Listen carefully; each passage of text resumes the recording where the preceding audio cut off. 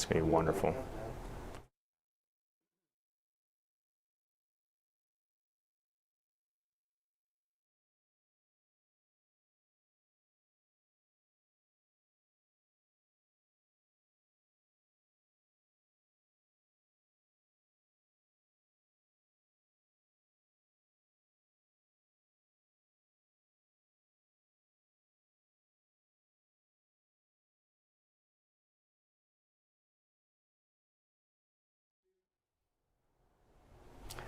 Hello and welcome to all of you throughout the world to join us in this Cardiovascular Fellows Boot Camp. It is laying the ground and laying the foundation for your cardiology fellowship. I'm Dr. William Zogby. I'm the chair of cardiology here at Houston Methodist, and with me is Dr. Huey Lin, who is the director of our adult congenital heart disease program. And this is our 13th annual Fellows Boot Camp for cardiologists, and I think really amazing forum for you, and I know the fellows before have really enjoyed it. So although it is mostly tailored for a crash course, if you will, or a boot camp for first-year cardiology fellows, I know many of you have enjoyed it, although you may not be a first-year cardiology fellow. And we love this forum because within 2.5 days you will have an overview of cardiology and what you will be facing with, from interventional to prevention to imaging. And I think you will really enjoy what we have in store for you during these two days. I want to acknowledge obviously our course directors who span all the areas of cardiovascular medicine, from Dr. Huey Lin, Valderrabano, Faza, Shibrolu, Sherman, Imad, Hussein, and Dr. Soleiman, who will be actually starting this first session, and Dr. Duarte. A few things about our cardiovascular CV education, the DBAKI education, and it has been founded in 2010, so 12 years almost, dedicated to sharing information and sharing knowledge about cardiovascular medicine. We invite you to follow us on social media. Our YouTube subscription is almost 56,000, and within this past year, 17,000 have joined us. You could also follow us on Facebook and Twitter, and it is truly a forum, an amazing global forum for us to interchange knowledge and discuss situations. I want to have a shout out also and a thank you for our ambassadors and social media ambassadors who are truly emerging leaders in cardiovascular medicine who would help us answer your questions and relate to you today. Yes, we are in a pandemic kind of situation, and that's why we're doing this virtually. But in the past, and I wanted to share some pictures with you, is that we would invite 50 cardiology fellows here to have hands-on as well as a boot camp. So I think with this new media, we can still share this information and try as much as possible to almost have this feeling of a hands-on with demonstrations in the cath lab or in heart failure or in imaging. And so I think you will enjoy this. Almost 200 fellows have joined this weekend, 40 faculties, and it is really exciting with this new forum, and that's the advantage of this new forum, is for you to be able to join us practically from throughout the world and globally. And I want to turn it over now to Dr. Huey Lin to give you an overview of what is going on in the next 2 days.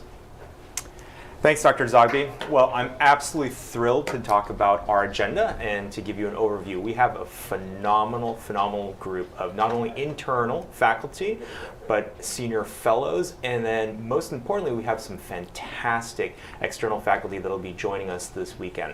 So our first session this morning is going to be on coronary artery disease, and as with the entire weekend, we're not only going to have our internal faculty, Dr. Ahmed Solomon, as our moderator, we're also going to have our chief fellow, Dr. Joe Aoun, as our digital moderator. So send him as many questions as you'd like. Dr. Aoun will be answering them as we go along. Later on, session 2 this morning, we'll also have Dr. Zogby join us again, as well as Dr. Binu Shibrolu, who's been a fantastic leader in our field here in cardiovascular education and imaging. And then, of course, we'll have our digital moderator, Dr. Attar, joining us as well. At lunchtime, we're going to have an excellent forum for you to ask the most important burning questions of some of the leading faculty around the country. This will be your opportunity to talk about and create potential mentorship relationships with people you may not otherwise get a chance to meet. Ask those important questions about how they got to the place in their career that they are, how they got to specialize in the area that they do, and if you have something specific that you don't know how to get to as far as the pathway, that's your opportunity to ask them. This is also your opportunity to create a relationship and potentially even create mentorship and collaboration opportunities for your future. In the afternoon, we'll be having the Session 3 Heart Failure, which will be led by our fantastic Dr. Hussein, who has been also a leader in cardiovascular education in heart failure. And we'll have the fantastic Dr. Ali being the digital moderator, one of our fellows. And then on Sunday, we'll be kicking it off with my favorite subject, which is, of course, structural heart disease. It'll be led by the phenomenal Drs. Faza and Dr. Duarte, my partner in adult congenital heart disease. And fabulous Dr. T will be running the digital moderation. He will be exciting and fantastically entertaining with his dazzling facts. And I'm sure all of you are already following him on Twitter, as he's got some of the best fast facts that you can follow. Finally, one of the best sessions that we have all weekend long is electrophysiology, run by Dr. Sherman, who also is a leader in cardiovascular education as far as electrophysiology. It'll be led by digital moderation by Dr. Akinibo and Dr. Lador. We are so grateful. This could not happen without our sponsors from BD, Boston Scientific, Getinge, Gerbe, Janssen Pharmaceutical, Johnson & Johnson, Biosense Webster, Medtronic, W.L. Gore, and Associates. This has been a fantastic year in producing this fantastic course, and we look so forward to interacting you going forward as well. I do want to say that we take your feedback very seriously. So when you receive the survey, please go ahead and fill it out to as much detail as you can. Those of you who are joining us for a second time this year may find that we have indeed incorporated your feedback, and we will incorporate your feedback for next year as well. Continue to connect with us through not only social media as well as through electronic mail.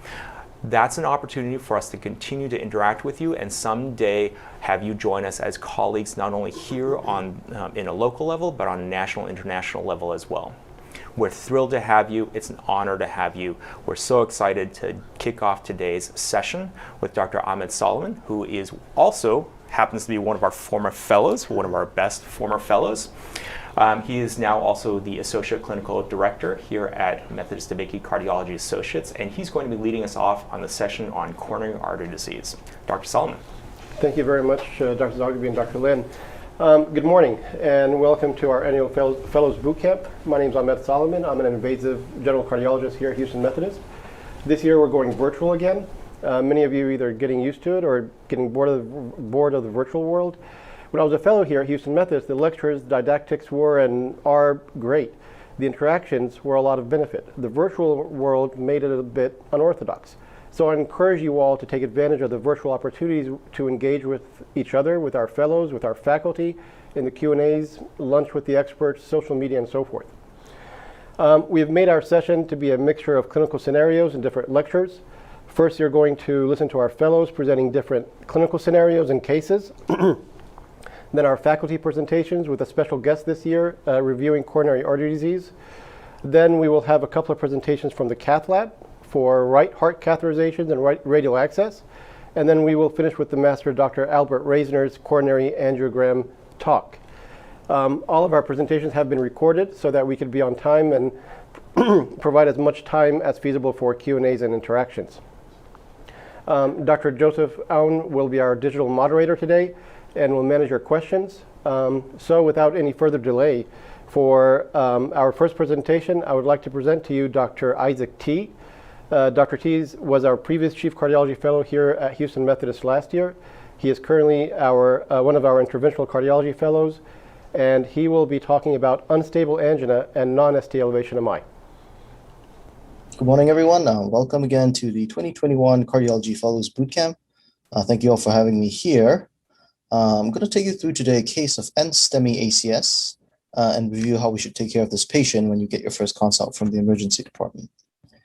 So without further ado, The majority of what we'll review today are based on the 2014 AHA-ACC guidelines for the management of NSTEMI, and I highly recommend when you have some time to review these guidelines, just so you can delve into the more intricate details of why we do what we do. As you all know, ACS is the result of acute plaque rupture and thrombus formation, which reduces blood flow to the affected coronary artery, causing ischemic chest pain. Now, this flow reduction may be related to a completely occlusive thrombus or a subtotally occlusive thrombus. Those without ST elevation have either unstable angina or NSTEMI, and the distinction here is based on cardiac biomarkers. As you know, those with unstable angina have normal biomarkers, and those with NSTEMI have an elevated troponin. Time interval to checking the next troponin can vary, but if your hospital is using high sensitive troponin, and do check with them, then the higher sensitivity and diagnostic accuracy of higher sensitive troponin means you can repeat your next troponin in the next 1 to 2 hours versus the usual 3 to 4 hours to see what the trend is like. Before you head down to your first chest pain consult from the ED, there are 3 main questions you need to ask yourself. So, what risk factors does this patient have for coronary artery disease? Do I buy this presentation of chest pain? Is this true angina? And how do I manage this patient? Of note, let's briefly review what is angina itself. So typical angina is basically substernal chest discomfort provoked by exertion or stress and relieved by rest or nitro. And you must have all 3 of these to meet this definition. Now, atypical angina meets just 2 of the above characteristics, and non-cardiac chest pain meets just 1. So let's set the stage here. Our patient's a 65-year-old male with a history of hypertension, hyperlipidemia, chronic kidney disease, and a 30-pack-year active smoking history. Presents to the ER with 3 hours onset of substernal chest pressure, tightness, worse with exertion, and relieved by rest. So classic typical angina. Vitals are stable. He's in mild distress due to chest pain and dyspnea. JVP is 10. There's rales in the base of the lungs bilaterally. No murmurs. Rate and rhythm is regular, and extremities are warm and well perfused. Labs most significant for an elevated troponin of 2.43. EKG is non-specific, as is oftentimes what we see. Here, most notable really for flattening of T waves. So our goals and priorities now are rapid treatment to treat symptoms, risk stratification so we can attenuate myocardial damage, and this will inform us on an ischemia-guided, conservative, so to speak, strategy versus an invasive strategy, and which itself may be either immediate versus early versus delayed. At the end of the day, the final goal is to reduce the risk of recurrent ischemic events as well. We stabilize the patient first by immediately initiating anticoagulation therapy. This is commonly done with heparin or enoxaparin. For heparin, this involves an initial loading dose of 60 units per kg, up to a maximum of 4,000 units, with an initial infusion of 12 units per kg per hour, adjusted so you have a therapeutic APTT based on your hospital's ACS protocol. So you continue this for about 48 hours or until PCI is performed. For enoxaparin, you use 1 mg per kg subcutaneous every 12 hours, and you dose adjust as needed for reduced renal function. Note that fibrinolysis is never to be used in NSTEMI, and this was actually tested in the TIMI-3B trial. Both ischemic endpoints, including mortality and recurrent MI, were all increased. In addition, there was also an increase in intracranial hemorrhage, which is not surprising. So just remember, fibrinolysis should never, ever come up in the setting of an NSTEMI. Well, next we have antiplatelet therapy. It's just as important. For pre-treatment, we usually give patients 325 milligrams of aspirin as soon as possible, and then maintenance a dose of aspirin of 81 milligrams to be continued indefinitely. P2Y12 inhibitor, either clopidogrel or ticagrelor, should be administered for up to 12 months to all patients with NSTEMI ACS without any contraindications. Loading dose when they present to you in the ER are 300 or 600 milligrams for clopidogrel, and 180 milligrams loading dose for ticagrelor. Now, prasugrel is not on here because Triton TIMI 38, no patients were treated with prasugrel upfront. And in fact, in the ECOS trial, the pretreatment had no effect on ischemic efficacy endpoints. However, it was associated with a 3 to 6-fold increase in major bleeding. So prasugrel should never be given before delineation of coronary anatomy. So when thinking of pretreatment for NSTEMI with a P2Y12 inhibitor, only use clopidogrel or ticagrelor. GP2B3A inhibitors are not commonly used in the setting of NSTEMI, but can be considered in those with intermediate or high-risk features. Symptom relief then is achieved with the use of nitrates, either sublingual nitroglycerin every 5 minutes for a total of 3 times for continuing ischemic chest pain. If that's not relieved, then a nitroglycerin infusion would be reasonable for persistent chest pain, heart failure, and a hypertensive emergency or urgency. Beta blockers, we tend to initiate within the first 24 hours. In the absence of heart failure or low output state, this is very safe. If patient is at risk of cardiogenic shock or significant conduction delay like heart block, we obviously avoid it. And we try and avoid use of IV beta blockers specifically, because this has been shown to increase the risk of cardiogenic shock in certain trials. So we stick with the oral ones. And then a statin should be initiated and continued, and usually high-intensity statin therapy. So that means rosuvastatin 20 or 40, or atorvastatin 40 or 80 milligrams. Right. So the next most important step now then is risk stratification to predict short-term mortality and recurrent MI.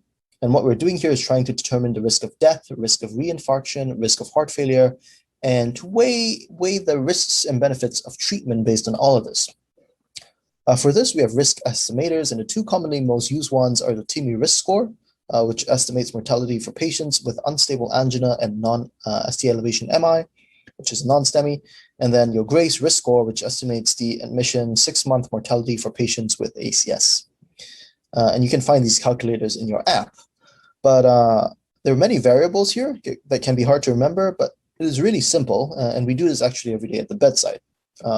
So your risk, the patient's risk is elevated if they're older, if their symptoms are refractory to maximal medical therapy, including nitroglycerin infusion and heparin, if they have acute heart failure, if they have significant cardiac risk factors, including prior CAD with prior PCI and or CABG, hypertension, hyperlipidemia, diabetes, and peripheral arterial disease, if there are dynamic EKG changes and the troponin is elevated.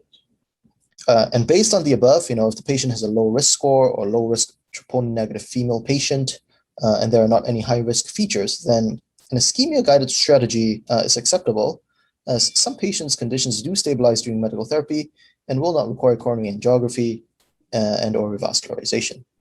Now, non-invasive evaluation is required to detect severe ischemia that occurs at a low threshold of stress, and this promptly refers patients for coronary angiography and revascularization as indicated, kind of like a triage test. Now, on the other hand, if patients have a higher risk features, then we should proceed with an invasive strategy. So if your GRACE risk score is more than 140, and troponin is rapidly rising, or there are new ST depressions on EKG, an early invasive strategy should be pursued, and this means getting to a cath lab within 24 hours. If the GRACE risk score is less than 140 and your TIMI score is more than or equals to 2, or the patient has had PCI within the last 6 months, a prior CABG, reduced EF of less than 40%, or diabetes and renal insufficiency, then a delayed invasive strategy is reasonable in the setting, so 25 to 72 hours within presentation to the cath lab. And our evidence-based practice comes from trials and meta-analysis, but the TIMEX study demonstrated to us that early intervention did not differ greatly from delayed intervention in preventing the primary outcome, but it did reduce the rate of a composite secondary outcome of death, myocardial infarction, or refractory ischemia, and was superior to delayed intervention specifically in high-risk patients, which is why I just said what I did. And again, the high risk here was determined by a GRACE risk score of more than 140. So finally, the question on every new fellow's mind is, should I activate the cath lab overnight? Do I want to wake up my attending? And well, an immediate invasive strategy should be considered in specific circumstances when patients either have refractory angina, signs or symptoms of heart failure that are getting worse, or new or worsening mitral regurgitation. They have hemodynamic instability, so hypertension, recurrent angina or ischemia at rest, or with low-level activities despite intensive medical therapy with a nitroglycerin infusion and heparin infusion, and certainly with arrhythmia, sustained VT or VF, definitely activate the lab overnight. So our patient had a TIMI risk score of about 5 and a Graves risk score of about 129. So he was treated with the ACS protocol heparin infusion loaded with aspirin and clopidogrel, taken to the cath lab next day. And we found the lesion, the culprit lesion, to be in the proximal to mid RCA. You can see right over there on the left side of the screen. And so we stented it with a Synergy DES. And the patient is doing well 6 months later, with no symptoms of any chest pain. And you see a very nice angiographic result here on the right. So to summarize, the foundation of non-STEMI ACS management, anticoagulation, antiplatelet therapy, risk stratifying your patient to guide either an ischemia or an invasive strategy. And then, of course, don't forget secondary prevention with antiplatelet agents and high-intensity statin medications on discharge to reduce long-term risk and prevent a future MI. And thank you all for having me. I wish you all the best in your fellowship and hope you enjoy the rest of the weekend. Thank you very much, Dr. T. I would like to now introduce Dr. Joe Aoun. He is our current Chief Fellow and a future Interventional Cardiology Fellow. He will be our digital moderator answering your questions. And he's also will be presenting our upcoming case, which is a clinical case management of ST elevation MI. Hello, everyone. My name is Joe Aoun. I'm one of the cardiology fellows at Houston Methodist. I'm going to present a case of ST elevation MI. So we have a 53-year-old patient who presented to our facility with chest pain. He has a past medical history significant for diabetes and hypertension. He does not have any past medical family history. And then his chest pain started about 3 hours ago. It was retrosternal in the mid-chest, non-radiating, and it was not really exertional because it happened all of a sudden. He was a little bit nauseous as well. In terms of physical exam, he was slightly tachycardic. He was hypertensive. His saturation was normal, O2 saturation. Physically, he did not really look in an acute distress, and the rest of the physical exam, maybe some slight crackles, and he had good pulses. An EKG was performed, which showed that he has some slight ST elevation anteriorly and anterolaterally. You can see that a little bit in V1, V2 going down into AVL and lead 1, but they're just minimal. What's important on this EKG is actually the ST depressions in 2-3 AVF, which can be the mirror image of a STEMI. The patient was taken to the cath lab and a STEMI call was activated because of his typical symptoms and the EKG findings. Meanwhile, his laboratory studies came back positive for a troponin of 24. His creatinine was normal, and he had some slight electrolyte abnormalities, nothing really major, and his LDL is 102. A chest X-ray was performed later on, and then as you can see, he has some cardiomegaly and some vascular pulmonary congestion. In the cath lab, first they went through the right common femoral artery. As you can see here, the catheter going up the descending aorta up to the ascending. The RCA was engaged and contrast was given. There's some minimal luminal irregularities at some places, but nothing really major, no obstruction. A guide catheter was taken just because they thought that the lesion is anterior. And as you can see, that there is here in the spider view an LAO caudal. The left circumflex is going down and the LAD is coming up. And you can see some dye hanging in that LAD and a complete occlusion of the vessel. The vessel was wired, and then a balloon was, they used the balloon to open the vessel. And then later on, they placed a stent. And here there's TIMI3 flow in the LAD.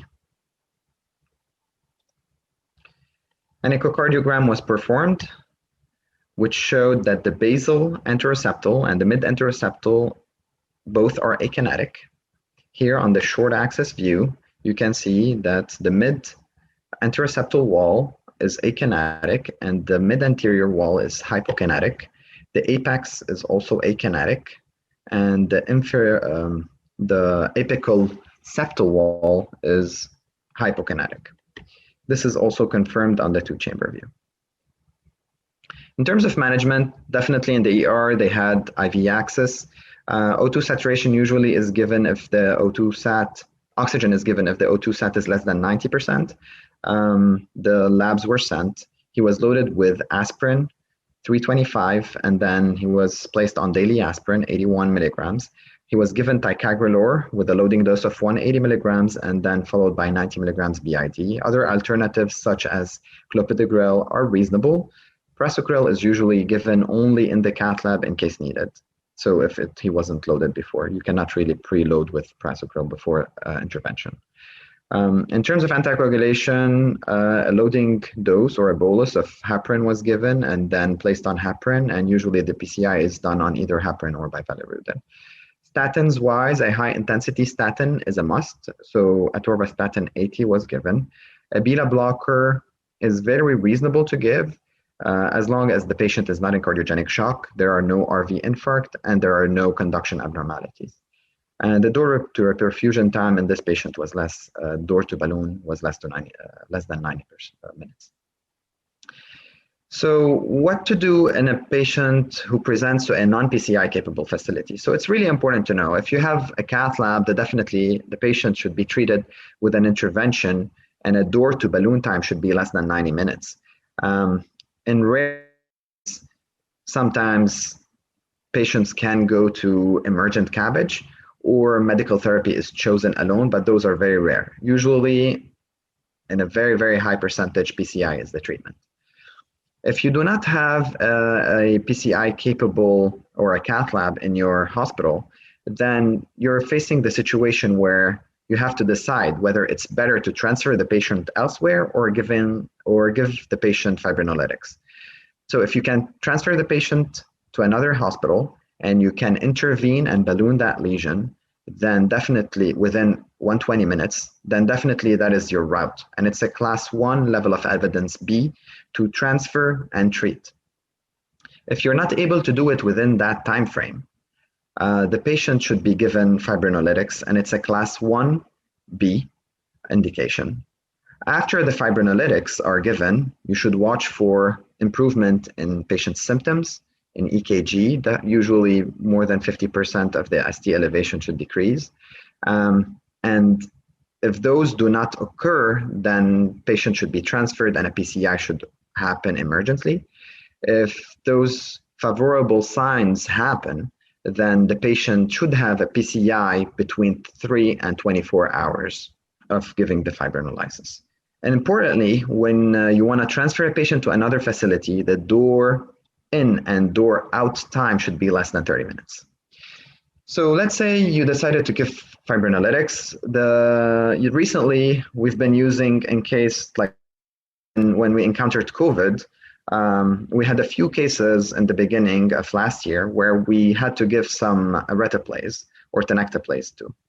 And those are the options. A long time ago, they used to use streptokinase, which has some more allergies and it's inferior to the newer TPA. The patient that will receive fibrinolytics should have symptoms. So he should be in pain, and the symptom onset should be less than 12 hours. If it's between 12 and 24 hours, then it's reasonable. It's a class 2 indication as long as the patient has pain or has hemodynamic instability. In terms of adjunctive therapies, patients should be given aspirin 81 milligrams, which is a class 1A. He should be loaded with clopidogrel. We are not able to give any other antiplatelet agent just because they're not studied. And the dose of clopidogrel, the loading dose, will depend on the age. If the patient's age is above 75, then it's only 75 milligrams and it's not a loading dose. And if the patient is less than 75, you should give him 300 milligrams. Anticoagulation, usually heparin is an option, or Lovenox or fondaparinux. It's usually given for 48 hours and up to 8 days or until revascularization. It's really important to familiarize yourself or actually go to a checklist whenever you want to give fibrinolytics. There are some absolute contraindications, such as a history of intracranial hemorrhage, a recent ischemic stroke within 3 months, if there are any intracranial malformations like vascular malformations, if the patient has aortic dissection, has active bleeding, or recent open surgery. In terms of relative contraindications, for example, if the patient is severely hypertensive, usually we treat that hypertension rapidly, and then you can give the fibrinolytics as long as the high blood pressure is controlled. Patients with ischemic stroke more than 3 months, patients who are pregnant, have dementia, have allergies, all of those are relative contraindications. Thank you for watching, and we'll be happy to answer any of your questions. Thank you, Dr. Aoun. Please remember, Dr. Aoun is available to answer all of your questions live. He's already answering some of them. Our next fellow is Dr. Stephanie Fuentes. She's one of our STAR third-year fellows, and although she's really into electrophysiology, she will give us some clinical scenarios of non-acute coronary syndrome cardiovascular events. And although this is not an EP presentation, somehow she will get the conduction system into this conversation. Hello, my name is Stephanie Fuentes. I am one of the third-year general cardiology fellows here at Houston Methodist, and I've been asked to present a few cases that are not related to acute plaque rupture, but that you will more than likely encounter during your fellowship training. So the first case is an 18-year-old man with no prior medical history who came into the emergency room after having an abnormal EKG during an annual physical exam prior to starting college. He plays soccer every day without chest pain, shortness of breath, palpitations, pre-syncope or syncope. He has never had an EKG prior to this. He takes no medications, over-the-counter supplements. There's no family history of cardiac disease. He uses social ethanol, but no illicit drug use. His physical exam was overall benign, and his EKG is, as you see here, that it's normal sinus rhythm. There is no criteria for atrial enlargement or left ventricular hypertrophy.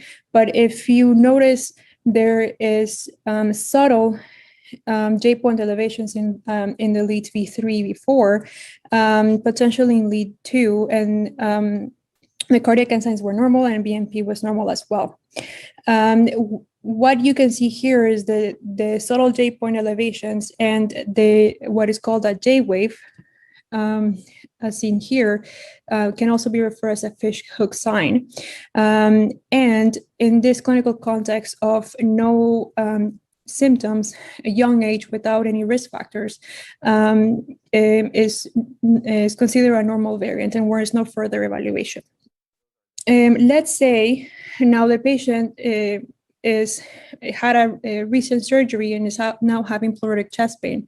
You may first, and then you see this EKG, and you may be tempted to say there's J-point elevation, which is fair, but if you notice a little bit more pronounced compared to the prior EKG, and importantly, it's present in all all the leads, and there's also subtle PR depression. And looking at AVR, there's PR segment elevation and ST segment depression.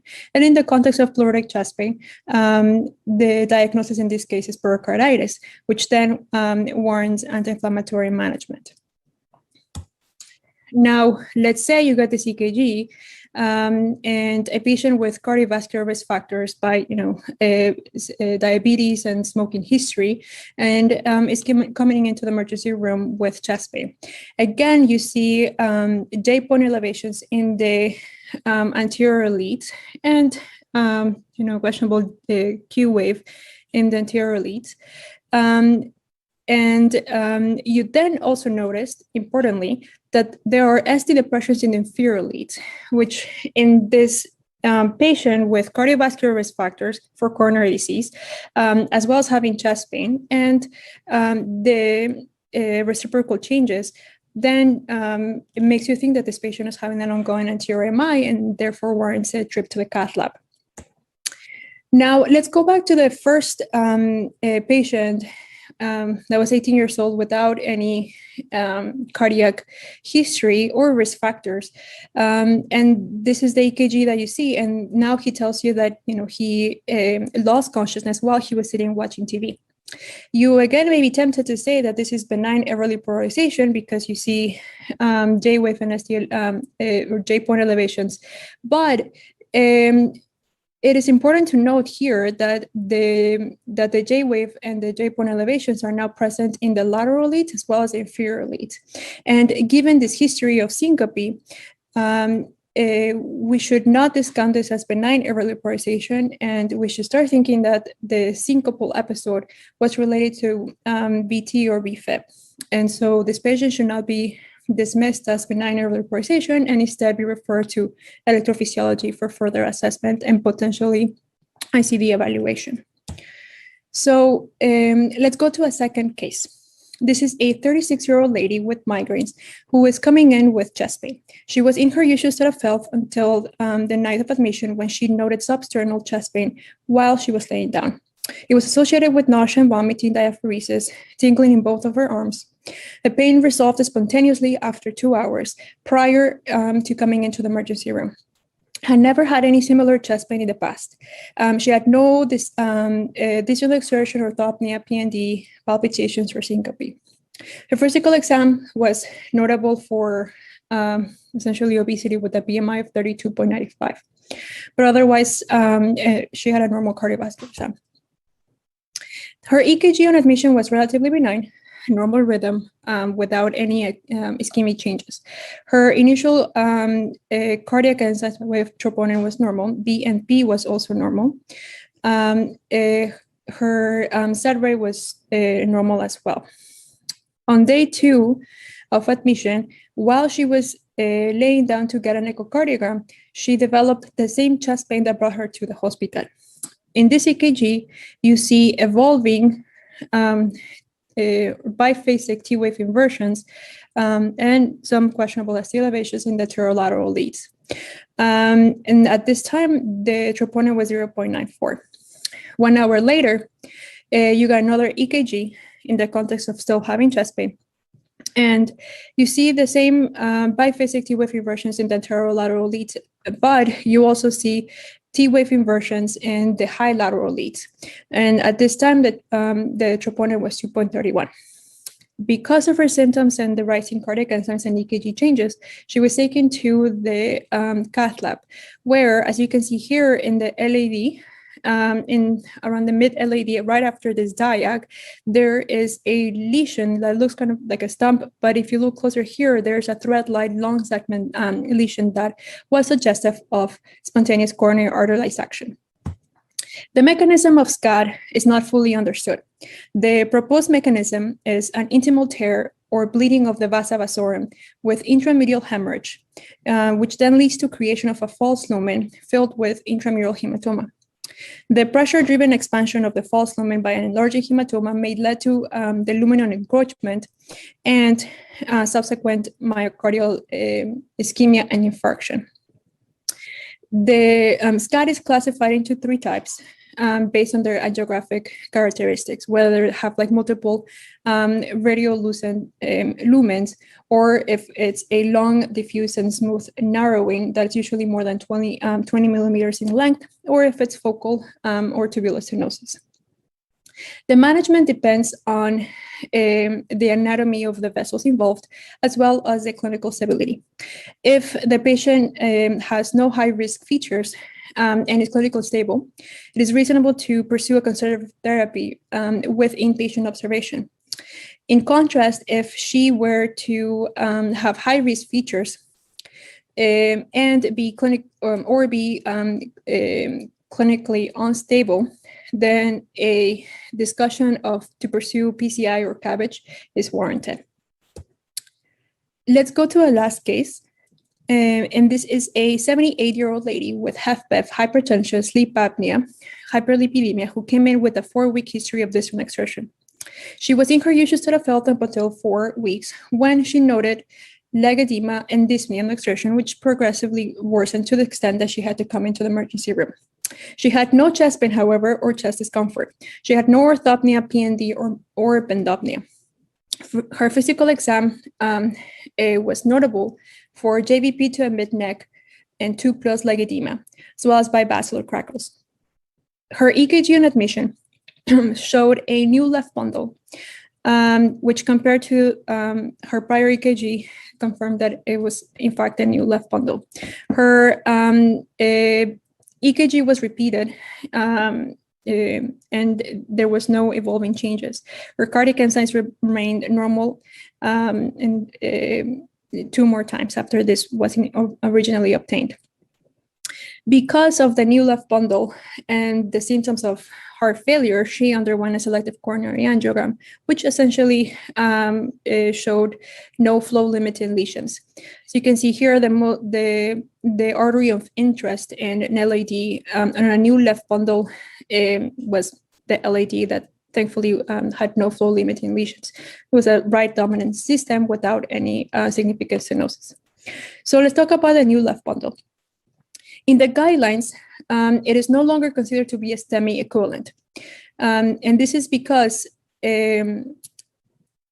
most cases of left bundle branch block may not truly be new because there is no prior EKG to compare at the time of admission. And the new or presumably new left bundle presentation occurs infrequently, may interfere with ST elevation analysis, so it should not be considered diagnostic of an acute MI. As you can see here on the right side, the conduction system, particularly of the left bundle, is extensive, or the coronary distribution that feeds into the left bundle or supplies the left bundle is extensive. So in order for to lead to a new left bundle, there ought to be extensive myocardial damage involving a large portion of the distal conduction system.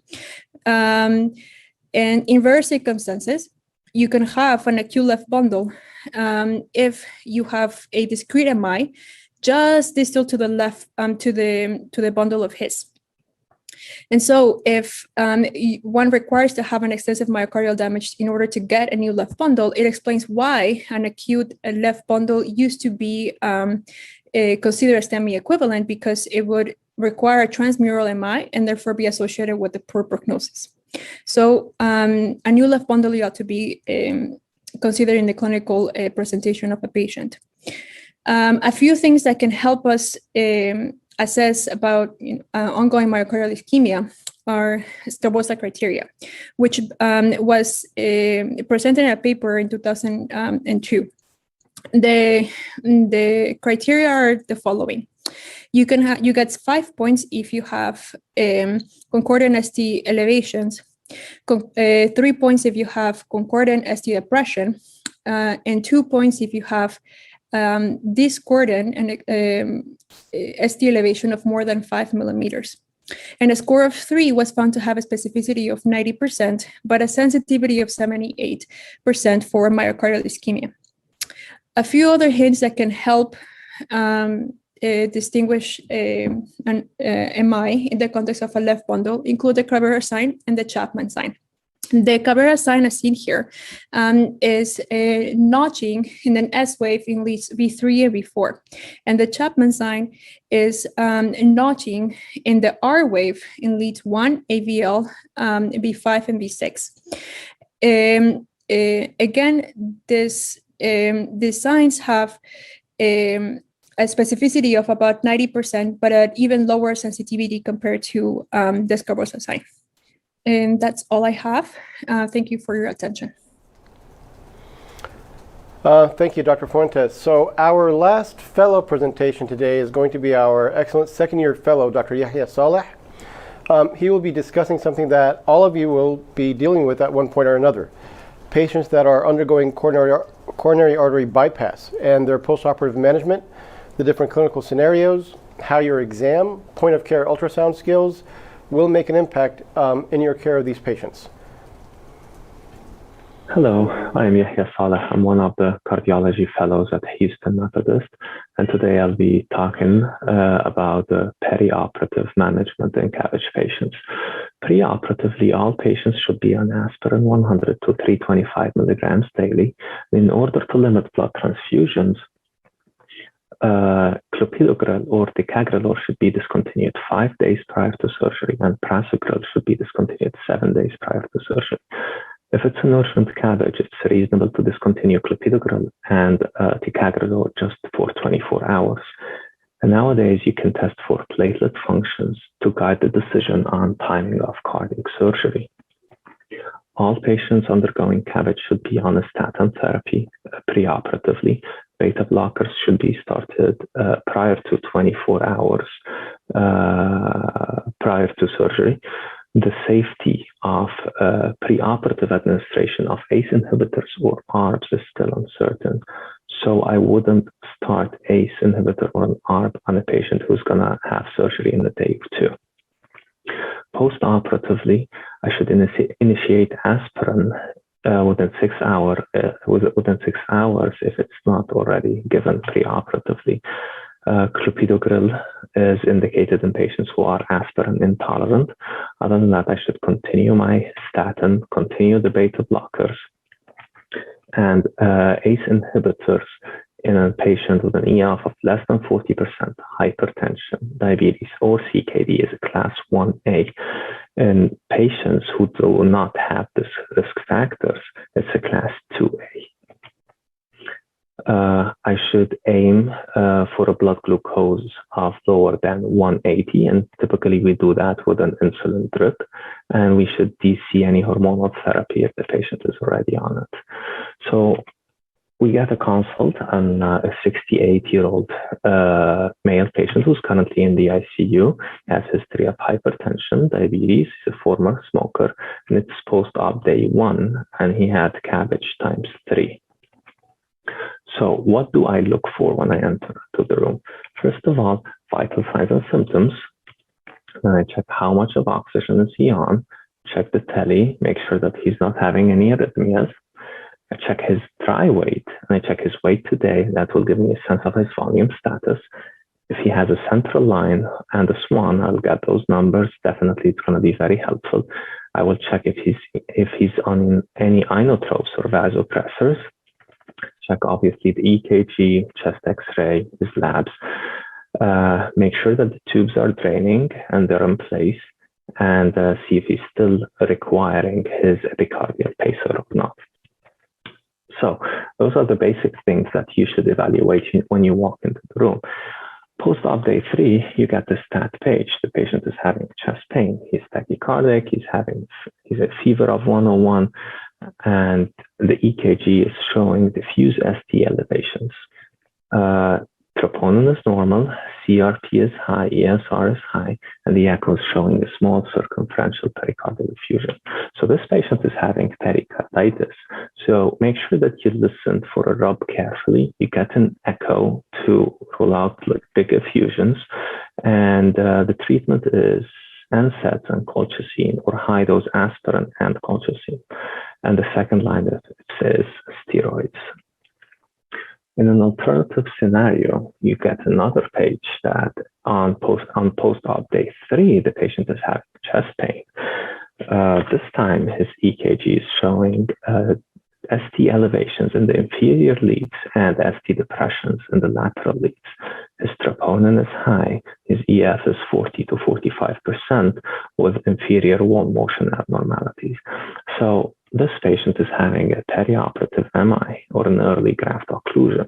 According to the 4th universal definition of MI, if you have a troponin that's elevated more than 10 times the upper reference limit, and or if you have a 20% rise, if you have an abnormal baseline, plus one of the following, which is angiographically new occlusion, or an imaging evidence of new loss of viable myocardium, or Q waves on the new pathologic Q waves on the EKG, that fulfills the criteria of a perioperative MI. Alternatively, you get a page on post-op day 4, and the nurse tells you that the patient's heart rate is consistently in the 140s. You look at the tele, he's an AFib with RVR. So AFib occurs in 15 to 40% of post-operatively in CABG patients. In order to decrease the incidence, you can use beta blockers or amiodarone. Other arrhythmias that could occur is non-sustained VT or polymorphic VT, which usually indicates ischemia.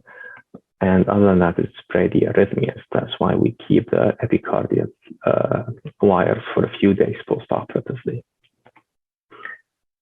So another scenario is you get a page and post-op day 5, and they say the patient is hypotensive. His blood pressure is 70/50. He's already been transferred to the floor, and the chest tubes has been discontinued. On exam, the patient is distressed. He's tachycardic, and the EKG shows low voltage. You get a bedside echo. It's showing a large pericardial effusion. That's the first view is the parasternal lung. The second view is the apical 4. And the third view is the subcostal. So you can appreciate the pericardial effusion. And in the subcostal, you can appreciate the dilated non-collapsible IVC, which is a marker of tamponade. Alternatively, you got a page on post-op day 1. The patient is hypotensive. His blood pressure is 60/40. He's tachycardic. He's still intubated. And his creatinine is slightly elevated. LFTs are slightly elevated. Lactic is up. You get an echo that shows an ejection fraction of 20, and the RV is severely reduced. So likely this patient is having a post-cardiotomy shock. So 2 to 6% of all post-cardiotomy patients can develop that, and it's secondary to myocardial insult associated with stunning, infarction, or poor preservation. And the treatment is pressors and inotropes, and then an intra-aortic balloon pump, and then you can upgrade to an Impella or an ECMO. At the time of discharge, you have to make sure that the patient has appropriate follow-up. He should be on that for 12 months. If he was admitted with an ACS, he's on statin therapy, he's on a beta blocker, he's on an ACE inhibitor and an ARB or an ARB, and you do smoking cessation counseling and cardiac rehab.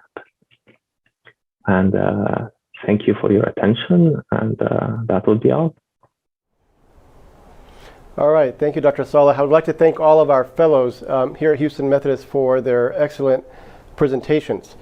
Now we come to our faculty presentations. Our next speaker is Dr. Neil Kleiman. He doesn't really need much of an introduction. He's our cath lab director and director of our interventional fellowship program, but more importantly, he is a mentor to many of us, including myself, when I was his fellow, and even now after becoming faculty. He will be discussing acute coronary syndromes. Good morning. I'm going to talk to you about acute coronary syndromes. It's a big topic. Let's see if we can do it in the 8 minutes I'm allotted. So first of all, look at these data. Real simply, you're going to be spending a lot of your time taking care of patients with ACS, regardless of what specialty you're in. So you better know some of the basic statistics.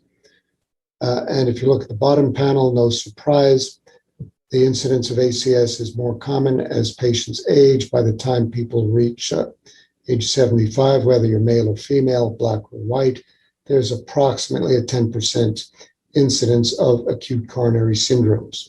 So let's talk about them. As you probably know, there's a spectrum extending from unstable angina through non-STEMI to STEMI.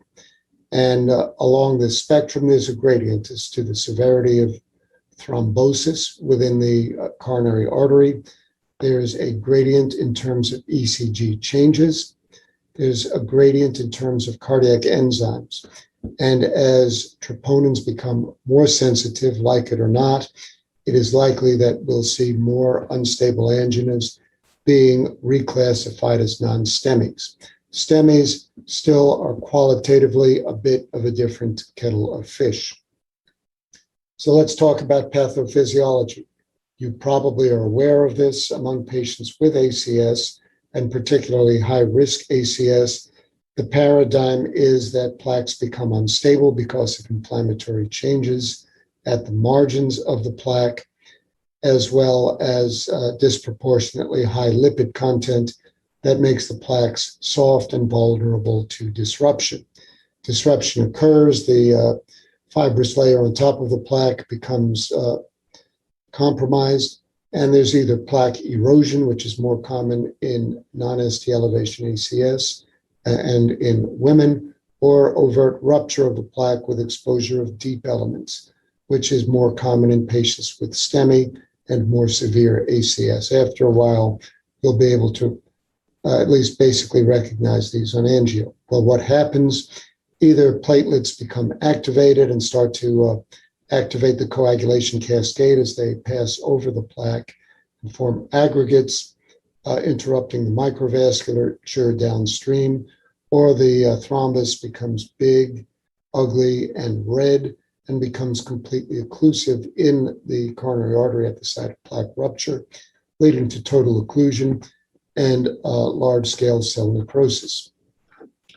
This is the model by which we live or die. This is the Reimer and Jennings model. You need to know what this is. This was first described in dogs in the 70s. And basically, if you take an experimental animal and occlude its coronary, then release the occlusion and pathologically look for evidence of myocardial necrosis, there's a time-dependent effect. Within 40 to 60 minutes, almost all of that necrosis is reversible, but by the time you get out to several hours, that proportion decreases and decreases. By 6 hours, it's minimal. This has been confirmed in a variety of different experimental models, and in fact, some of the early reperfusion studies have confirmed that as well. So keep it in mind.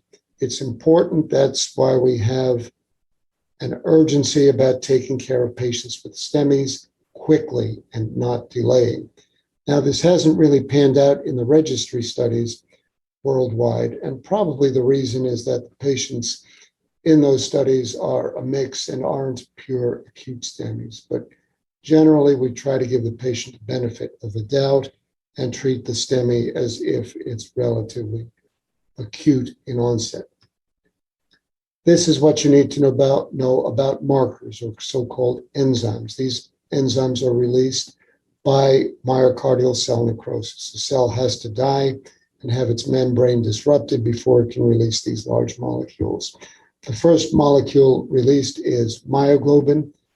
However, that is fairly nonspecific, and we generally don't use it as a marker. CKMB is released very rapidly as well. We no longer use that because it's relatively less specific and has largely been supplanted by troponin, which is highly specific. And with new rapid assays of high sensitivity troponin, we can get results that quite early on indicate whether there's been myocardial cell necrosis, which is confirmatory of an ACS. Remember, a patient can have an ACS without necessarily killing enough cells to detect it. Now, when we talk about necrosis, it's important for you to know that there are a variety of so-called universal definitions of acute MI you have to be familiar with, but don't bother memorizing this document. Basically, myocardial infarction is broken into 5 different categories. Type 1 is the one you and I are most interested in. This is precipitated by plaque disruption. Type 2 is a result of mismatch between oxygen supply and demand, usually in patients with CAD. Types 4 and 5 are associated with revascularization procedures. What's the upshot of reperfusion therapy, particularly for STEMI? First of all, as I've shown you, time is muscle. Second, fibrinolytic drugs work. We tend to speak ill of them, but when you can't perform PCI, they work, they save lives. They are effective drugs, don't write them off. Primary PCI beats fibrinolysis because it provides more reliable reperfusion. There is less ischemia present when stents are placed. There is less, but not zero, CNS bleeding when you use PCI rather than fibrinolytic drugs. Radial access causes less bleeding than femoral access. It may be associated with lower mortality. Remember, if you can't get radial access to the coronary after about 5 minutes, give it up, switch to the leg. No one's going to think less of you. Remember that the culprit lesion is always your first and foremost target. Also, remember you're a cardiologist, you're not a metricologist. People will beat you to death over door-to-balloon times.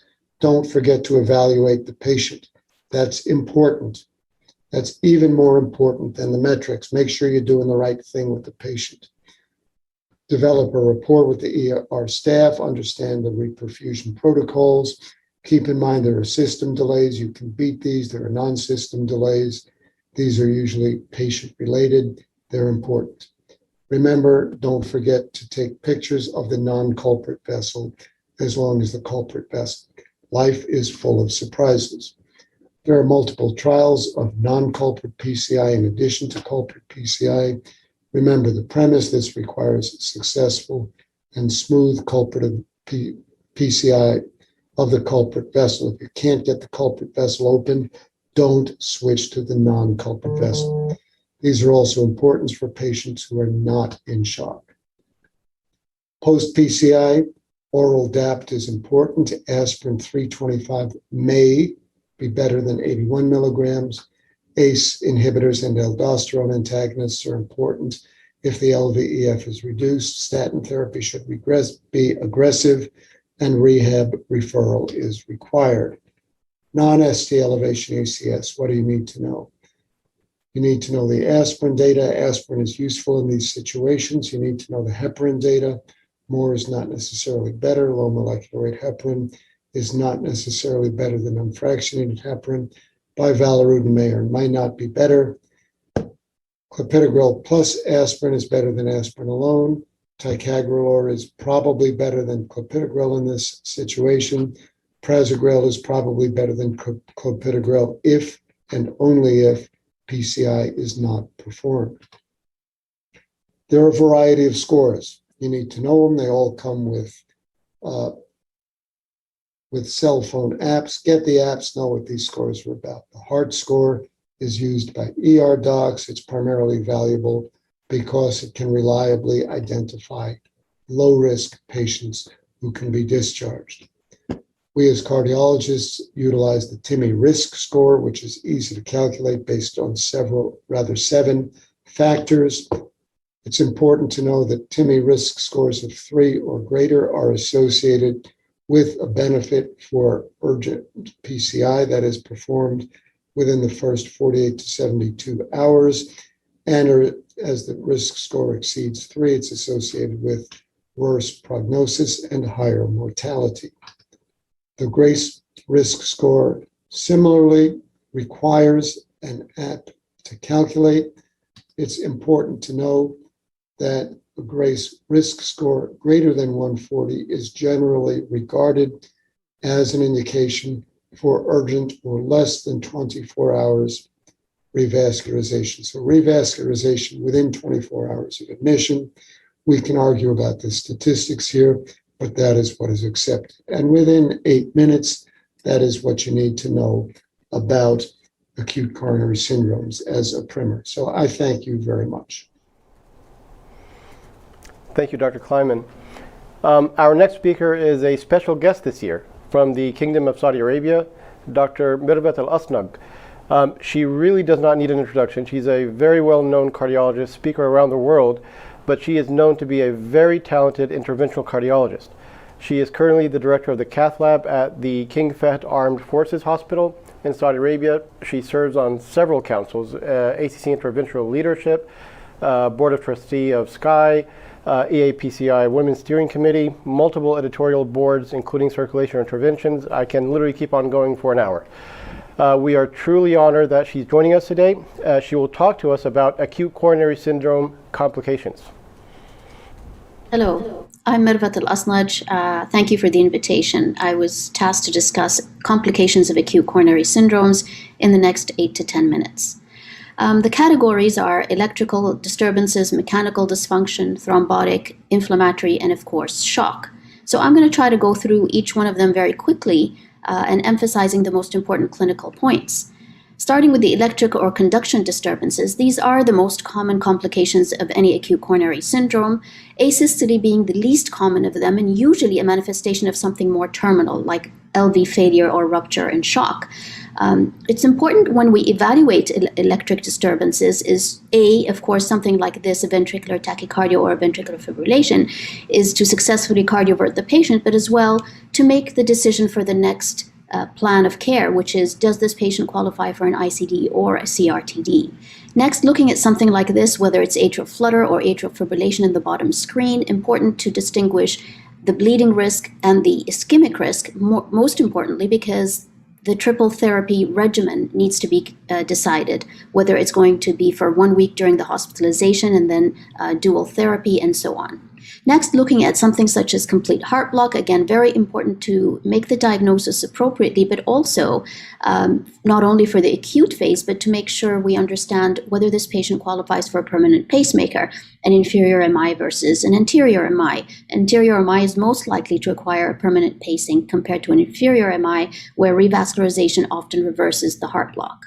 Mechanical dysfunction, well, I wanted to start with heart failure as a mechanical dysfunction, but remember, this is a spectrum. And very important to be able to distinguish between the changes found on echocardiography with a new acute coronary syndrome as opposed to an old myocardial infarction, and to detect myocardial infarction complications, because they all have implications in terms of care. This is a very elegant publication in the European Journal of Heart Failure in 2020, last year, because it helps us kind of navigate through this very complicated diagnosis. Well, one is to identify the chest pain and determine the patients with chest pain who qualify for conservative therapy as opposed to those who need more aggressive therapy, meaning coronary angiography and reperfusion. Important to understand, because reperfusion itself and coronary angiography, the contrast may worsen renal dysfunction in the setting of an acute heart failure, and perhaps can this patient be optimized before going to the cath lab or not, and how urgent is the cath lab? And next, optimizing the treatment for these patients, be it dual antiplatelet therapy, adding ARBs and ACE inhibitors, glucose lowering, and so on. And the recommendations. So I would strongly recommend this paper for all of you who see patients with heart failure as a complication of an acute coronary syndrome. But now moving on to the more complicated diagnosis of mechanical complications, including papillary muscle rupture, pseudoaneurysms, free wall rupture, and VSDs.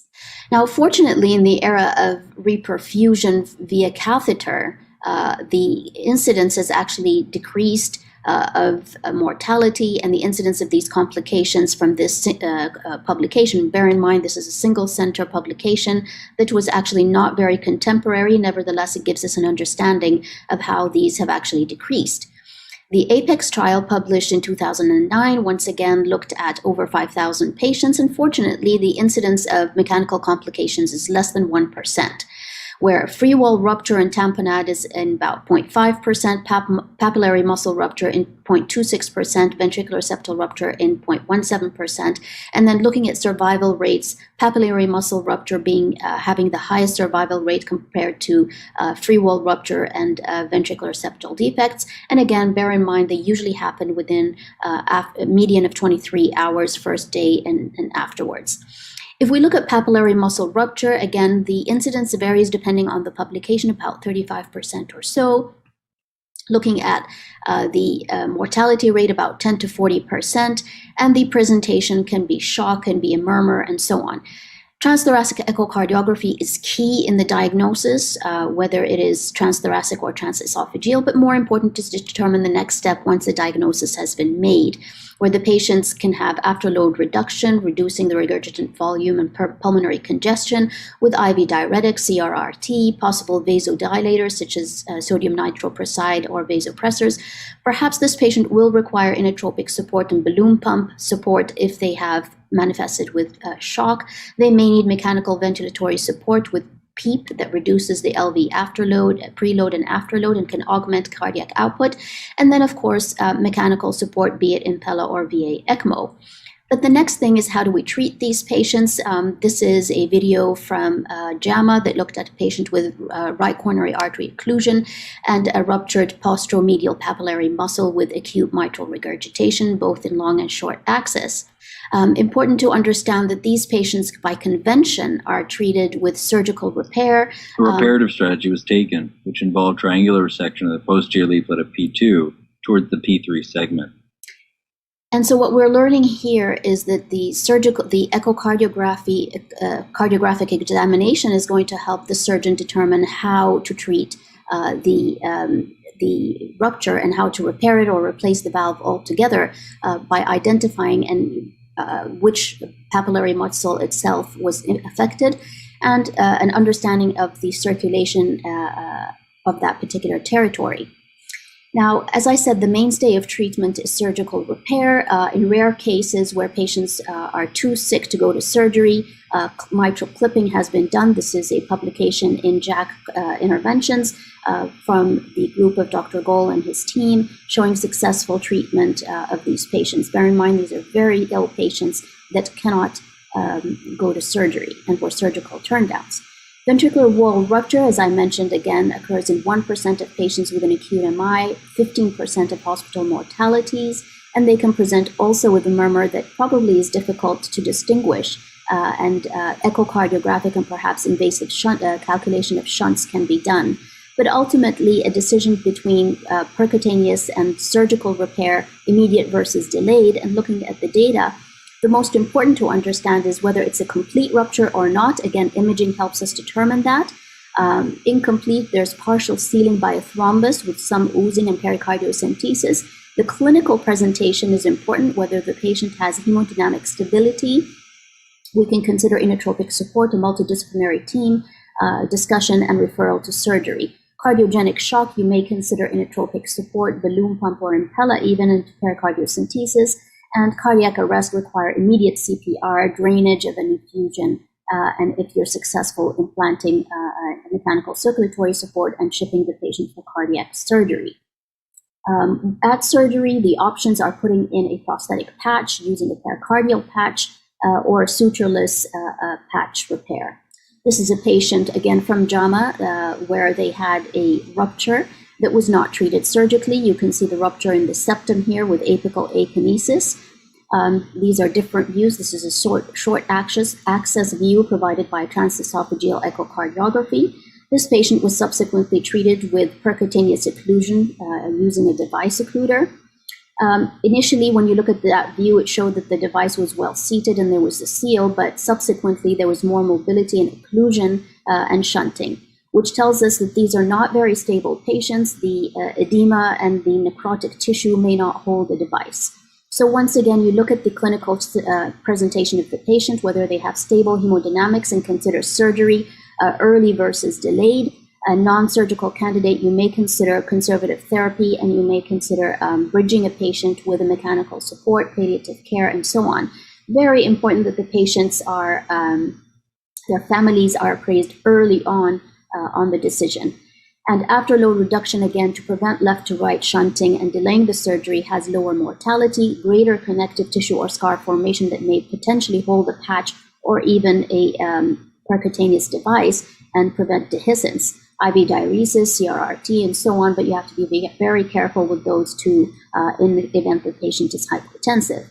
And it's saying likewise inotropic support if need be. Dopamine decreases pulmonary vascular resistance compared to dobutamine and levosimendan.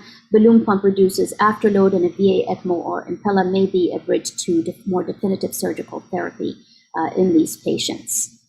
Ventricular septal rupture complicating acute MI. This is a contemporary review that I would refer to you that was published earlier in 2014. Again, looking at the options and delaying therapy versus immediate therapy. There may be a selection bias where the patients who are delayed, a natural selection, they actually did well, as opposed to the patients who are more ill, had a larger defect, more shunting, or the heart itself was already had an old myocardial infarction that could not be salvaged. And likewise, looking at predictors for percutaneous therapy, in this graph, this is a publication from CIRC Interventions, looking at patients who had cardiogenic shock, time to closure, residual shunting, and residual defects and looking at the size of the device that was required and how successful it was. This is from 2013. Ventricular aneurysms, once again, these are usually detected many days, weeks, or even months afterwards. They're very unlikely to rupture. You may see persistent ST elevation, and chest X-ray may show an enlarged heart. Imaging modalities, particularly echocardiography, can help. Surgical excision, and again, the surgical excision, there are two types that were described. One is actually removing the defect, the aneurysm itself, and repairing the ventricle, and another one is just by David and his group, or the David procedure is just excluding it by placing a patch in that segment. Again, using medical therapy such as ACE inhibitors and revascularization tends to reduce the incidence of this complication. These are a few images that you can see by CT angiography, where you see calcification and thrombus formation with these pseudoaneurysms and aneurysms. It's very important to be able to distinguish a pseudoaneurysm from an aneurysm. This is a CT image that was incidentally discovered in a patient who had a very remote myocardial infarction when this patient was being electively evaluated for a completely different procedure. This is again a pseudoaneurysm by cardiac MRI, looking at a pseudoaneurysm with some calcification, and as well looking at late gadolinium enhancement of the outflow, showing the infarcted basal infralateral segment. Very important to understand what the capabilities of imaging in your own individual centers, perhaps MRI, perhaps CT, perhaps echo, contrast echo, etc. The next is to look at thrombus formation. And that happens in approximately 20% of patients with an acute myocardial infarction pre-primary PCI era. Systemic embolization can occur in about 10% of these patients. It's important to determine the risk is highest for patients with large anterior myocardial infarctions with a dilated left ventricle or chronic atrial fibrillation as well. In the primary PCI era, CMR can detect an LV thrombus post-STEMI and remains high incidence, still around 20%, again with patients with an anterior STEMI and depressed LV function. Usually patients are treated with triple therapy, and they had similar embolic complications but higher bleeding complications compared to those who were treated with dual antiplatelet alone. Nevertheless, the majority of us will be treating these patients with antithrombotic therapy. And again, looking at the algorithm for these patients, looking at transthoracic echo to determine whether the LV thrombus was identified during the hospital stay, no LV thrombus, and whether you are still suspicious and you can continue with CMR or contrast echo, and repeating it after the index imaging by 2 weeks if the clinical suspicion remains high. Most of us will end up anticoagulating, as I mentioned, for 3 months, repeating the imaging for these patients. This is an echocardiogram of a patient with a very mobile thrombus, and very important that these patients, the family and the patients, understand that their risk of subsequent stroke remains high even when you anticoagulate them immediately. These are CMR images as well as CT images that identify thrombus. As I mentioned previously, very important that you understand what the strengths in your individual centers are in order to identify these, risk stratify your patients, and put them on the appropriate treatment. Finally, pericarditis, an inflammatory condition that is not infrequent, happens in about 1/3 of patients with a transmural myocardial infarction. Often a rub is heard at 24 to 96 hours.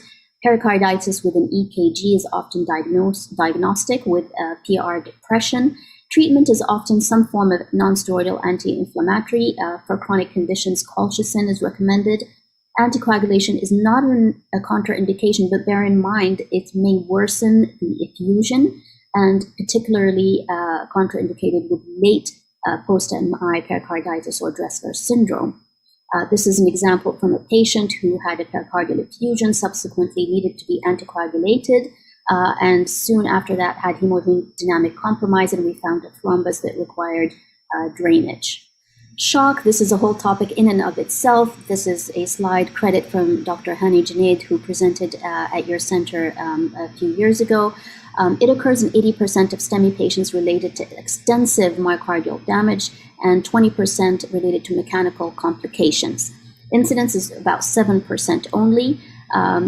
This is a topic in and of itself. Important to understand the stages of shock, again, in order to understand how aggressive and whether futility is right now needs to be discussed with the care team and the family. Starting the patients on hemodynamic support, be it with inotropic agents or mechanical circulatory support, we need to go back to the drawing board, understand our volume pressure loops, and understanding how we're shifting it and how we're shifting the workload of the heart ultimately. What inotropic drugs do is actually they increase the work of the heart and the pressure and the stroke volume. Balloon pump reduces the afterload, that actually increases the stroke volume with no change in work. The Impella reduces the volume, ventricular volume, peak pressure, and work. ECMO also reduces the ventricular volume, but can increase the peak pressure and afterload, and so patients may need some form of venting with Impella or what have you in these patients. But more important than understanding the dynamics, the hemodynamic effects in the pressure volume loop is understanding what they give you. So if a patient is in early shock or mild shock as opposed to somebody who's in profound shock, where you need higher flow, for example, 3 liters as opposed to 1 liter. Understanding where it works. If this patient has RV failure, then perhaps something like a balloon pump will not help. Also having an understanding of the sheath size and how to manage it and having this advanced interventional care is important. What it does to afterload via ECMO compared to Impella and balloon pumps, etc., and what it does to the oxygen demand and perfusion in these patients. But at the end of the day, from this discussion that we've had today, whether you're starting with heart failure alone or going all the way to shock, it's important to understand that this is a multidisciplinary team-based decision-making every step of the way. You involve the family members, and perhaps the interventional cardiologist is really outside the outside circle. In the center of it is, of course, the surgeon, the intensivist, but it really is, and palliative care team, but it really is a collective responsibility of everybody. And we understand what the patient-centered needs are, the family-centered needs are, what your center is able to deliver, who the patients that are suitable for transfer are, and so on. So thank you for the invitation, and thank you for having me with you here today, and I hope this was useful. Thank you very much, Dr. Lasnug. That was very, very helpful. I'll tell you all, the PV loops, you really need to understand it and know how any type of intervention works and affects the PV loops. I think you're going to learn a lot more about that with our advanced heart failure and transplant colleagues. Thank you very, very much, Dr. Lasnug. Our next speaker will be Dr. John Bergler. He's one of our interventional cardiology faculty here at Houston Methodist. Among many other responsibilities, he manages our inpatient service and training for basically all of our fellows and residents. He will talk to us about something that many of you will encounter, post-revascularization management. Hi, this is John Bergler. I'd like to talk to you about post-revascularization management. We're going to talk in particular about patients after surgery, after CAB and valve, and as a precursor to that, rediscuss pericarditis. We'll also then talk about post-pericardiotomy syndrome, AFib, antiplatelets and anticoagulation, and indications for post-op echo. Then we'll shift gears and talk about post-PCI patients, hypotension, stent thrombosis, and access site complications. Recall, for pericarditis, you need 2 of 4 features: chest pain, a friction rub, EKG changes, or pericardial effusion. Pericardial chest pain is sharp, worse when lying flat, improved with sitting up, best heard with the diaphragm with the stethoscope over the left sternal border with the patient leaning forward. There's 3 phases of a pericardial friction rub. This is an EKG with pericarditis. You can see diffuse ST segment elevation and PR depression in multiple leads, in particular inferiorly, and elevation of the PR in AVR. Treatment of pericarditis involves usually 2 agents, colchicine plus either NSAIDs or aspirin. The NSAIDs or aspirin for a week or 2, and then colchicine is for 6 months. Colchicine is usually twice a day, unless you're less than 70 kilograms, in which case it's once a day. No competitive sports for 3 months, and you can follow a CRP to guide therapy. Post-pericardiotomy syndrome was first described in the 50s after mitral valve surgery in a patient that had a fever and pleuritic chest pain. It's more common after valve surgery. rather than an isolated CAB. It can be a rare complication of PCI or pacemaker or radiofrequency ablation. It can happen, though, up to 10 to 40% of the time, depending on the criteria used. It prolongs hospital stay and can increase the risk of serious complications. Post-pericardiotomy syndrome, the definition is the same as for pericarditis, except it also includes pleural effusion. The COP study looked at colchicine to prevent post-pericardiotomy syndrome, and colchicine was given. It was shown that it decreased the incidence of post-pericardiotomy syndrome at 1 year by 40%. The secondary endpoint, it decreased the composite as well. COPS-2 was also done to prevent post-pericardiotomy syndrome. Patient received colchicine before surgery, continued for 30 days thereafter. It was a multi-center blinded randomized trial. The primary endpoint was the occurrence of post-pericardiotomy syndrome at 3 months. A secondary endpoint was postoperative AFib and pericardial pleural effusion. The conclusion was that colchicine prevents the post-pericardiotomy syndrome, but not AFib, doesn't prevent pleural effusions, doesn't prevent pericardial effusions. It also increased the risk of GI side effects, specifically diarrhea, and it also interacted with amiodarone. So it wasn't completely clear that it was going to be readily accepted. The treatment of post-pericardiotomy syndrome is fairly similar to that of pericarditis, but optimal studies would require further, optimal treatment, in other words, would require further clinical studies. Aspirin or NSAIDs and colchicine could be indicated, or steroids. Post-op AFib occurs in 20 to 40% of patients after CAB, more common after valve surgery and CAB valve surgery. Most commonly occurs post-op day 2. Most cases happen by day 4. Most cases resolve within a day, but could recur in a minority. The age and the type of surgery are major predictors. Post-op AFib doubles the length of stay in the ICU, lengthens hospital stay, increases hospital and long-term mortality. To prevent it, a beta blocker or a non-dihydropyridine calcium channel blocker, or class 1 indications.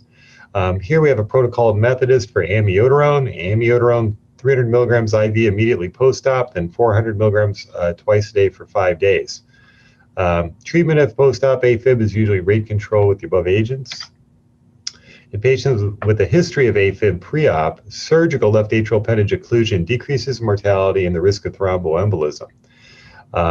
If it is not done, then the patient would be anticoagulated if feasible to decrease the risk of thromboembolism.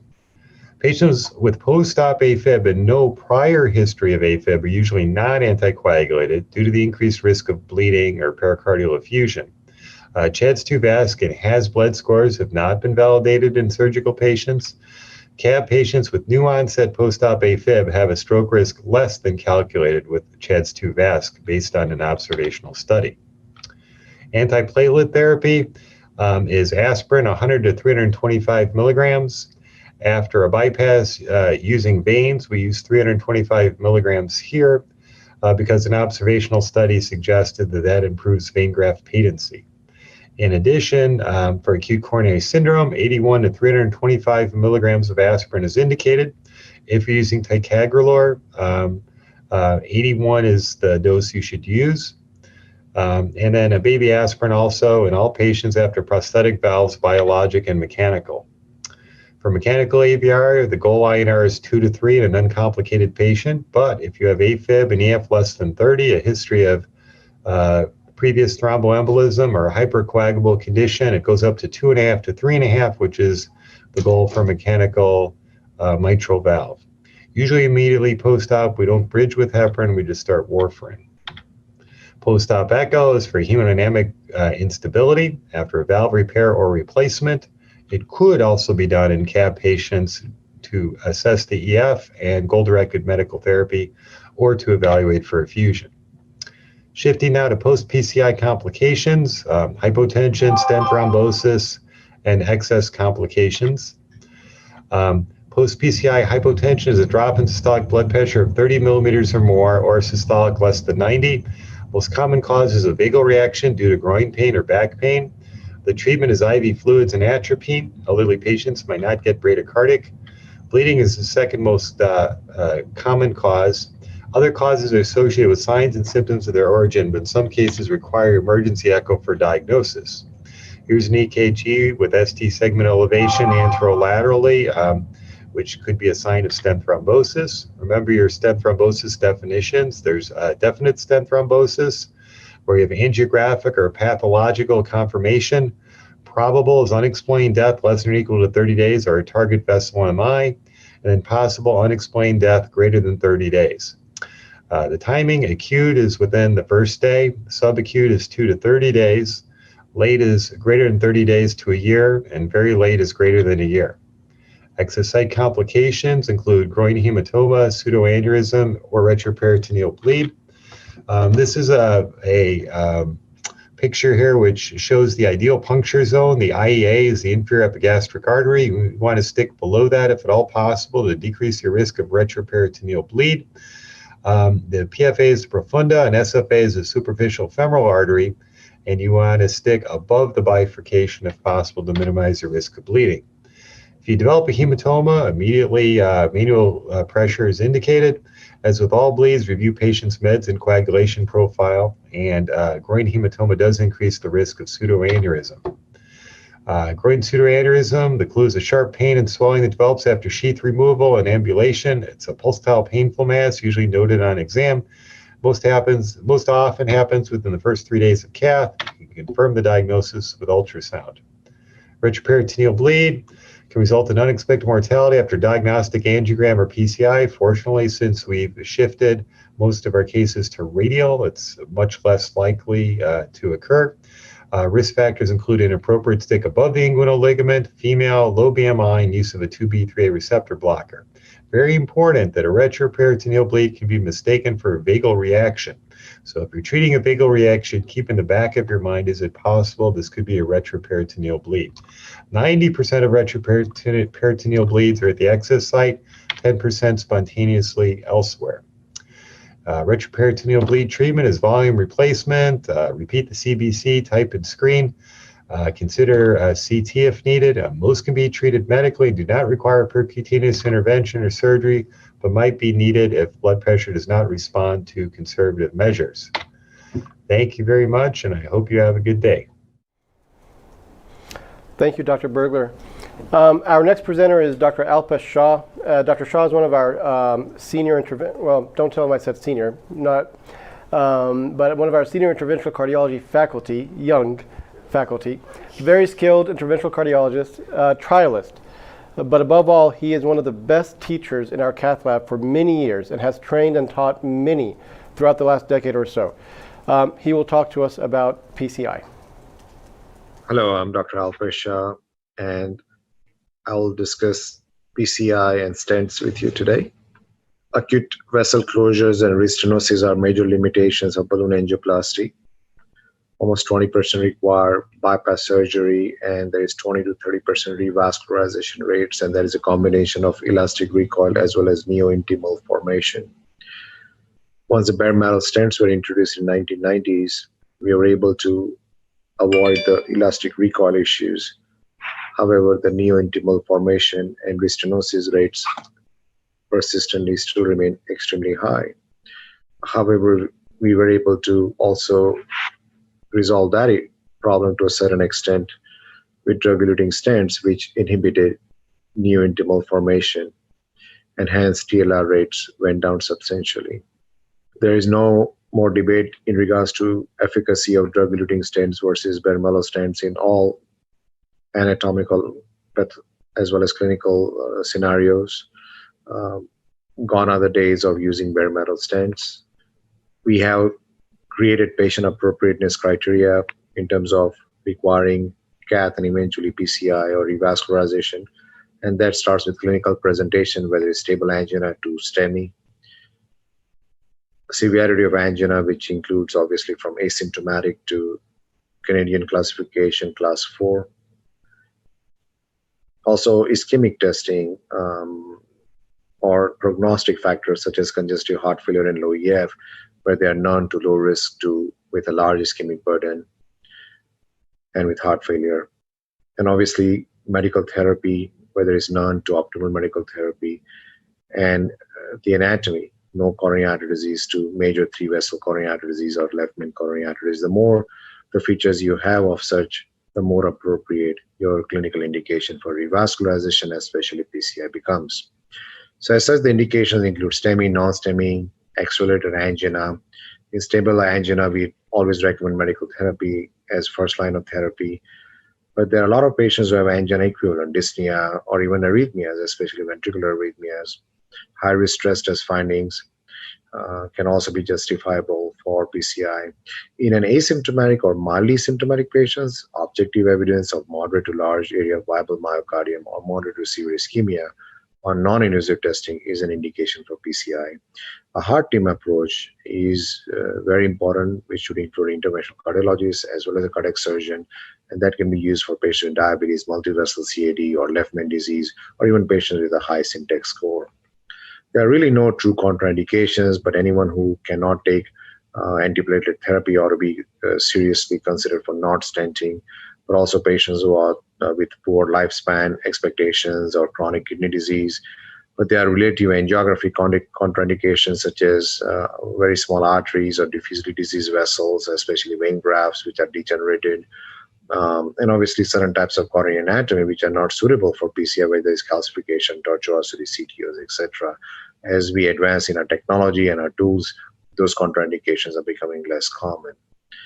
Because there are complications associated with PCI, whether it's MI, death, or stroke, excess site complication, especially in femoral access, and there are ways to improve or reduce rather complications in excess site. But the vast majority of patients we worry about are non-excess site bleeding complications, especially GI, contrast-induced nephropathy, allergic reactions, obviously too much of radiation exposures, and certain device-related or technical issues such as perforations or stent thrombosis.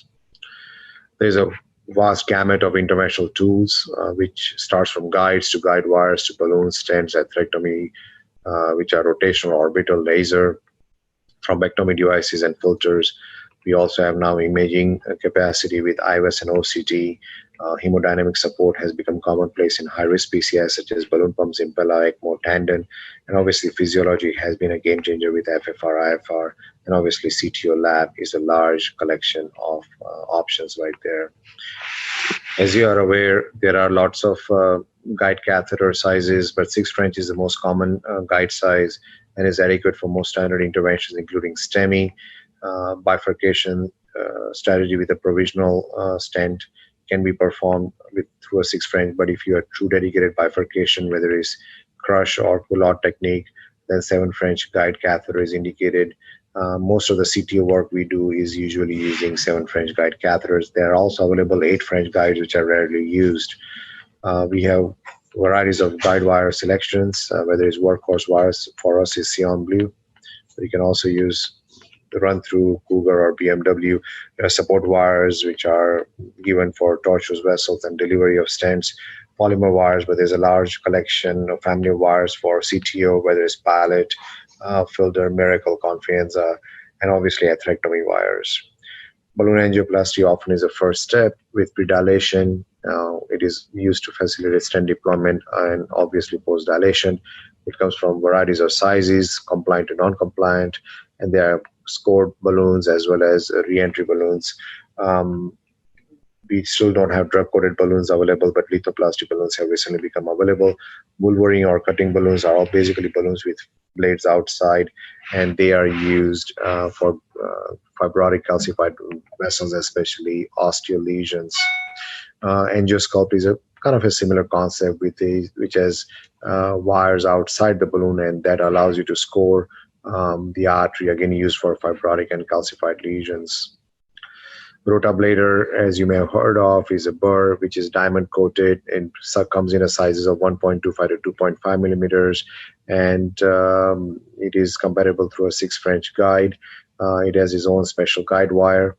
Diamondback is another type of atherectomy, which is orbital atherectomy, and it comes in one size, and it can be used through a 6 French guide.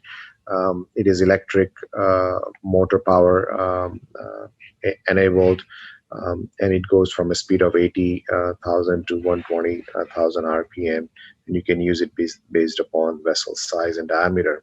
Laser atherectomy has become uncommon except for use for instant restenosis, and it uses photothermal, photochemical, as well as photomechanical energy for atherectomy.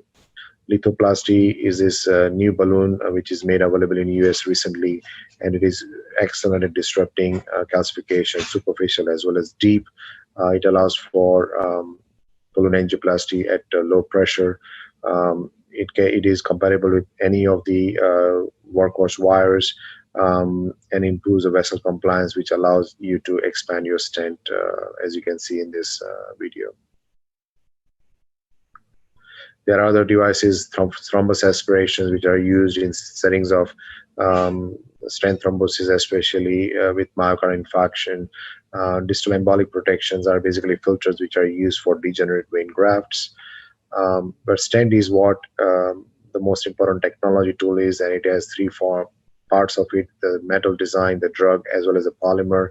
On the left, I have given you the first generation drug-eluting stents, and on the right, 4 are the second generation drug-eluting stents.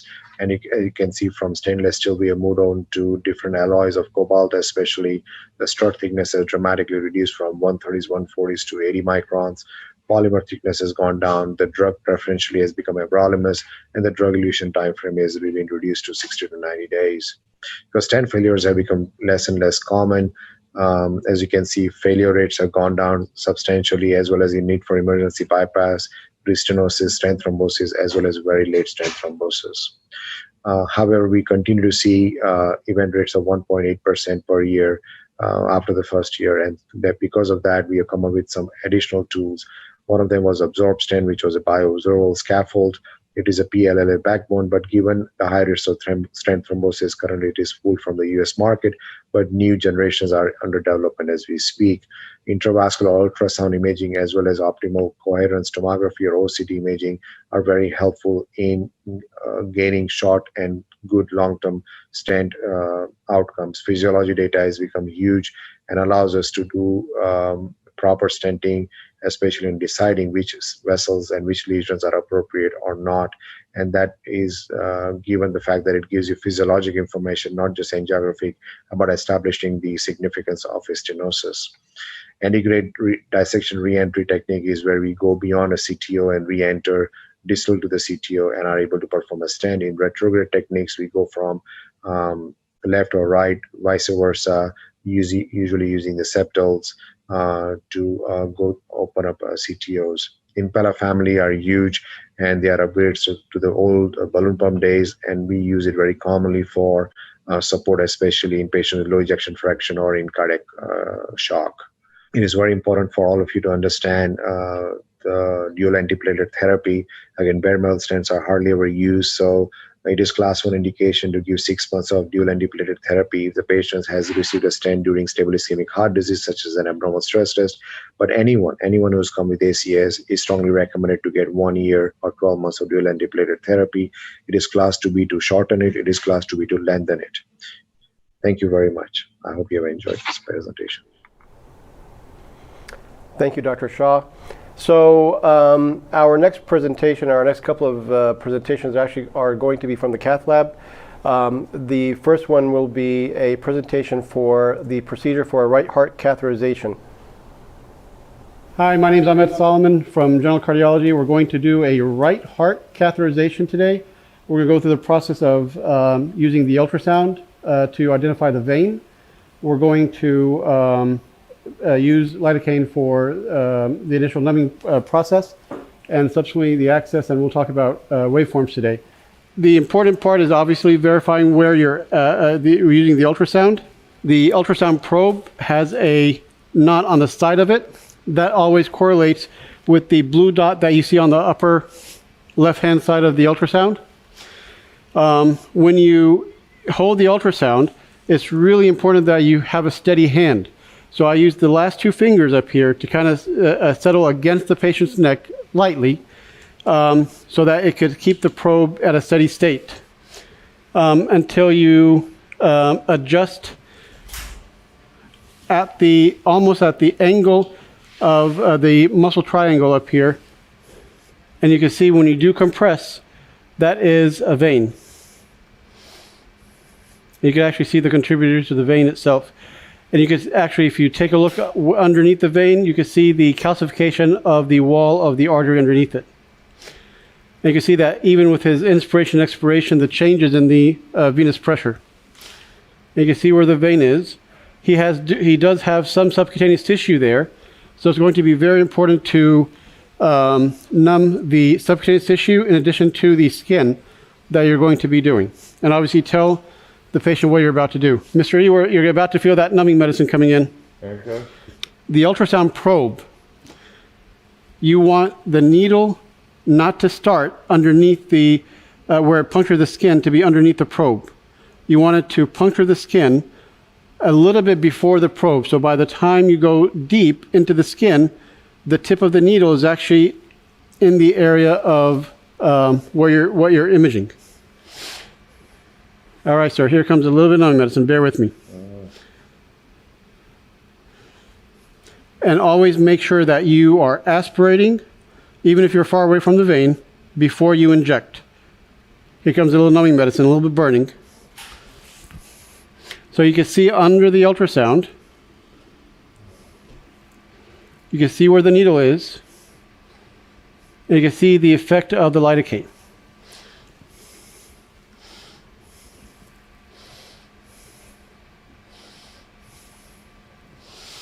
I always like to give it a little bit more at the edge of the skin, i.e. the bubble, if you may, so that the entry point,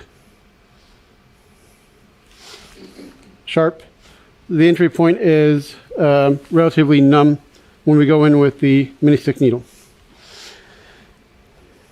There's a bevel on this syringe, which you can't see over here, obviously, but that bevel should be looking upwards.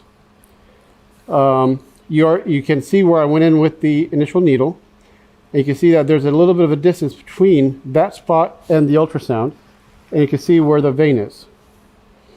You're going in through that bubble, and as soon as you go in through the skin, look at how you're holding your syringe so that you could have a negative pressure going in. You can see the needle kind of kicking into the top of the vein, right there. Do me a favor, Mrs. D. Take a deep breath in and hold it. You can breathe.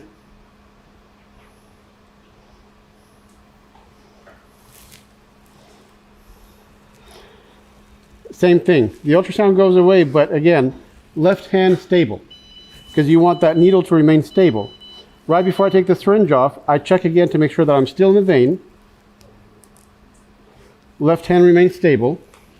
Then you could be able to make sure that the needle does not move.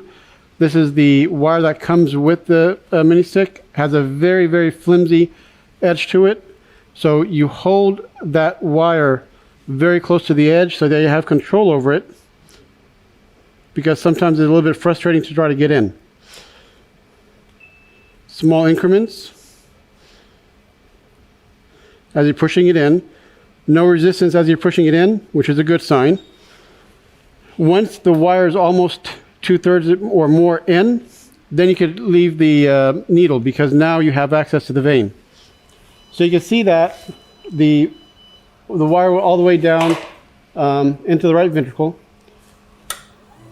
On occasion, you may feel that the wire is in the vein, but it's still in the superior vena cava, and it's not able to go further. Sometimes you may be concerned about a clot or so forth that may be obstructing it. The fact that on the initial ultrasound, the vein was compressing gives you an idea that that probably wasn't a clot. And sometimes it's against a part of the wall or so forth of the vein. That flimsy tip of it, you're able to push it in sometimes. So that's the good part about having a flimsy tip to it. So now we're going to take the wire out. I'm sorry, the needle out, wire stays. This is the initial dilator that comes with the kit. Mrs. D, you're going to feel a little bit of pressure.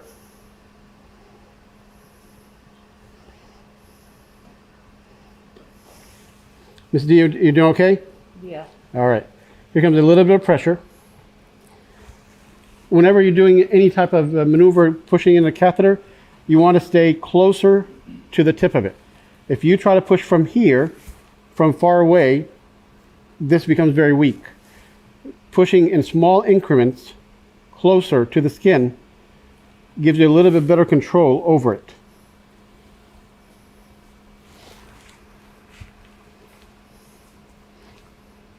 There's a way to break this. I'll show this on the catheter part, but basically wire in hand with the catheter.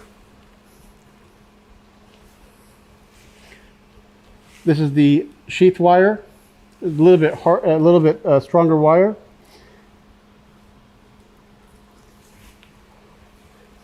One of the very important things you have to be monitoring while you're doing this wire goes into the right ventricle.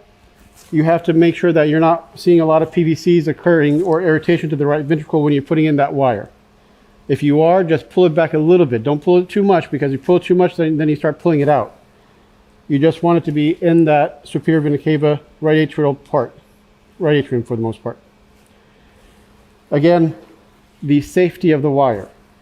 You always have control over the wire. You're holding the wire steady as the dilator is coming out. You can feel the dilator came out. Hand on wire, dilator is out. A very, very simple but major complication is you lose that wire.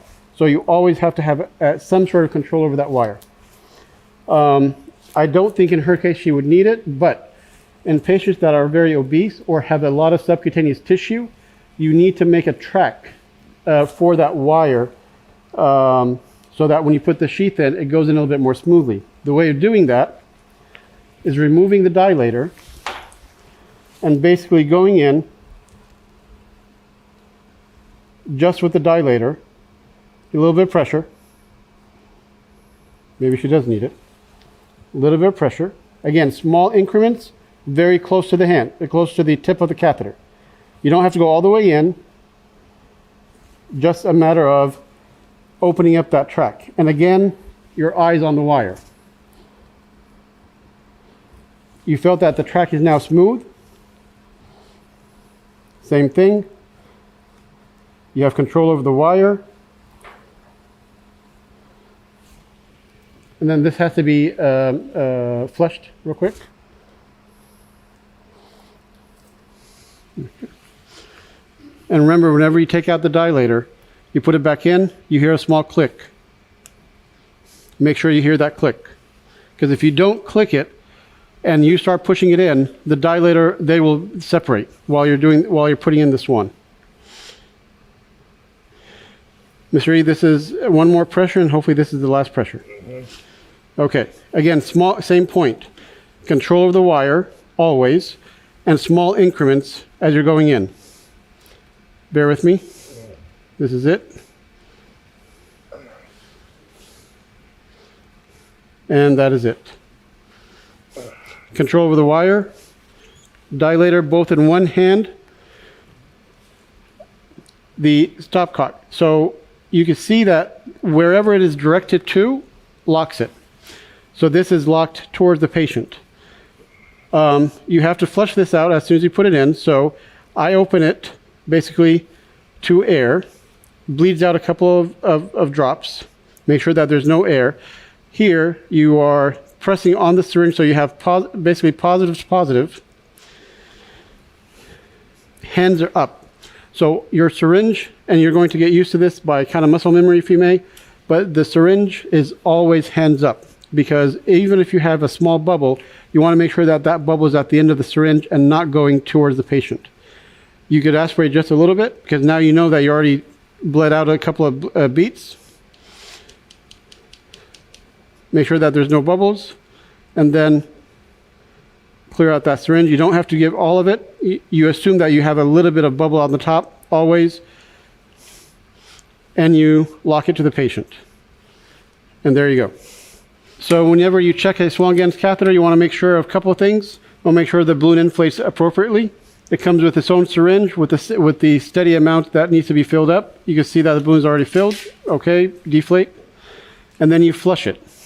I always like to flush before I ever start. Okay, so flushed. The next step is verifying its accuracy in regards to the waveform. So what you're going to try to estimate is the mid-axillary line if you can. So it's approximately up here in Mr. E. Then you take a look at the waveform, and then we adjust it so you can make sure that the waveform or the pressures that you start out with are accurate. So you may need to do sometimes a little bit of an adjustment of the what your pressures are. So you could make sure that it is zeroed down. So now you see that the baseline is zeroed down. Obviously, every physician does it in a different way. I like to go all the way directly to the pulmonary capillary wedge pressure and then basically come back as we go. So you've got markings on your Swan-Ganz catheter. Here goes the first marking, and here goes the second marking. Then you ask whoever you're working with to inflate the balloon. Obviously, if he's inflating the balloon or she's inflating the balloon and there's resistance, that means you're still in there, so you need to go a little bit further. All right, we take a look, please. Once we also inflate the balloon, we want to aspirate from that Swan-Ganz catheter to make sure that there's any bubbles. There's a couple of bubbles there. We clear that out. Different physicians like to do it different ways. People like to take the right atrial pressure first, then right ventricle, and then PA. I like to personally just go to wedge directly, get my measurements, and start coming back out and finish the procedure that way. Okay. All right, so we're going up. So you can see the balloon on the tip of it. We're in the right atrium. Basically, for the most part, you go with the flow. It is going into the right ventricle. You can see the change in the pressures. And you do it slowly because if you try to go hard, you will hit the apex of the right ventricle and start causing a lot of PVCs. Basically, you're going to let it kind of direct you towards the, this is now PA. And then you will see it wedge into the capillary. And there you go. Getting a perfect measurement of your capillary pressures, of any of your pressures, is very important. What you're trying to get is an end expiratory pressure. So here's the general way I do it. Mrs. D. Yep. Remember we talked about earlier about taking breath in, breath out? Yep. Okay. So take a deep breath in, let it out, back in, and then you're going to let it out and then hold your breath. Don't push down, just hold it. Don't breathe. Don't breathe. Don't breathe. Don't breathe. Don't breathe. Don't breathe. Don't breathe. Wedge. You can breathe. So you see you get a perfect alignment of your pulmonary capillary wedge pressures that you can record. Okay, balloon down. So now we're going back to the PA. Balloon is down. I always try to make sure that it is past the descending part of that Swan-Ganz catheter, as you see. Going to do this one more time. Breathe in. Breathe out. Breathe in. Breathe out. And hold your breath. Don't breathe. Don't breathe. Don't breathe. Don't breathe. PA, you can breathe. So as you see, you can get a perfect picture of what your PA pressures are, or whatever the pressures are. And we're going to take, so for cardiac output and cardiac index, two ways, the FIC calculation and the thermodilution. We're going to get PA sats right now to calculate the FIC calculation.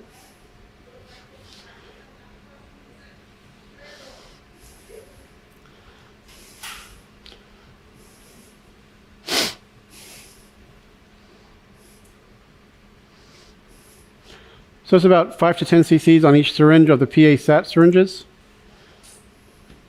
You can, I trained using 2 PA SAT syringes. Technically speaking, you could do only 1 if you need to.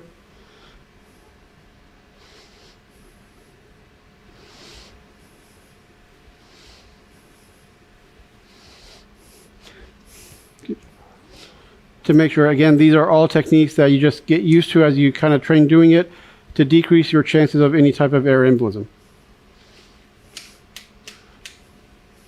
Your biggest enemy up here is bubbles. Okay? And then don't forget, whenever you do that, always put it back to pressure. Okay? Ready for thermodilution? All right, so thermodilution, again, 10 cc's of fluid. This is blocked to the fluid. You already have your 10 cc in here. So once we get an okay to inject, again, syringe up, because you want any bubble goes up, and you're going to inject a semi-forceful injection, if you may. So now we're in the PA, right? We did our thermodilution, we did our PA sats. 76.6 and 78.4. Perfect, thank you. So there's two ways of getting the right ventricle. If you want to keep on getting the right ventricle and right atrium via fluoroscopy, obviously that's something that you can do, but we do Swan-Ganz catheters in the CCU, right? So you don't really have fluoroscopy doing that, you do that by waveform. To me, it's a matter of, as long as you're able to see a good waveform, you're decreasing your fluoroscopy exposure. So I'm just pulling back, no fluoroscopy, looking at the waveform. And here's, you see that PVCs can inflate the balloon?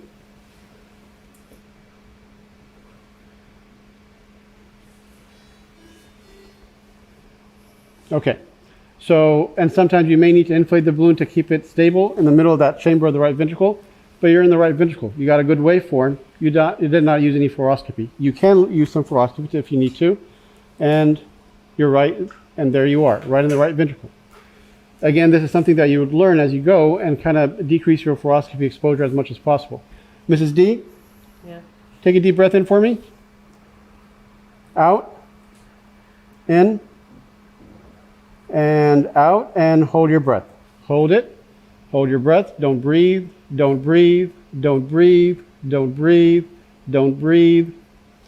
RV, you could breathe. Okay. Balloon down, please. Make sure, again, the balloon is down before you go through between any chambers. You want to make sure, coming back, that your balloon is down. And again, I'm pulling on the Swan-Ganz, on the Swan-Ganz catheter, and there you are. You're in the right atrium. Breathe in, Mrs. D. Breathe in, breathe out. Breathe in, breathe out, and hold your breath. Don't breathe. Don't breathe. Don't breathe. RA, you could breathe. And there you got perfect numbers and perfect imaging, tracings of your right atrium. Make sure the balloon is down. You can breathe normally.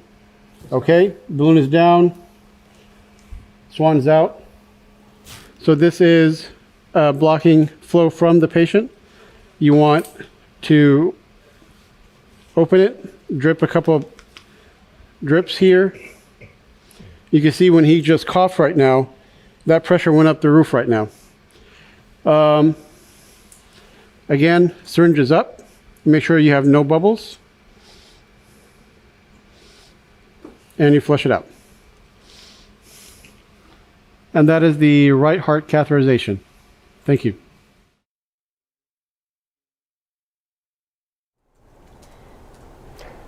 Hopefully that was an informative presentation. Our next presentation from the cath lab will be radial access. Hi, this is Ahmed Solomon again, going to perform a radial access for a left heart catheterization. Basically, the needle catheter, the angiocatheter we're going to use for access. This is our wire that we use to wire the radial artery. We have a cocktail here of verapamil and nitroglycerin. And what we're using today is a cylinder sheath, which is basically a 4-5 sheath, meaning that the outer lumen, the outer catheter is a 4 French, but the inner lumen is a 5 French access.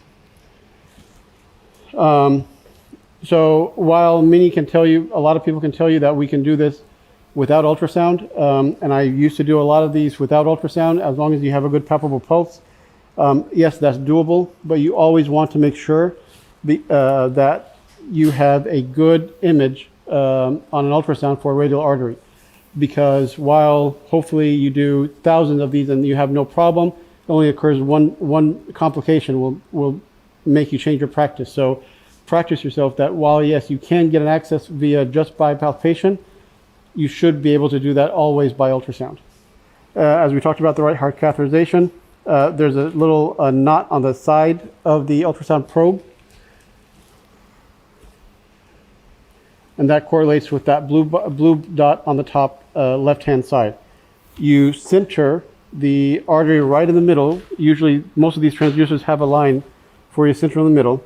And again, just like we talked about the right heart catheterizations, your hand is going to be your stabilizer. So that ultrasound does not move. The artery you can see right in the middle.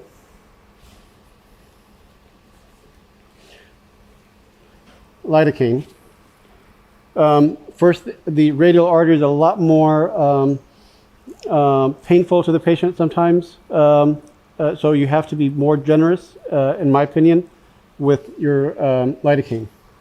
So again, remember we talked about is not start access right underneath the needle, right underneath the ultrasound probe. You want to start before the ultrasound probe. So by the time you reach where you need to reach underneath the skin, the tip of the needle is underneath the ultrasound probe. Mrs. D, you're going to feel a little pinch right now, okay? Okay. Here he comes. So you can see the needle there. Again, always aspirate. Adjust how you handle the syringe that you're able to aspirate as you go. And then I give it a little bit extra, i.e. the bubble, if you may, underneath the skin. Sharp. And I give it a second, and I kind of massage that lidocaine into the skin and subcutaneous tissue to kind of give it a little bit of time to work.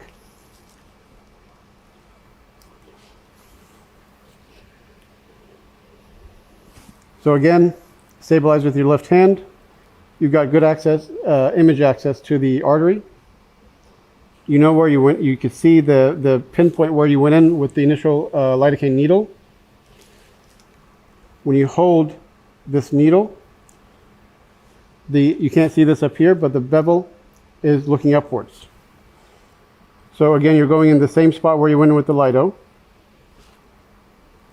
If you're not in the right spot, don't maneuver the needle back and forth.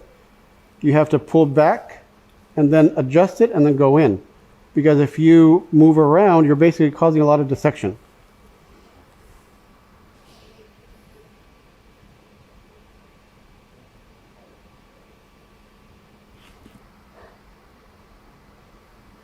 So you saw the needle going into the artery, but also on top of that, you can see the blood showing up here, so that means you did go through the artery. Needles out, call out sharp. You always, for safety reasons, you always make sure that whenever you have anything sharp coming out from your possession, call it out so that everybody on the table knows that you're calling out sharp. One of the very important things that I always made a mistake with when I was a fellow was I would come out with this very quickly. When you come out with it very quickly and you miss the artery, you're done, you have to reaccess again. So it's really important that you do this extremely slow.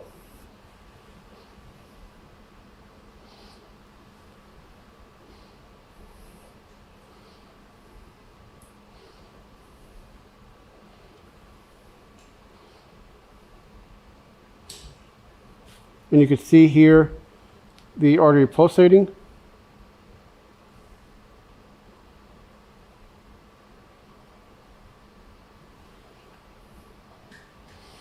Very slow, small increments of the wire movement, because you want to make sure that she does not feel any pain. If the patient feels any pain, then you're either in a branch or you're out of the artery. But usually, if the catheter is pulsating, you're in good shape. So it's going in smooth, no complaints. Okay, and again, wire safety. You have access to the wire. Here comes the dilator out. Wires up here, you can see that very well. You don't necessarily need to dilate this because the more you dilate, the better chance you have of causing more injury to the artery. Usually I've never really needed to dilate. You wire the sheath. And again, make sure you have access to your wire. Here comes the wire on the other end. You have access to it. When you're putting this in, you're putting in small increments. If you try to push from the top of the sheath, this will become very weak. You're trying to small increments. You feel a little bit of pressure, Mrs. D. Okay. And it goes in. You have access to your wire, right? Okay, sheath is in. Now, I hold the wire with my hand, take the dilator out, sheath it, got access, and the sheath is now in. This is the cocktail. Again, remember, close off to the patient. I like to make sure that I'm decreasing the chance of any type of bubble. So I inject a little bit, so now there's no bubble on this part, nor on the upper part. Now I open it basically between the patient and between my syringe, aspirate it a little bit. And you're gonna feel a little bit of a flush in your hand. Mrs. D, you're gonna feel a little flush in your hand. And I like to inject a little bit, take some more blood back, and inject it, kind of diluting the verapamil and the nitro as much as possible with blood. And I always see there's a lid, I don't know if you can see it, but there's a very small bubble at the end of it. I don't inject that last part. And if I want to block up here, this is locked. And then, again, same thing with the flush. Positive, injecting as you go. Open it to the syringe. You have a little bit of fluid going. You don't have to inject the whole thing. The important part is that this stays as clear as possible and make sure that it is flushed. Yeah, give me one second.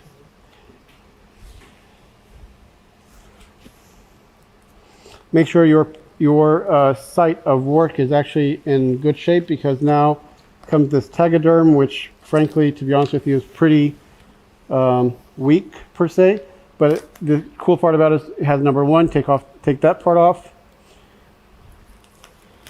Our team here prepares it with a small hole in the middle. And then basically you take off number two, which is sometimes not that easy.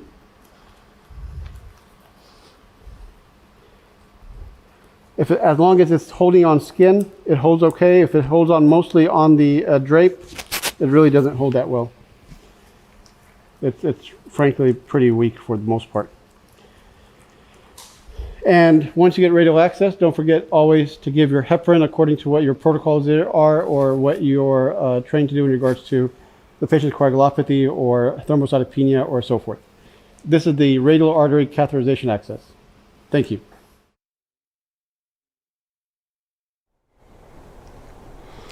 And we have saved the best for last, Dr. Albert Reisner. He's a true master here in the cath lab at Houston Methodist. He has had an impact not on just every single fellow, but actually all the Houston Methodist faculty that you've seen today. I personally was fortunate to train with him as a fellow in the cath lab in my first couple of years of fellowship before he retired the cath lab. He's had an impact on every single trainee in our cardiovascular program. He will teach us coronary angiography, how to identify coronaries, different views, how to identify grafts, which was one of my biggest problems personally. And one of the most important things that I remember in my encounters with him, that you have to remember that the coronary angiograms we do, they're really luminograms, not arteriograms. Well, welcome. For the next several minutes, we'll be talking about coronary angiography, some background, some anatomy, but more important, some tips and tricks about optimizing the coronary angiography study. It all began in 1958 with Dr. Mason Sones at the Cleveland Clinic. He accidentally performed the first coronary angiogram. He was had a catheter in the what he thought was the aortic root. Instead, it was in the right coronary artery. He injected 30 cc's of dye and had the most beautiful right coronary arteriogram. Patient temporarily arrested, but was quickly resuscitated, and he was wise enough to realize that instead of a horrible catastrophe, he had really shown that coronary angiography can be done. It was slow-moving at first, but about 10 years later, Dr. Melvin Judkins introduced the transfemoral approach and preformed coronary catheters. And this allowed a wide variety of doctors to perform coronary angiography. There are basically two approaches, femoral and radial. The femoral has been the hallmark for decades. It's usually quick and easy. There are multiple preformed catheters to choose from. You can easily convert from for a complex PCI after an angiographic study. But it is a little more complicated in patients who have iliofemoral disease, either obstruction or tortuosity. Radial has come on strong in the past decade. Its advantages are that it allows early mobilization of the patient. There's less bleeding, particularly major bleeding. Complications from coronary angiography are really uncommon. Death is about 1 in 1,000 in elderly patients, and much less frequent in young patients. Stroke can occur, sometimes from either air or clot embolization. More typically would be from dislodgement of plaque from the ascending aorta to the cerebral circulation. Access site complications, little more with femoral than with radial, still remains one of the important complications of coronary angiography. And contrast-related complications, such as acute kidney injury, depending on how that's defined, renal failure, and anaphylactoid reactions. Anaphylactoid reactions have become extremely uncommon with common contrast agents. And then, of course, coronary artery dissection, if there's disease in the right coronary or left coronary artery at the point of catheter insertion. Coronary anatomy is very complicated, but there are several basic rules for optimizing visualization in performing coronary angiography. The left coronary artery, to visualize the left anterior descending, the best views would be the cranial views. This is like looking at your heart from your chin.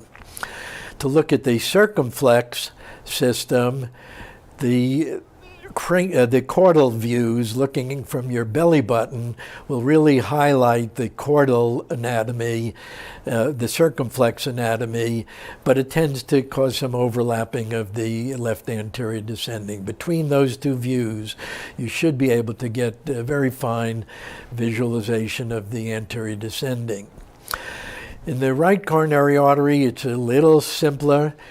The left anterior oblique view, the view that we generally cannulate the artery, is excellent for seeing the body of the right coronary artery, not so good in seeing the distal vessels. Therefore, one of the RAO views, either straight RAO view or RAO with caudal angulation, will highlight the distal branches of the right coronary artery. Saphenous vein bypass grafts are now one of the more common things that we do in coronary angiography. So many people have had coronary bypass surgery. The right coronary artery graft is best cannulated in the left anterior oblique view. Judkins right is traditionally the best catheter. Sometimes there's an inferior takeoff, which requires a straighter multipurpose catheter. Don't forget that the importance is to visualize the distal branches, posterior descending and posterolateral views, and that often requires a cranial angulation. And here's an example. On the left panel is the left anterior oblique. You see a very lovely course of the saphenous vein graft, but the anastomosis with the right coronary artery is hidden, so a right anterior oblique view clearly shows the distal anastomosis and shows most of the branches quite clearly. The left coronary artery grafts are best cannulated in an RAO view. They all tend to come off in that direction. And there is a hierarchy. It makes it a lot easy to determine where you are going to find your grafts. And the hierarchy is the lowest would be the LAD, above that would be diagonal, above that the ramus, then obtuse marginal, and then the posterolateral branch of the circumflex.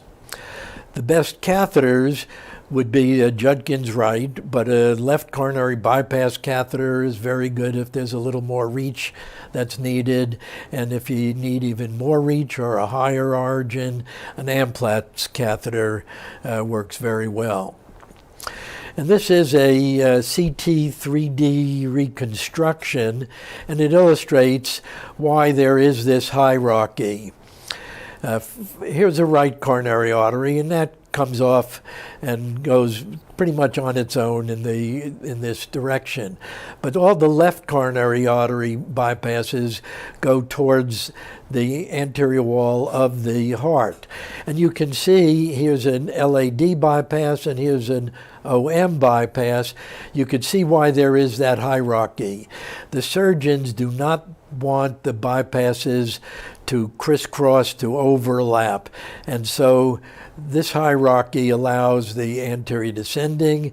If there was a diagonal bypass, it would come off in between. Circumflex, obtuse marginal, posterolateral would come off further up. And that allows a great strategy in assessing these grafts. And this is an example. Here's you fiddle around and you find a graft. In this case, it's a graft to the circumflex. And here it is going to the lateral wall of the heart, so we see the circumflex. Once you find one graft, if you understand the hierarchy, you could then seek and find the other grafts quite easily. Most patients now have internal mammary artery bypasses. It's important to note that the origin is located anteriorly and inferiorly in the subclavian artery. Sometimes that catheter just scrapes the inferior wall and doesn't see anything, so a little angulation to get anterior orientation will highlight the internal mammary. It's often cannulated with a right coronary artery catheter, but the preformed Lima catheters have a sharper hook and sometimes get better optimization. Distal anastomosis requires sometimes a steep left anterior oblique or even a lateral view, and of course it's very important to visualize the distal left anterior descending. And here's an example, 3D reconstruction showing the lateral view, internal mammary, but the very important anastomosis is highlighted very nicely in this lateral view. The same arteriogram shows that same phenomenon of lateral view, showing the best visualization of that distal anastomosis, often the site of stenosis, particularly early in the life of the Lima bypass. Finally, it's very, very important to note that there is a major limitation to coronary angiography, and that is it's nothing more than a luminogram. It's not really an arteriogram. And here's an example of a very diseased artery. showing a lot of plaque, but a central, fairly smooth lumen. If you project that, you'll see a smooth lumen in any angle, and it'll almost look like a normal coronary artery, when in fact this artery is probably 70% or more stenosed. Eccentric lesions represent a similar kind of problem. If you see it in this view, it looks pretty normal. If you look at it in this view, it looks pretty normal. But if you get an angle that cuts across the eccentric lesion, you'll see the true definition of the stenosis. So these are the important things to remember. I hope we've carried on with some very important tips and tricks. Thank you. Thank you, Dr. Reisner. I hope this was beneficial to many of you. I'll tell you, one of the tricks I've learned was during my CT rotation. If you're able to get a catheter, an angiogram for grafts and a CT scan at the same time, and look at them side by side, you will learn a lot about the anatomy of grafts, and it helps a lot. We are now going to start with our Q&A section. Dr. Aoun, our chief fellow here, has been answering questions within the last couple of hours or so, and we have a lot of our faculty available to answer some of these questions. So he's answered some of them online, but we're going to ask our faculty to answer a few of these. We're going to try to give each question maybe a minute or two to try to go through a lot of these questions. Dr. Aoun? Dr. Al-Asnach, are you with us?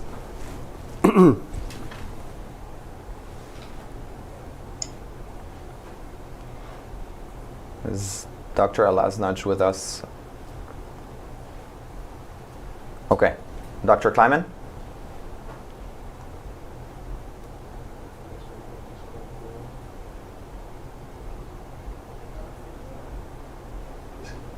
Okay. So I think we have a few questions about a few topics that were sent to us. One of the main questions for Dr. Kleiman is basically whether the management of PCI, anticoagulation, and so patients who have chronic AFib and are on anticoagulation, whether we should start DAPT after PCI and use triple therapy, or use DOACs with a Plavix, for example. We're trying to reach Dr. Kleiman now to see if he can answer that question. I think Dr. Kleiman is there. You're asking us to return to the main studio. Okay. Okay. We can proceed with Dr. Bergler then. Dr. Bergler, are you available here? Sure. Hi, can you hear me? Yes. Sir. Yeah, so Dr. Bergler, we had a lot of questions about patients' management post-CABG. In case they have atrial fibrillation, what kind of anticoagulation therapy is needed, whether it is needed or not, and in case we need to do an implantable loop recorder for monitoring later on to decide on further long-term therapy or not. Sure, yeah. Well, there are a lot of really good questions, and there's more research needs to be done in this area. Like I mentioned in our talk, if somebody has no history of AFib and they go into AFib postoperatively, based on observational data, there's no randomized trial, probably their risk of stroke is less than if you just use the CHADS-2 VAS score. And of course, their bleeding risk is going to be higher because they just had surgery. So most of the time, we're not going to anticoagulate them. If they have a history of AFib, most of the time, they're going to have their left atrial appendage clipped. And so it won't be essential that they be anticoagulated for that reason either. So in summary, most of the time, people are not going to need to be anticoagulated after surgery. You know, the question about we ask this on round sometimes, somebody has post-op AFib, and that's the only time anybody was aware that they ever had AFib. The question is, has it ever happened before? And the answer is probably. And so, the thought of doing an implantable loop recorder in that group of patients is certainly reasonable, especially because most of these people will have an elevated CHADS-2 VAS score, and you would do something different with the information. But the honest answer is we don't have definite data for how to proceed. And so I suppose if you had post-op AFib after a CAB, I'm not sure that you're It's almost as if you had post-op AFib after, a hip replacement or knee replacement. You're just never sure if they had AFib preoperatively. But given that fact, they've had a high CHADS2 VAS score, probably because they've had a bypass, and they probably have multiple other risk factors like diabetes. It would be something to be considered. Thank you, Dr. Bergler. Sure. So Dr. Al-Asnaj just joined us. Dr. Al-Asnaj, can you hear us?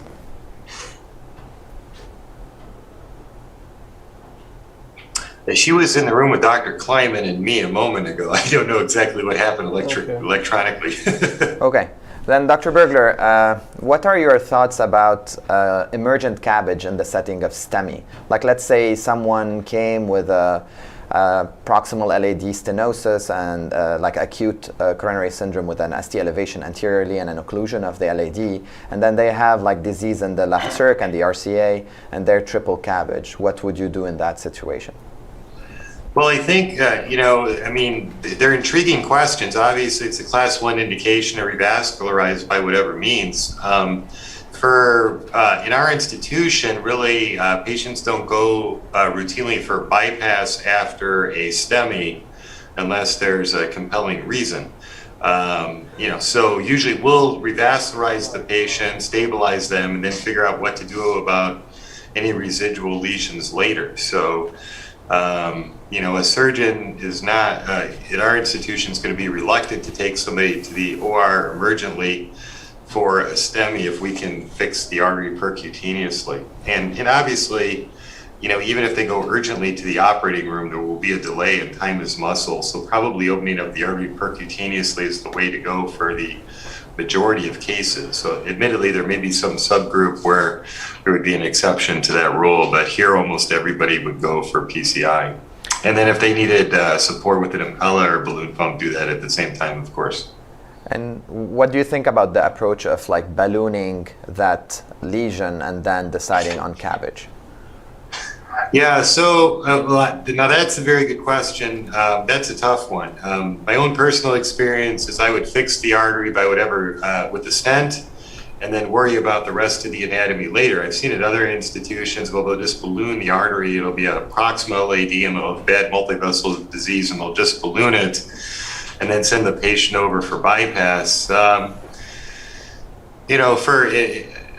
The honest answer is it's not known, but probably I would stent the vessel and then worry about the other blockages later. And then if they need to electively have a bypass, do it at that time, or consider percutaneously fixing everything. I thought you were going to ask the question, do you fix everything while you're there?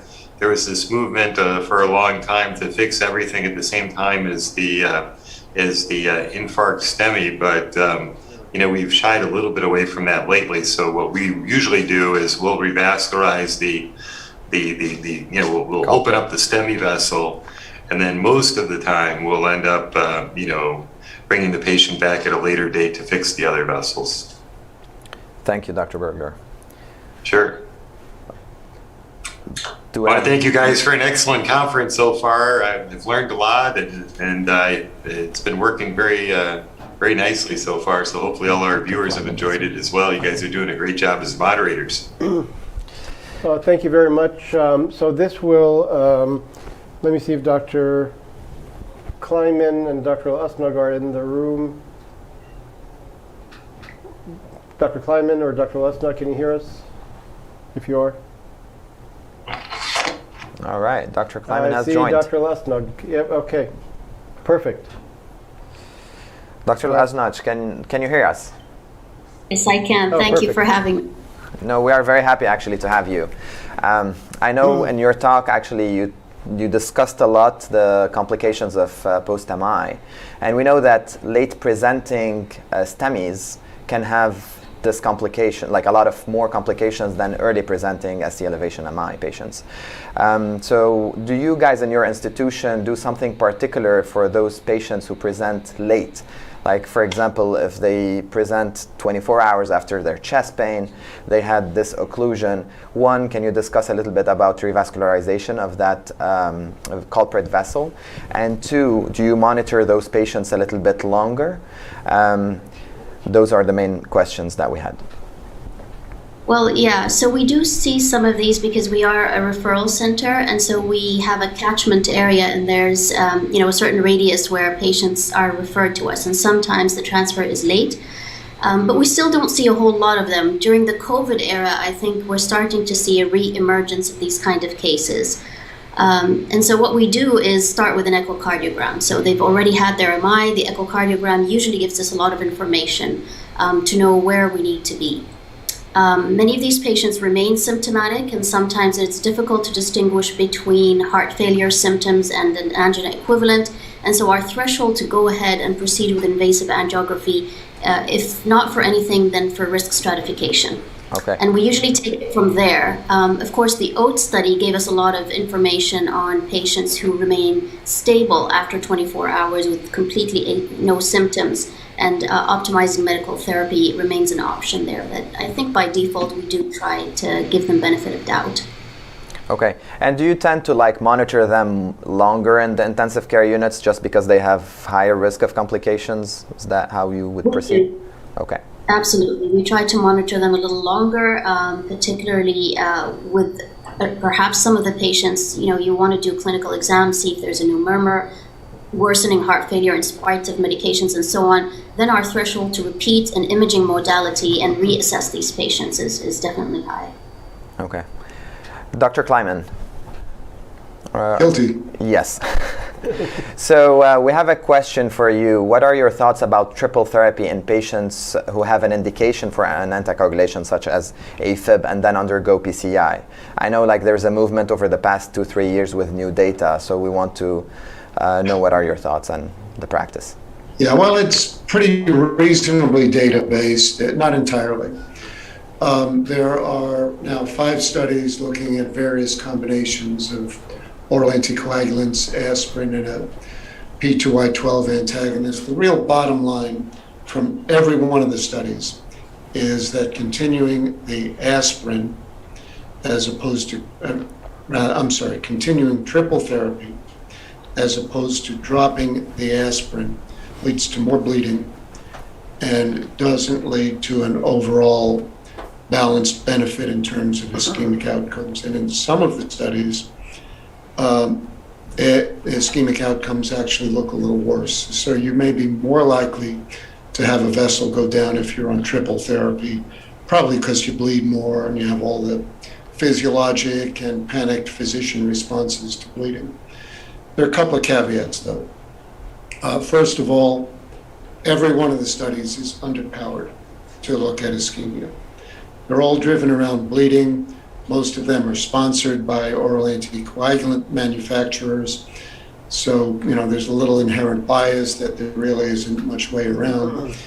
And then finally, if you look at some of the analyses of short-term stent thromboses, meaning within the first month, there is an increase in short-term stent thrombosis when you drop the aspirin. But that's balanced by an equal or greater number of serious bleeds. So I think the bottom line for everyone is to remember this.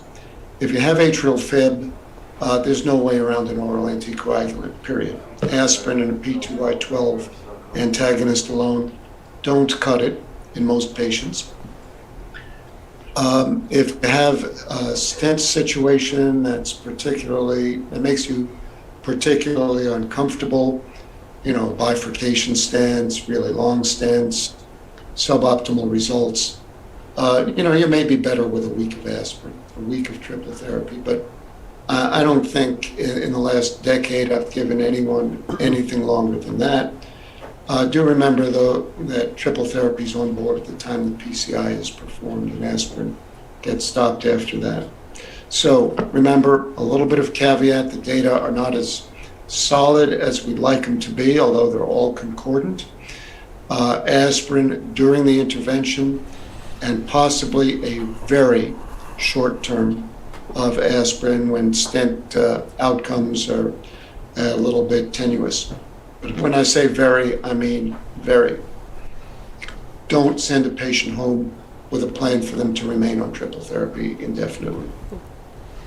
Okay, a question for Dr. Al-Asnaj. Regarding post-MI complications in terms of arrhythmias, is there any prognostic, like worsening of prognosis in case they have arrhythmias? And what about supraventricular and ventricular arrhythmias? And also early versus late? So, good point that you mentioned here about arrhythmias. I think the most reassuring is that the worst complications being asystole is not as common, but it does portend a very poor prognosis, and usually it's indicative of major catastrophe, so like an LV rupture or advanced pump failure.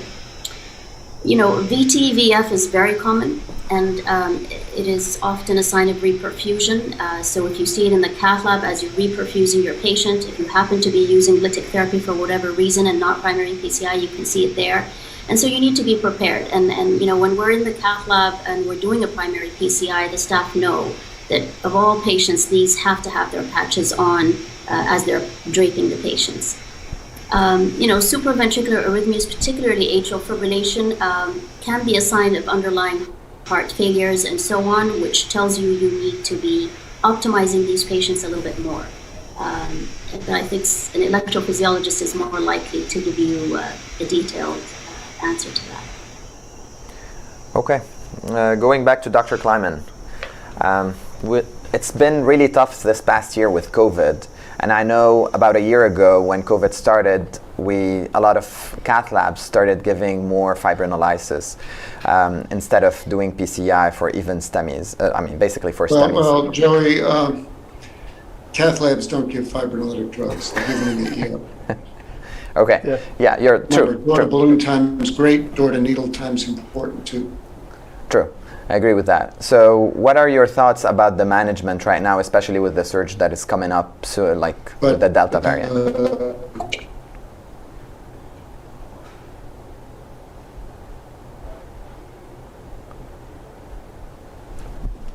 Dr. Kleiman, I think you froze a little bit up there.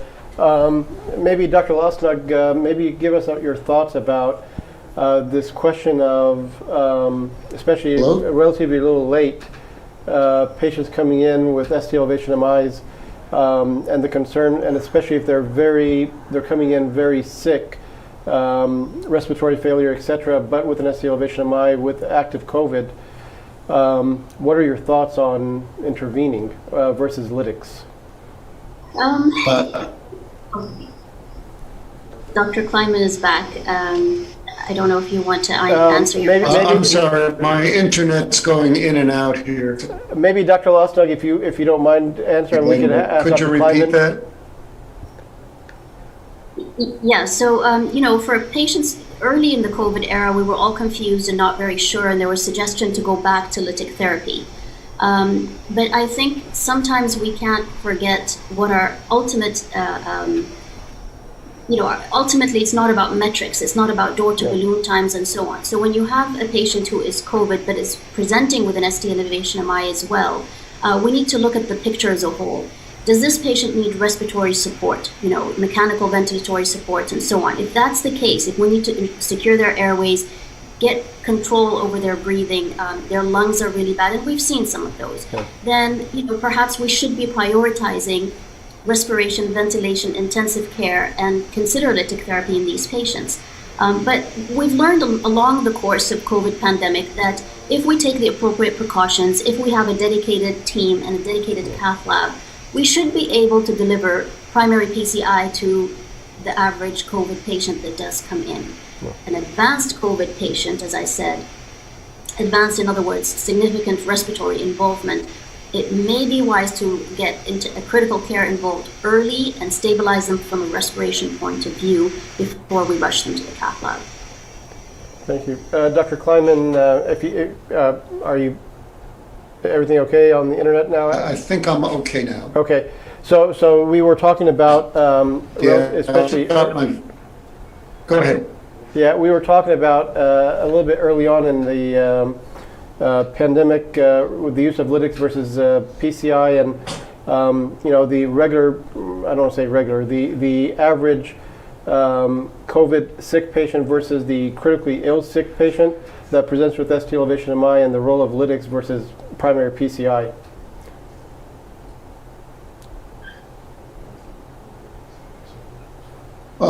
Well, look, first of all, it's easy for us to forget that thrombolytic drugs work.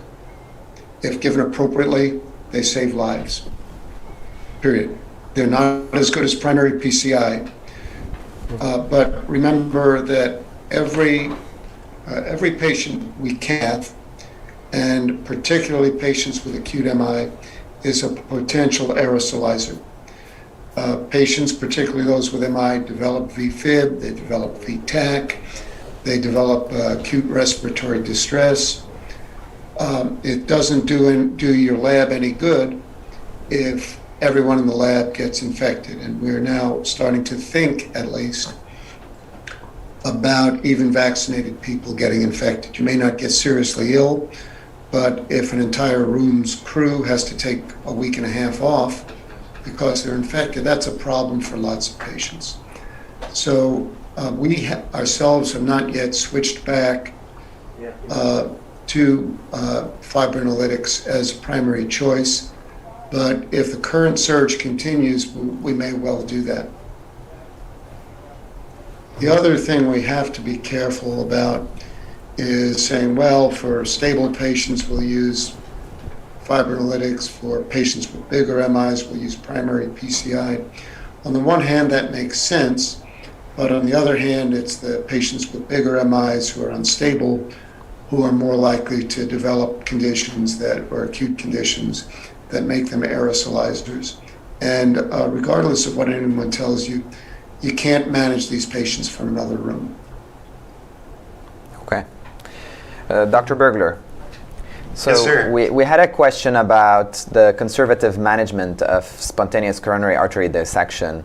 What kind of therapy would you give those patients? Well, so that's very controversial, right? Whether they should be on statin therapy, whether or not they should be on dual antiplatelet therapy. So the honest answer is it's really not known. There's no good randomized trial to my knowledge that addresses that question. The usual bailout answer is basically to look at the traditional risk factors. And for instance, if they just happen to have SCAD and diabetes, to just simply treat it as such. And so they would be on a statin. But, the honest answer is we just don't know for sure. In terms of treatment for people that have SCAD, a conservative strategy is usually the preferred approach, with some caveats being, there's, progression with unstable symptoms and large vessels and that sort of thing. But otherwise, the hope would be to treat it medically. There's actually even theoretical, discussion that you can cause intramural hematomas from the SCAD with anticoagulation. So again, even just giving somebody heparin at the time of their SCAD is unclear. And so I guess there's just a lot more we need to know about the disease before we could make definite recommendations. Yeah. Well, we'd like to thank you all very much. Thank our faculty, our fellows, our crew here that's been working nonstop to make this look seamlessly easy. We appreciate you all. Thank you very much. This is going to conclude our coronary artery disease segment. We're going to take a brief break, and we will come back with our imaging colleagues momentarily. Thank you very much. Thank you.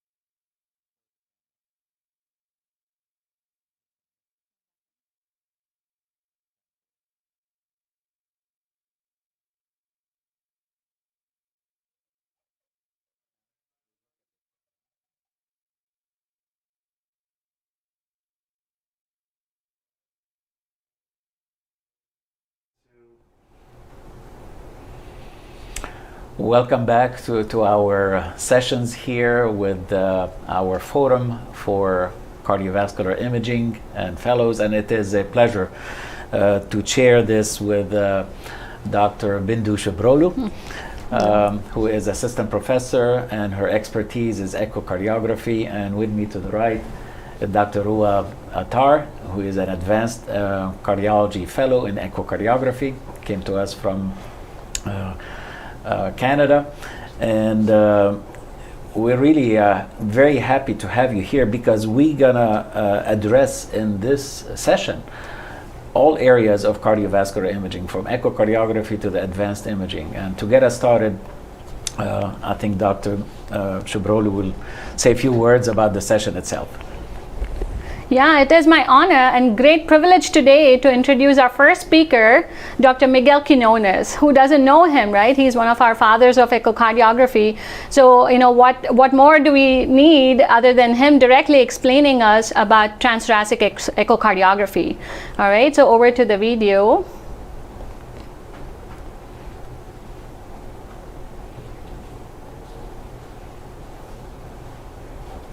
Good morning. I'm Miguel Quinones, and today we are going to discuss the technique of transthoracic echocardiography. I'm going to be joined by Dr. Bindu Chevrolo, who is going to give you a demonstration of the technique using a simulator. Transthoracic echocardiography is the most common imaging technique used in cardiology for the evaluation of the heart and major blood vessels. It is performed by holding a transducer in your hands that emits sound waves, creating an arc, and from that we can obtain tomographic views of the heart. Over the past 40 years, the technique has evolved from just simple two-dimensional images of the heart to having spectral Doppler, both pulse wave and continuous wave, which allows us to measure velocities within the heart, embedding the Doppler technology in the 2D image, and therefore having what we call color Doppler, which allows us to get a spatial orientation of blood flow velocities within the heart. Contrast echocardiography, which consists of injecting specific contrast media that has little bubbles that reflects sounds and produces a very nice delineation of the cavities of the heart, particularly the left ventricle. Three-dimensional echocardiography has been an amazing development with multiple uses, but a common one is to be able to get automated assessment of left ventricular volumes and ejection fraction. And strain imaging, which is also an amazing technology that uses the information in the digital matrix of the machine to look at myocardial deformation, and from that derive assessment of myocardial function, both regional and global.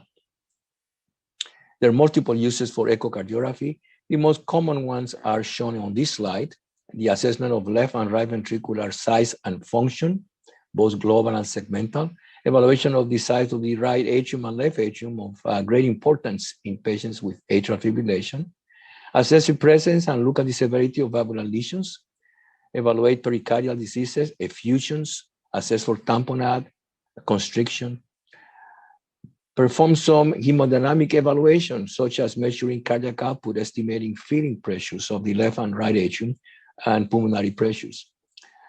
The evaluation of all the different gamma of congenital heart diseases with echocardiography is now possible and has been an amazing development in the field of pediatric cardiology, and now, of course, in adult cardiology too. The patient with endocarditis, the echocardiography allows us to see the vegetations and assess this impact of the disease in the valves in terms of regurgitation and so on.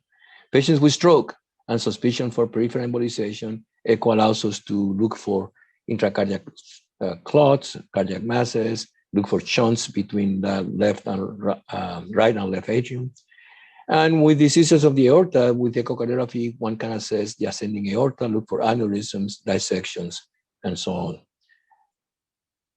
Now, although echocardiography has multiple uses and is of great value in taking care of cardiac patients, it doesn't mean that every single patient needs an echocardiogram. And when you order an echo, my advice is that prior to ordering, know how the test is going to influence your decision. What would you do different when you get the results, if the results is in one way or another? And therefore, understand and know the appropriateness criteria for the test in a given clinical scenario. And these appropriateness criteria have been published by the American College of Cardiology working with other societies. And appropriateness of a test is defined as one where the expected incremental information exceeds the expected negative consequences. And so that in that case, the test is considered acceptable. So let's look at a couple of scenarios. For the evaluation of cardiac structure and function, a patient that presents with symptoms that potentially could be due to a cardiac etiology, for example, shortness of breath, would be considered very appropriate with a score of 9. In contrast, a patient that presents with an occasional premature atrial contraction or a PVC with everything else being normal, EKG examination, no significant symptoms, in that situation, an echo would be considered very inappropriate and a score of 1 is given. In heart failure, echocardiography is very, very helpful. And therefore, the initial evaluation of somebody suspected to have heart failure, the test is very appropriate. And even when patients have heart failure and their clinical scenario changes, the echo would be very appropriate. But in contrast, somebody who's very stable with heart failure, in good medications, no change in clinical status, to do an echo, let's say every 4 or 6 months, would be considered inappropriate. Patients with valvular diseases, presenting with a murmur or suspicion of a valvular disease, the initial evaluation would be very appropriate. And if the patient has a significant severe disease, frequent evaluation like once a year would be also appropriate.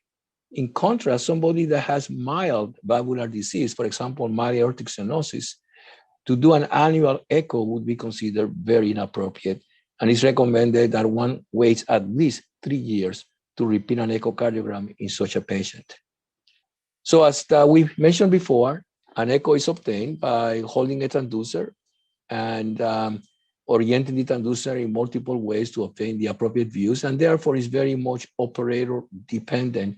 And you will all be learning how to do this through your fellowship. But to give you a little head start, we have asked Dr. Chebrolu to give you a demonstration of how to do the technique using a simulator. Hello everyone, welcome to our annual Fellows Bootcamp. This is Dr. Bindu Chebrolu, Assistant Professor of Cardiology with the Methodist DeBakey Group at Houston Methodist.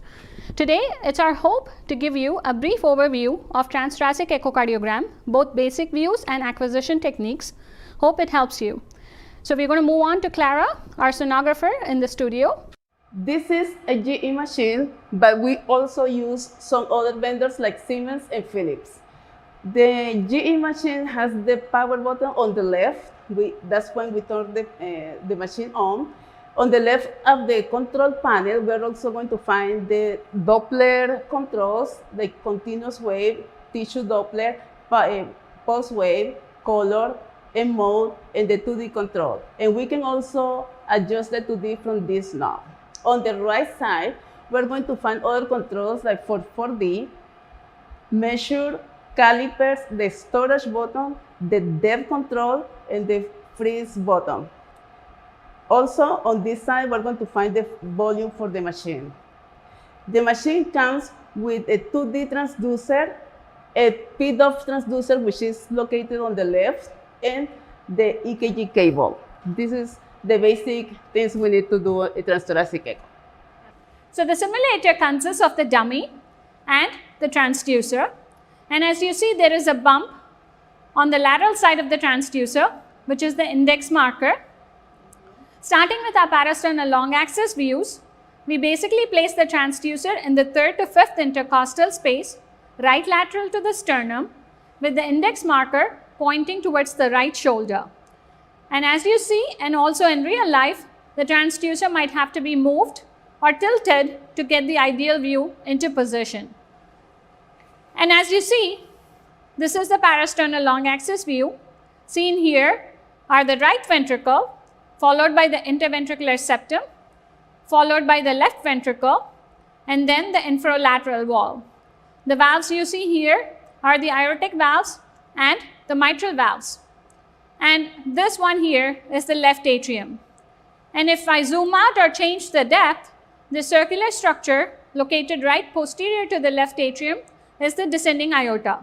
This structure is very helpful in differentiating pericardial effusions from pleural effusions, because pleural effusions are usually located posterior to the descending aorta. So the next view is going to be the parasternal RV inflow view. And as you see, basically you tilt the transducer a little anteriorly to bring in these structures. So seen here are the right ventricle and the right atrium. And as you see, the valve you see here is the tricuspid valve. This is a very good view to assess tricuspid regurgitation. And also, because of the alignment, it is a good view to get a good TR jet for assessment of pulmonary artery systolic pressure. So the next view is going to be the parasternal long axis right ventricular outflow tract view.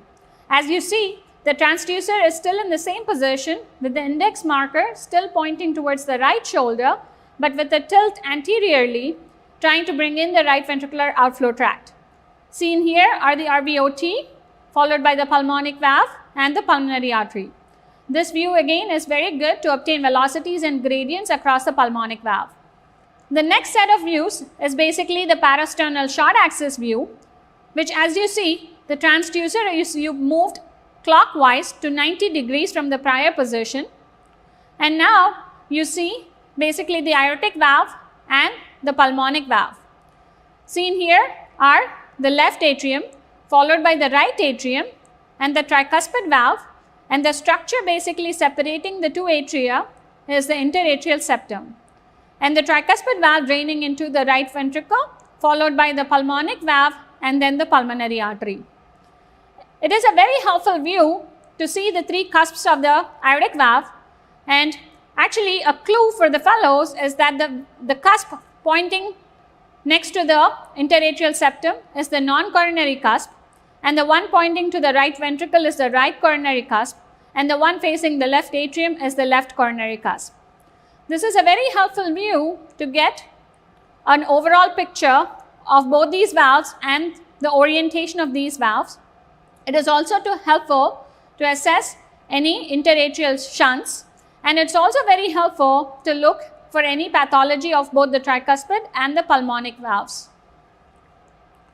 The next view is going to be moving the transducer further posteriorly, and as you see, we bring in the short axis of the mitral valve. And as we tilt the transducer even further, basically you bring in the mid-ventricular or the papillary muscle view. And seen here are basically the anterolateral and the posteromedial papillary muscles. And as you move down further, you basically bring in the left ventricular apex. And as you see, these views are very helpful to assess the left ventricular ejection fraction and also to rule out regional wall motion abnormalities. The next set of view is going to be the apical four-chamber view. The clue is basically to place the transducer at the point of maximal apical impulse. As you see, a quick common source of error is if the transducer is placed one intercostal space above, you see how the left ventricle and the right ventricle are completely foreshortened. So to avoid this mistake, go down by one intercostal space and move the transducer as laterally as you can. And shown here is a beautiful apical four-chamber view. The structure here is the left atrium, and this one here is the left ventricle. And as you see, the walls are basically the infroseptal and the anterolateral walls. And then seen here is the right ventricle, followed by the right atrium. Also you see here is the interatrial septum and the interventricular septum. The other structure you also see is the left upper pulmonary vein draining into the left atrium. This is a beautiful view to get comprehensive information, not just of both the ventricles, but also color Doppler and pulse wave Doppler assessment of both the valves. So the next view from here is going to be the apical two-chamber view. As you see, the transducer was moved counterclockwise with a little tint to bring in the two-chamber view. Seen here are the left ventricle and the left atrium and the commissural view of the mitral valve. As you see, basically the walls shown here are the inferior wall and the anterior wall. It is also a very good view to assess for mitral regurgitation on color Doppler assessment. The next view we are going to move on is the apical three-chamber view.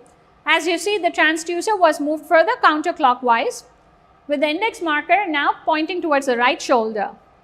And seen here again is the left ventricle and the left atrium, followed by the aortic valve and the mitral valve. The walls seen here are basically the infrolateral wall and the anteroseptal wall. This is also another good view to diagnose any regional wall motion abnormalities and is also very good to assess transaortic velocities and pressure gradients.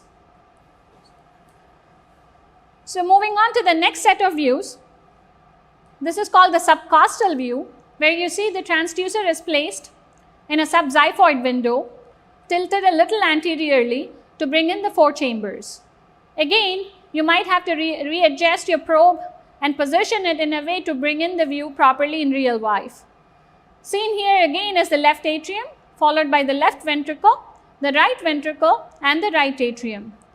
This is actually a very good view to bring in the interatrial septum and also to assess for any shunts in the interatrial septum.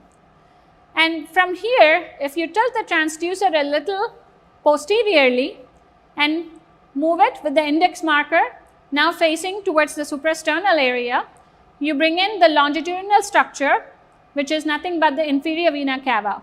And you can identify it by seeing how it drains into the right atrium. The inferior vena cava is very helpful to assess the right atrial pressure depending on its size and collapsibility with respiration. And you see the other longitudinal structure underneath the inferior vena cava, and if you manipulate the probe a little further, you can bring in this into view. This is nothing but the descending thoracic aorta. Thank you so much for being a part of our annual Fellows Bootcamp this year. Hope this is helpful for your transthoracic echocardiographic learning experience. Thank you.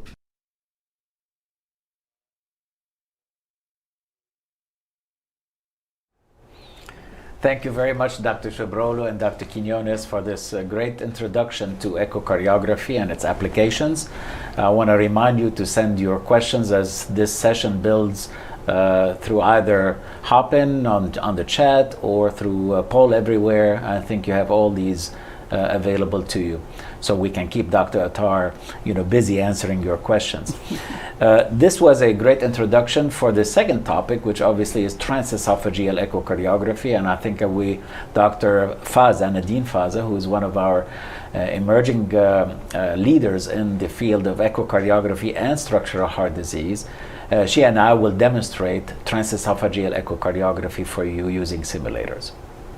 Hello, I'm Dr. William Zogby, the Chief of Cardiology here at Houston Methodist, and it's a pleasure to have with me Dr. Nadine Faza, an expert in structural heart disease and echocardiography. So what we thought today is to go through some of the views and important things for you to consider when you do a transesophageal echocardiogram.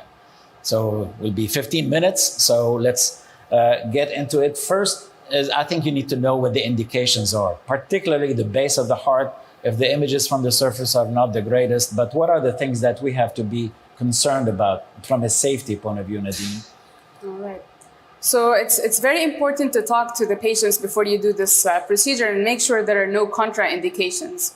Things to ask these patients are, if they have any loose teeth that might get dislodged as you're advancing the probe, any difficulty swallowing, some patients have strictures or tumors obstructing their esophagus. Make sure the patient is hemodynamically stable with no respiratory compromise before you sedate them and advance the probe down the esophagus.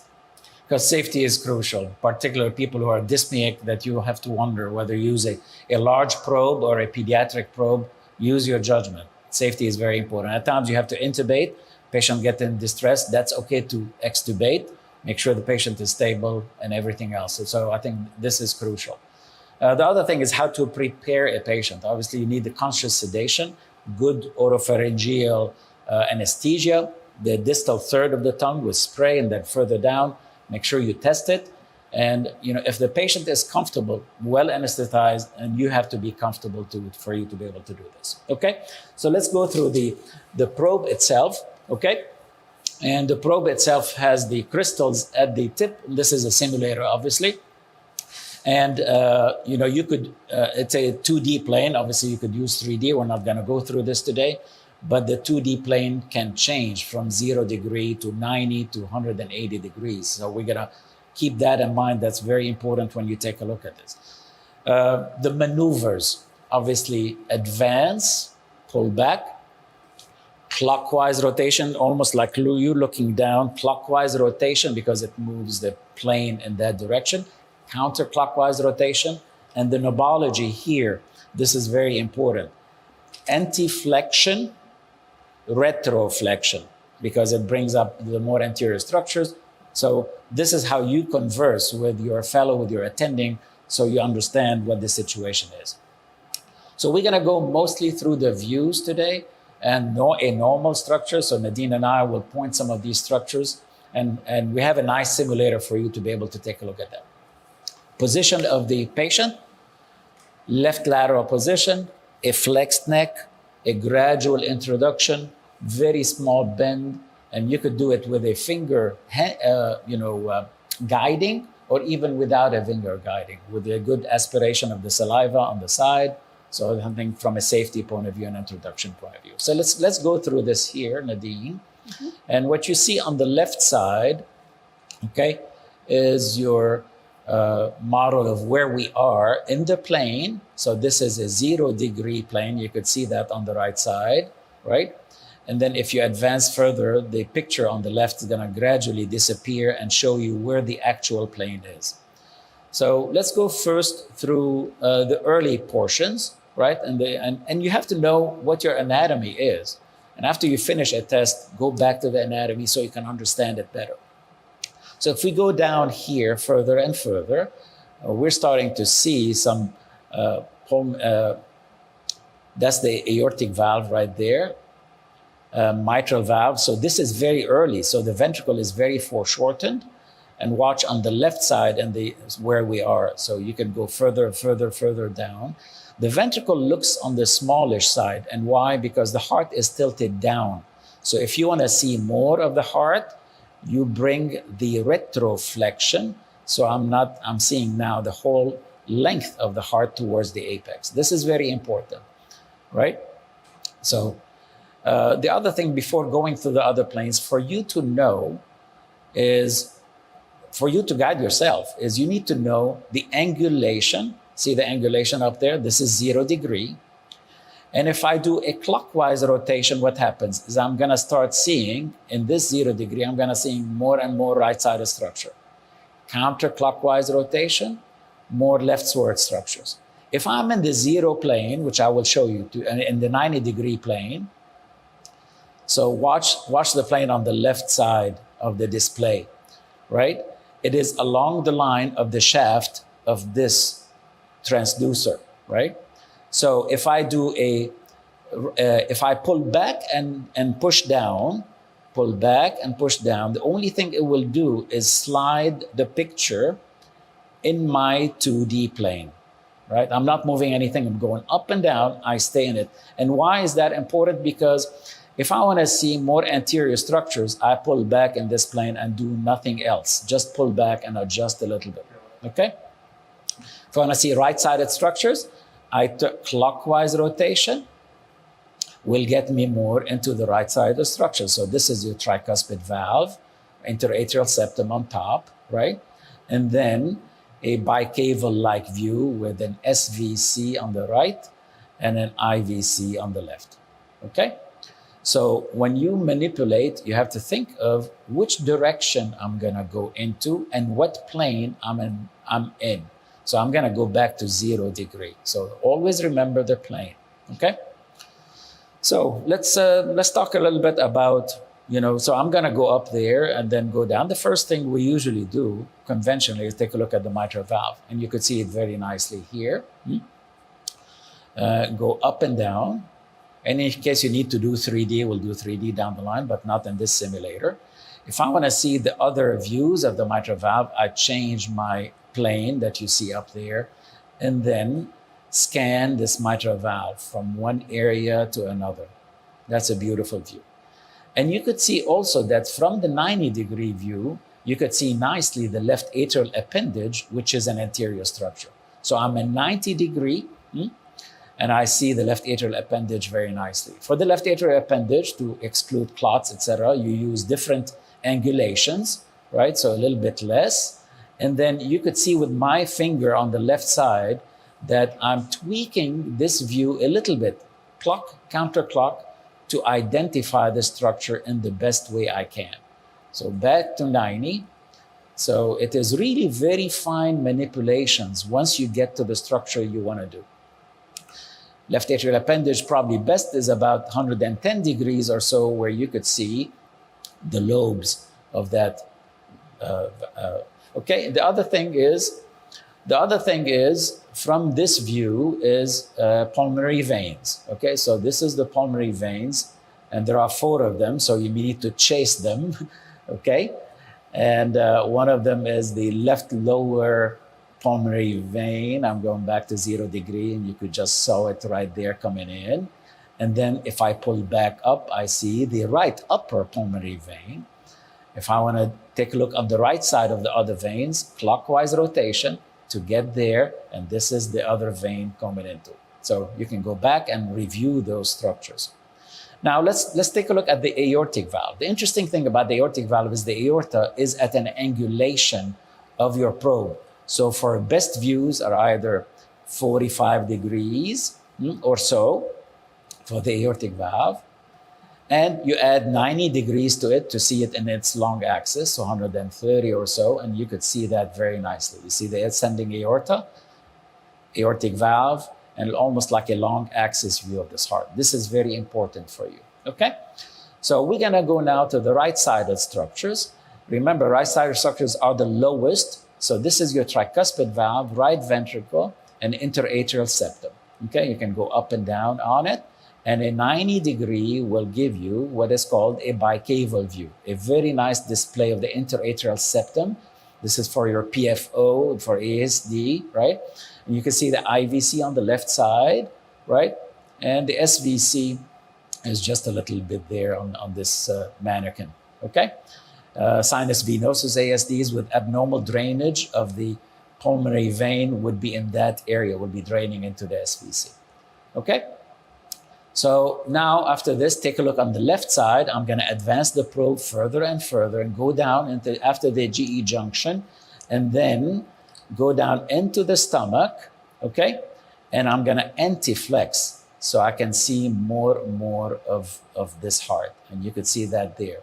Now you have to do a little manipulation to get your left ventricle in cross-section, right ventricle close to it there, right? And you could see I need anti-flexion for me to be able to see it well. At 90 degree, I get a long axis of this heart and be able to see it more and more. And if I want to see the apex, I push that further and further. You could see my tip of the transducer is getting there. Now I go back to 0 degree. I can see that in nice short axis. Notice one thing. If I do less anti-flexion, more retroflexion, I see the tip, very tip of the heart, okay? Now I can do more anti-flexion. It gets closer to the base, more and more base, and then I get to the mitral valve and even aortic valve. All right, after this, what we want to do is take a look at the aorta on the way out. So we turn around and hopefully see the aorta on this mannequin. Let's see if we can see it. Let's see here. I'm going to see that. There we go. Getting there almost. Just a second for me. There you go. All right. So I pull back gradually up. If I want to see the long axis of it, I go to 90 degree. That's very nice. You look for any atheromas, dissections, etc., and see what happens when you get very high up. You start seeing the arch. So this is the distal arch. And this is, if I do clockwise rotation, this is the proximal arch. When you get there, patient may be a little bit uncomfortable, all right? But you take a look at that and see how uncomfortable the patient is. Ideally, you go to 90 degree so I can see a cross-section of the aorta itself, right? To look for atheromas, somebody with stroke, etc., etc. And I think that should do it, okay? Nadine, any thoughts from your end? Any other maybe things that we need to, take a look at? That was a great illustration of all the different views, Dr. Zogby. I think for first-year fellows just starting, as pointed out previously, make sure you have the right indication to do the test. Make sure that it's safe to do the test. And make sure to answer the question early on in your test in case there are any complications or hemodynamic compromise. So if you're looking for a left atrial appendage clot, try to get the appendage views, get your answer before you screen for other pathologies. Very good. And learn from your experience. Don't rush into a TEE. Usually we get our fellows to start TEs after about a month of transthoracic. So it's very important to understand the ultrasound before you start into the mechanics. The mechanics actually are the easiest, is the interpretation. Getting the accurate views to identify what you need, I think would be very crucial for you. And learn from each case. Go back to your structure, if you have a heart structure in front of you, to understand and refine it. And ultimately, what you want to get to is to identify a certain structure with the least hesitation and targeted, said, I have to turn, clockwise rotation, just targeted views. So the quickest you can get, the best, particularly in emergencies for you. Hopefully that was helpful. Mm-hmm.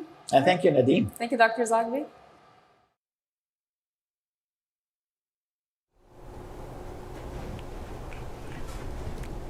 Well, that was an amazing session, I should say. It is my pleasure to introduce our next speaker, Dr. Julie Damp, who is actually an inspiration for every women in cardiology fellow out there.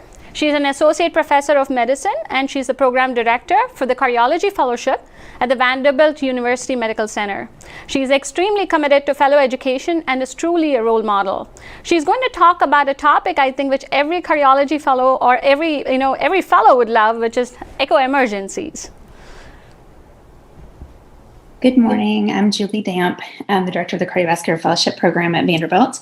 We're going to talk about a lot of information on echo emergencies in just a brief 10 minutes.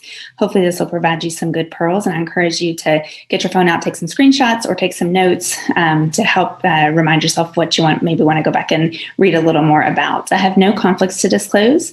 We're going to identify indications for emergent echocardiograms and highlight some key findings of these entities by echo.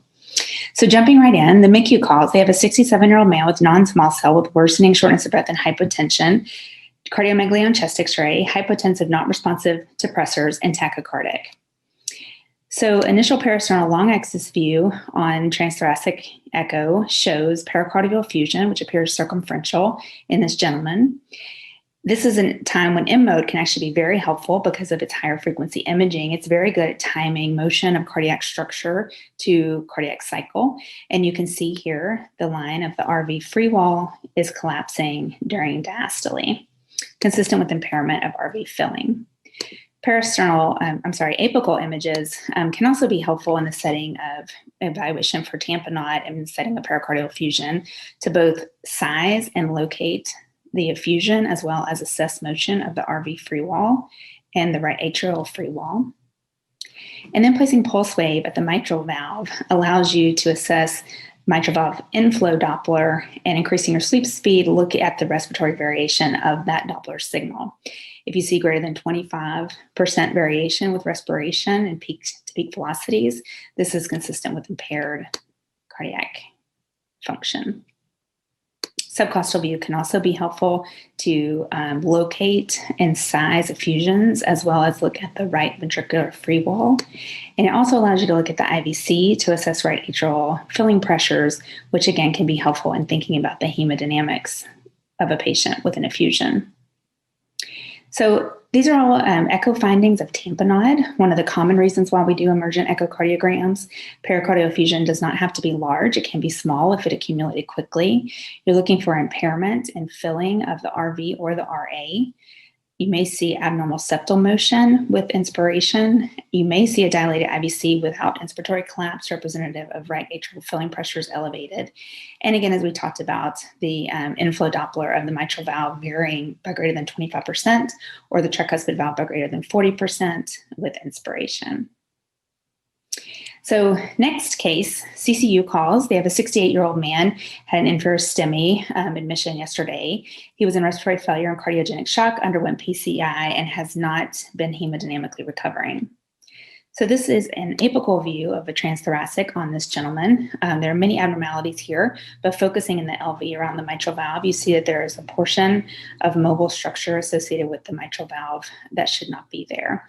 Highly suspicious for a ruptured papillary muscle in this clinical scenario. This is a TEE of another patient with a similar entity. And again, here you see this disrupted portion of the subvalvular structure with this mobile portion of the papillary muscle, allowing the leaflet to fall back into the left atrium. And then when you place color across this, demonstrating severe mitral regurgitation. This is a transgastric view of a TEE, the same TEE in this patient. You again see that mobile portion of the papillary muscle structure. You might also see a view similar to this in the short axis on transthoracic.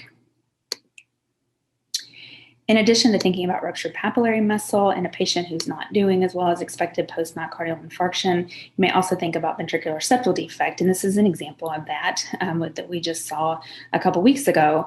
This is the right ventricle in a subcostal view. This is the septum, and you see that there is this dropout here of the septum where the septum should be intact, representative of a large VSD, and you put color across that and do indeed see flow across it. So mechanical complications of MI are not things that we see as commonly as we used to, but they're something that have to be, higher on your radar, something you're really thinking about so that you catch them when they do occur. The timeline for these is 2 to 7 days post-MI. In addition to the two we talked about, LV free wall rupture can occur as well and is typically a pretty catastrophic event. So the medicine resident calls with a 45-year-old woman transferred with positive blood cultures. She's had worsening respiratory failure and hypotension. So you do a transthoracic echo. On the peristernal long axis images, initially you see this large mobile mass associated with the aortic valve, highly suspicious for a large vegetation in this clinical scenario. When you put color Doppler across the aortic valve here, you see severe aortic insufficiency. And then additional continuous wave Doppler also reveals elevation and gradients across the valve, which could be due in part to obstruction from a large vegetation, also could be partially due to increased flow in the setting of severe aortic insufficiency. So acute complications of endocarditis or other acute valve lesions may have you looking for things that would lead surgeons to operating on a patient. That may include vegetation size, valve function being severe, structural disruption of the valves, and perivalvular abscess. So the MICU calls again with a 58-year-old man, complex medical history, admitted with respiratory failure and hypotension, cardiomegaly on chest X-ray, and the PA catheter that you helped them place earlier showed a low wedge and low cardiac index. So transthoracic imaging on this patient shows evidence of a large right ventricle. So this is the peristernal long axis imaging. You see this large right ventricle. Systolic function of the right ventricle also appears to be abnormal. So peristernal short axis image shows flattening of the septum, or what we call a D-shaped septum. So this is the LV, septum appears flat, RV appears large. And if this flattening persists through systole and diastole, that is consistent with RV pressure overload. We also see here in this apical image that the RV again appears dilated. The RV free wall does not appear to be moving normally, but you do see good contraction here at the apical portion of the RV. And that is something called McConnell sign. So depressed RV function with preservation of the apex, which points towards a pulmonary embolus. Pulse wave Doppler across the pulmonic valve may also be helpful in evaluating for signs of pulmonary hypertension. So in pulmonary embolus, you may see visualization of thrombus in the PA, although this is more likely on TEE than TE. RV and PA may appear dilated. The RV may be dysfunctional. You may see this D-shaped septal pattern that we looked at, as well as elevations in pulmonary pressures and regurgitation of the pulmonic and the tricuspid valves. It is important to note that acute pulmonary embolus does not frequently generate severely elevated pulmonary pressures.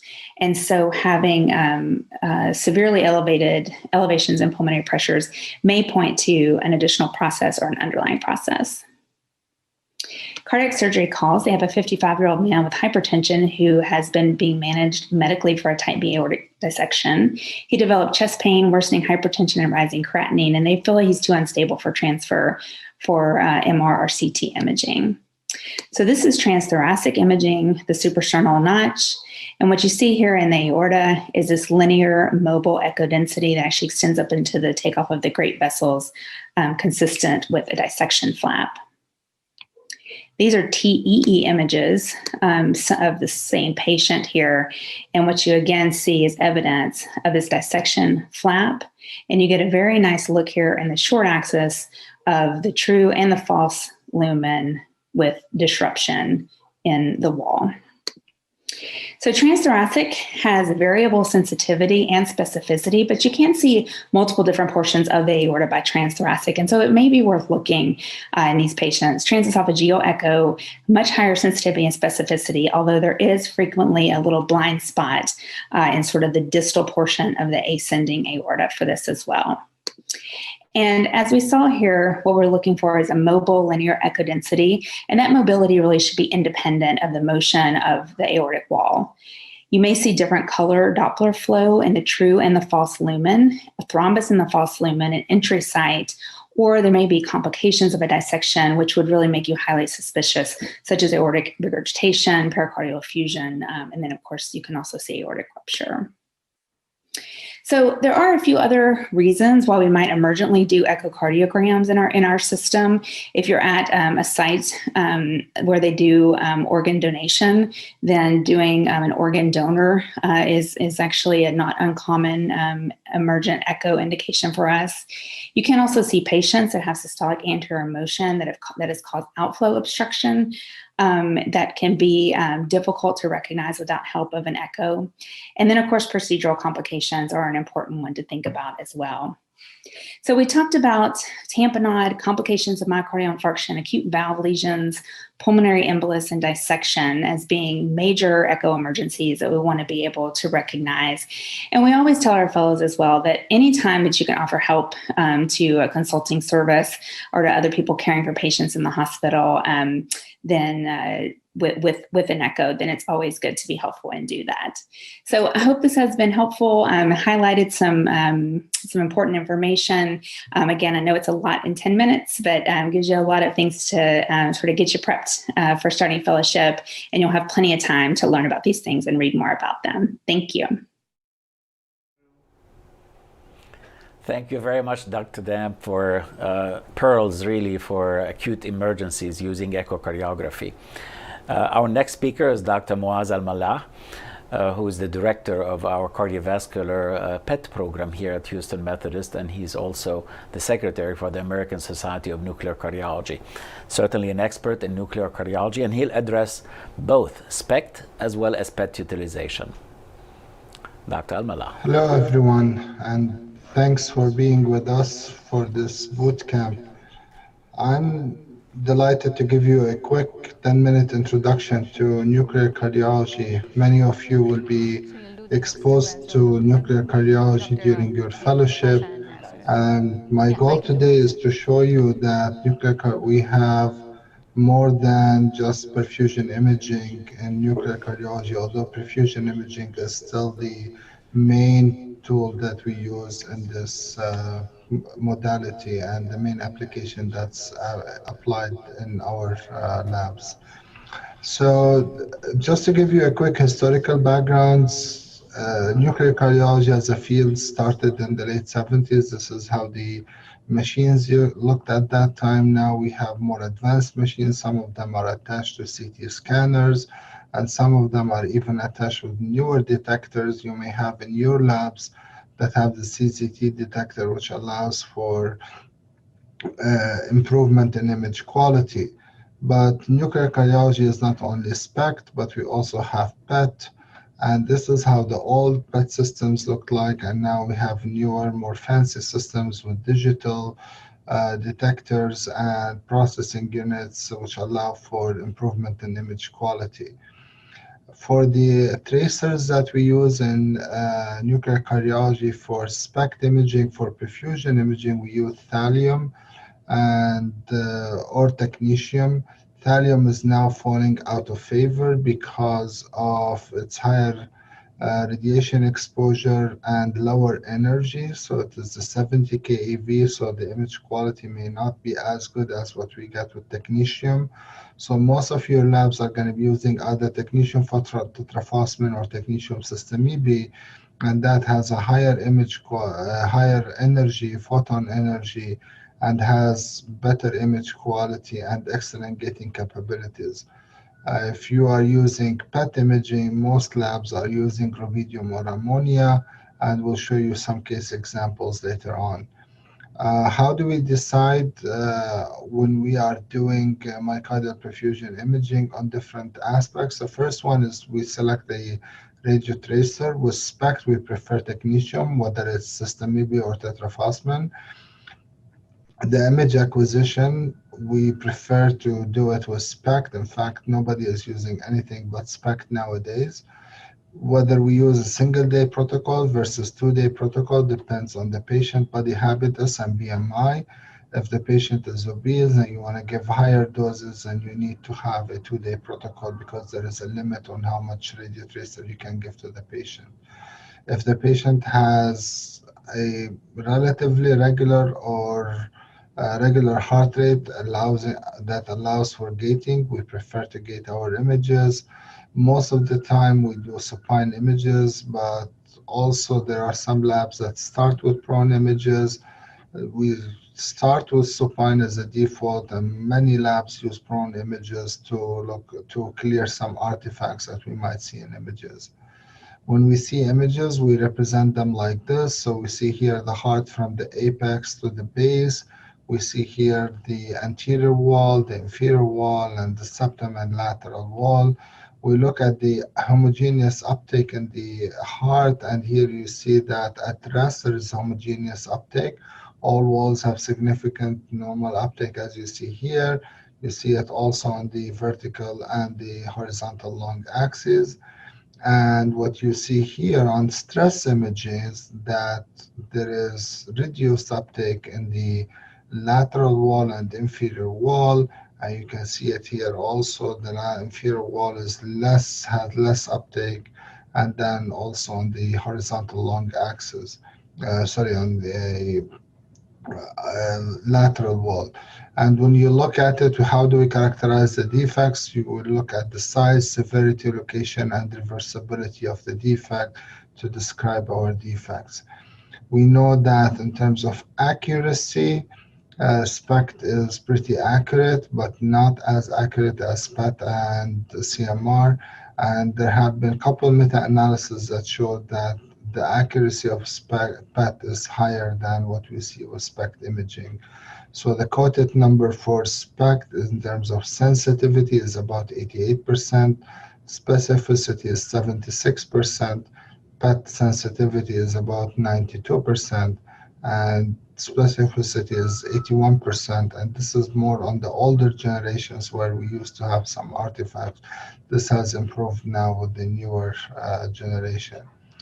An additional data point that we have with PET with nuclear imaging is the prognostic value, where a normal study is associated with very good outcome, less than 1% event rate per year. And as the study becomes abnormal, there is a graded increase in the rate of event rate across the strata of abnormality. So the more abnormal studies, they have the higher event rate over time. This is a very important slide that you will see a lot in your during your fellowships, and many people will refer to it using nuclear cardiology or physiologic imaging with a nuclear or CMR or other tools to guide therapy. The data have shown that if you have only a small defect or mild defect, patient will have lower hazards with medical therapy. So a small defect can be safely treated medically. If you have larger defects, at least observational data suggests that these patients should be going to revascularization. Now, the ischemia trial even challenges that a little bit in a subgroup of patients who have normal ejection fraction, no left main disease, normal kidney function, and symptoms that are controlled. And in that subgroup, they could not show a difference between medical and revascularization. But in general, the more the defect, if it crosses a 10% threshold, then these patients do better with revascularization. This is one of the challenges of SPECT imaging in obese patients. So here's one case from the literature where the patient had very poor image quality with non-attenuation correction. You do an attenuation correction and the images improve, but they're still not excellent quality. And once you do PET imaging, you can see the image quality. It becomes more easier to interpret in these patients. And also, for example, looking at the accuracy, this is a patient that have technically a normal study, but when we did PET with flurpiridaz, which is still a research agent, as of now not FDA approved yet, you can see that there is a large perfusion defect that was not picked up with SPECT. So with PET, we have more information that we gathered, higher image quality, and with that, the main added value is actually going through the myocardial blood flow assessment and coronary flow reserve, which is kind of limited with SPECT. It's still a research tool, but it's a clinical tool with PET, where we are able to quantify how much blood passes through the coronaries. And if it is normal, the chance of significant disease is extremely low, the negative predictive value of 0.97. And it also adds incremental prognostic value. So even among patients with normal perfusion, a drop in the myocardial blood flow is associated with worse outcome. I'll leave you with this slide to show you that any PET protocol has much lower radiation exposure than any SPECT exposure. So if you do thallium with dual isotope, thallium and technetium, you're getting like 20-25 millisieverts. If you start to come down on technetium, you might come down to lower doses, but PET is still in the range of 2 to 3 millisievert. It depends on the machine and how much you're giving with your isotope. But we don't only do perfusion imaging with nuclear cardiology. We also do viability. There are many tools that you can use for viability imaging. Nuclear techniques, especially with FDG PET, has the highest sensitivity in this meta-analysis. And when we look at it, you can use either technetium, which is probably what most of you are going to see in your labs, but you can also use FDG PET. With technetium or thallium, you can inject the agent and then wait 4 hours after nitro enhanced to look for redistribution. And then in some cases, you want to look for 24 hours. And here you see a defect that comes back and indicating that the inferior wall is viable in this segment here. However, PET is more sensitive for these. And here you see a large perfusion defect on rubidium imaging. And now there is no uptake in the same area by metabolism, which indicates that this patient has a scar. So there is a match between perfusion and metabolism. So here are the different patterns that you get by PET. Either both are normal, or you can get a decreased perfusion but normal metabolism, and this indicates viability. And this is the match defect where you see scarring and match defect between perfusion and metabolism. And this is the summary of the different tools in here. And PET has a lot of data going even 20-25 years backward to support its use in viability imaging. Newer applications looking at amyloidosis and ATTR amyloidosis, there is uptake of PYP, which is a bone agent, which you do not see in AL amyloidosis. So PYP now gaining a lot of interest, and you might see it in your labs among those patients who have amyloidosis suspicion, and you want to differentiate between ATTR versus AL amyloidosis. And you can see in AL there is no uptake, in ATTR there is significant uptake. We can quantify it by grade and heart to contralateral ratio. There's also interest in sarcoidosis in these patients, and here you see a patient who have significant late gadolinium enhancement, has a perfusion defect in that area, and have significant inflammatory uptake in that same territory there. And finally, we are using it also for endocarditis imaging, similar to the tagged YPC scan you see in your practice, but this is even more sensitive than what you see with the tagged YPC scan. And here is an example of a patient who has an abscess here, and it lights up big time. There's another smaller abscess in this area and next to the right coronary cusp, and there is some uptake here, and these are the two abscesses seen on the same patient, and this was confirmed by surgery. So in summary, I hope I showed you that we can do a lot of applications with nuclear cardiology. Still, myocardial perfusion imaging is the main tool, but we also have viability imaging, amyloid imaging, inflammation imaging with sarcoidosis, and also endocarditis. And there are many other clinical applications that I didn't touch on, but are used less frequently. Then thank you for your attention.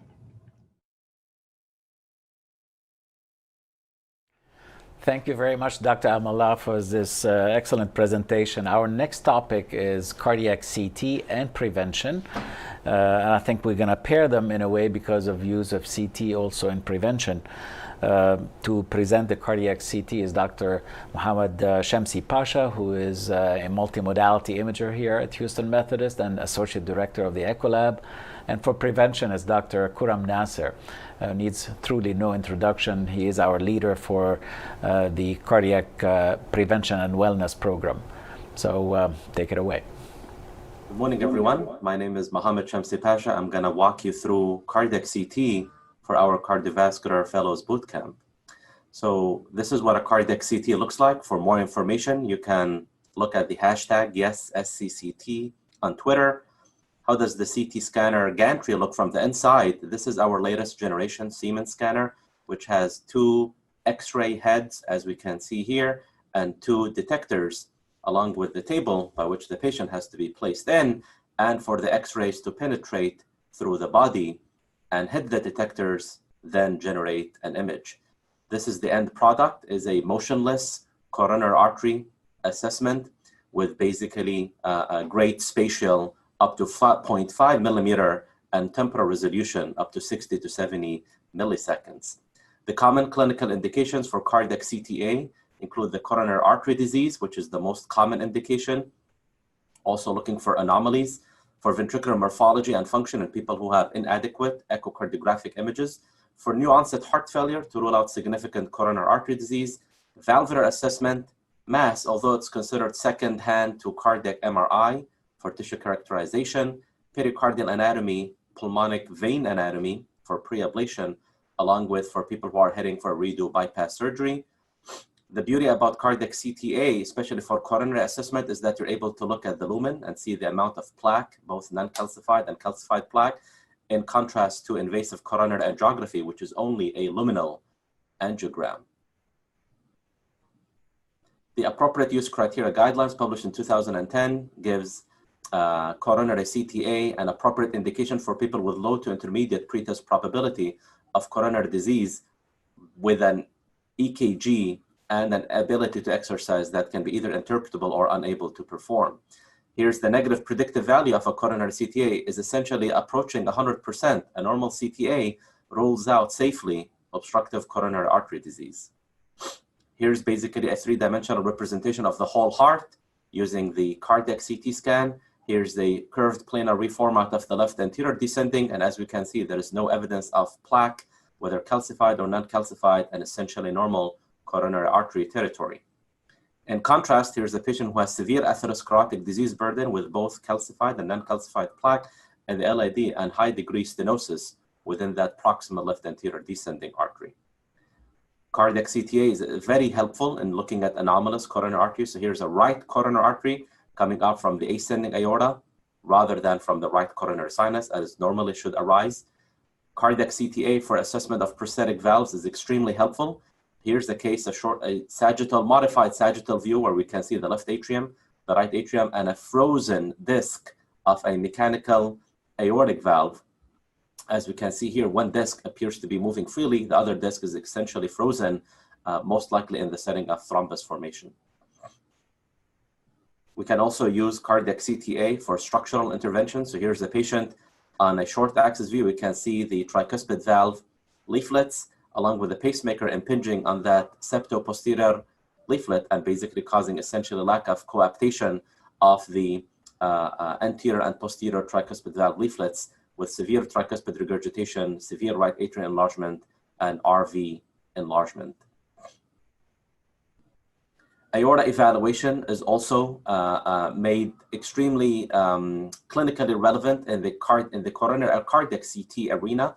We can basically get a 3D reconstruction of the whole aorta, and we can assess basically for dissections, aneurysms, and here's a two-dimensional reconstruction on a curved planar reformat of the whole aorta where we do not see any evidence of plaque and no evidence of any acute aortic pathologies.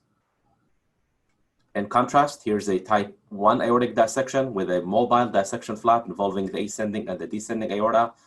Thanks to the new technologies in CT where we're able to acquire dynamic imaging with a temporal resolution of almost approaching 70 milliseconds.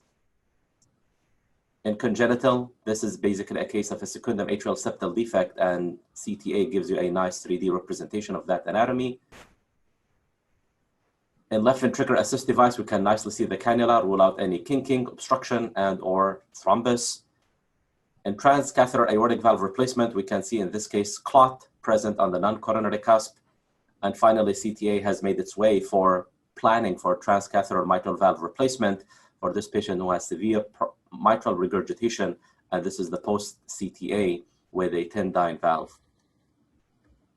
Thank you all for listening, and I hope you enjoy your conference. Good morning, everyone. My name is Dr. Nasser, and I'll be talking today about the role of coronary artery calcium testing in clinical cardiology. I'm aware that most of you who might have attended the November 2018 AHA annual conference or have at least read about it would have seen the headlines boasting the role of coronary artery calcium testing and the new guidelines making room and claiming a larger role in the cholesterol guidelines. So what is a coronary artery calcium testing? In 1990, Arthur Eggerson gave us the first peek of this test, having a significant role as a non-invasive insights into the coronary atherosclerosis. Coronary artery calcium testing is performed by a rapid CT scan of the heart that doesn't require contrast. It's widely accessible, inexpensive, and a low radiation dose equivalent to a mammogram. In the early 2000s till 2008, two large studies, the multi-ethnic study of atherosclerosis in the US and Heinz-Nixdorf recall study in Germany, showed three things. Number one, a higher coronary artery calcium score is significantly associated with an adverse coronary artery disease outcomes, almost about 10 to 16-fold higher risk. It is the only one marker that can discriminate among those who would have an adverse outcome versus not above and beyond traditional risk factors, and more importantly, can identify a sizable portion of individuals, for example, about 50% of those who are in the intermediate risk, where it would reclassify their risk to a point where it may impact management. Now, not only it identifies those who are at a higher risk, in 2009, we for the first time demonstrate that a significant proportion of the general population have no underlying atherosclerosis with a calcium score of 0, and at least in the 5 to 10 years initial follow-up, they were at a significantly lower risk and at a term that we coined power of 0. In the subsequent 4 years, and this is a summary review article that clearly showed that risk factor does not equate with the calcium presence and burden. We also showed that there is a huge heterogeneity at the extreme spectrum of traditional risk factors, for example, those with diabetes, hyperlipidemia, family history of heart disease, or inflammation. Almost 1/3 of half of these individuals who we would deem high risk by traditional measures actually have calcium score of 0 and at a pretty low risk of having an effect. So moving ahead on this, within the context of the guidelines in 2015, we clearly demonstrated that at least 2 out of 3 individuals age 45 years and above are already candidates for statin therapy. Surprisingly, only 1 out of those 2 would have any atherosclerosis. And among those who had a calcium score of 0, their 10-year risk was such at a low level that they wouldn't even meet the threshold for statin consideration. As a result, we clearly declared in 2015 that rather than changing screening, coronary artery calcium testing is much more valuable for informed statin choices as a de-risking tool for shared decision making. In the ensuing years, for the next 3 years, Power of Zero was confirmed in 3 additional major cohorts, which is the Framingham Heart Study, Jackson Heart Study, bioimaging, and also the Heinz Next of recall. Michael Blaha from Hopkins demonstrated that the calcium score of 0 is the strongest negative predictor for CVD risk as compared to other 12 measures that could potentially be employed in the clinical settings. We also showed that avoiding treatment in calcium score of 0 is cost effective. And Dr. Todd Villanis' group from Walter Reed demonstrated that those treated with statins with a calcium score of 0 over a period of the next 10 years, especially if they're in the intermediate risk groups, would have yield no benefit. So as a result, in 2018, we made a strong plea to the national guidelines about accepting the power of 0, its role as a shared decision-making tool versus screening, emphasizing that a significant proportion of individuals with a calcium score of 0 who are candidates for statin can potentially have flexible goals.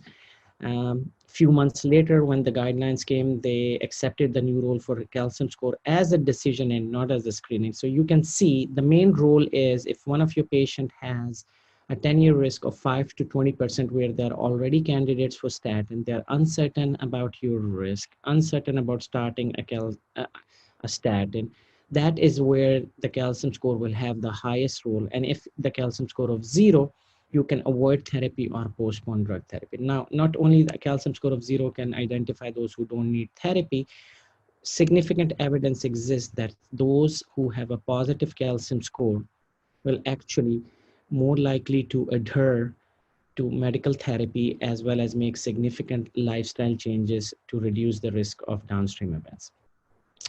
So in summary, the current use of calcium testing in 2020 within clinical practice is as a personalized decision-making tool as per the new guidelines, and it is endorsed by all the expert committees and I would say ready for prime time use. And the main role of this test is to identify who those may not need statin therapy. Now, moving ahead, I think so beyond 2020, the power of 0 is also overcoming new hurdles. For example, there is significant data that it may also risk stratify those with familial hypercholesterolemia. If in the presence of a calcium score of 0, advanced therapies such as PCSK9 inhibitors can potentially be avoided.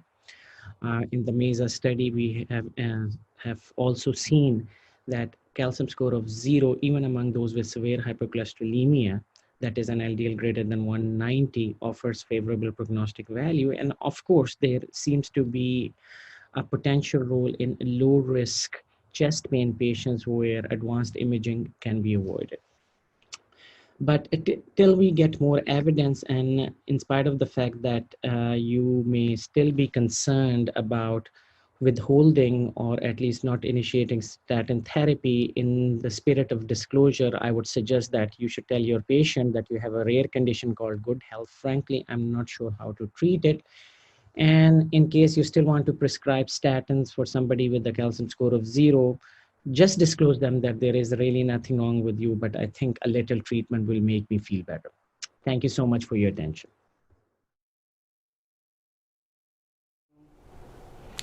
Thank you very much, Dr. Shamsi Pasha and Nasser, for these wonderful presentations. Our last technology, if you will, or modality for cardiovascular imaging that we'll discuss this morning is cardiac MRI. And who best to give this? Our head of cardiac MRI, Dr. Deepan Shah, who also directs our cardiovascular imaging center. So Dr. Shah will give you all the latest on cardiac MRI, and hopefully you have the technology to use it.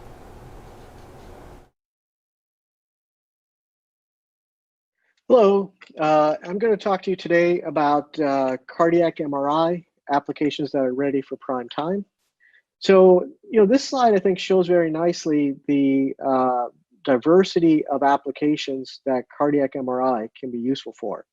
And what I'm going to try to do here over the next 8 to 10 minutes or so is go through and talk about some of the key applications that we use it for. So first thing, I think all of you are probably aware. Here's an example of what a 1.5 Tesla MRI scanner looks like. This is our scan room for our inpatient unit. It's a kind of a donut-like machine. The patient lays on this table here. The table then takes the patient into the bore of the scanner. So a few things about the MRI. So one, obviously, is it provides you with non-invasive, high-quality imaging, no radiation exposure. But it is important to keep in mind that it is a strong magnetic field, and so we need to be careful with metallic objects, and especially with implants that patients may have, requires a careful screening. And one thing I also want to make sure everyone is aware is that the MRI scanner is always on. So even if you go down on a Sunday night and the lights are out and nobody's in the MRI suite, be cognizant of the fact that it's a very strong magnetic field that always is turned on. And as a result, you can have major catastrophes if you walk into the room with any metal. Here's an example of somebody who tried to take in a patient bed, and you can see what happened. So as a result, I think that the number one rule is if there's ever a patient emergency that happens inside the MRI room, the first thing you do is get the patient out of the room, out to a non-MRI area, and then you perform your code or your resuscitative efforts. So I think for all the fellows that or residents that may get called for an emergency, that's the first thing to always keep in mind. Okay, so let's talk about applications. So as cardiologists, probably the first thing we want to know for any given patient is what's LV function and are there any regional Walmesch abnormalities. And so this is an area where MRI is very useful because, again, it provides you with very high quality images that don't have limitations from body habitus or acoustic windows from lung disease or anything else. And so a typical LV function study can be done in about 10 to 15 minutes, doesn't require any IV contrast, and we will get a series of short axis views from base of the heart to the apex. These are every 10 millimeters apart, along with the standard long axis cine images. And then by contouring the endocardial and epicardial contours, you're able to derive the end diastolic and end systolic volumes and ejection fraction with fairly high reproducibility and high accuracy.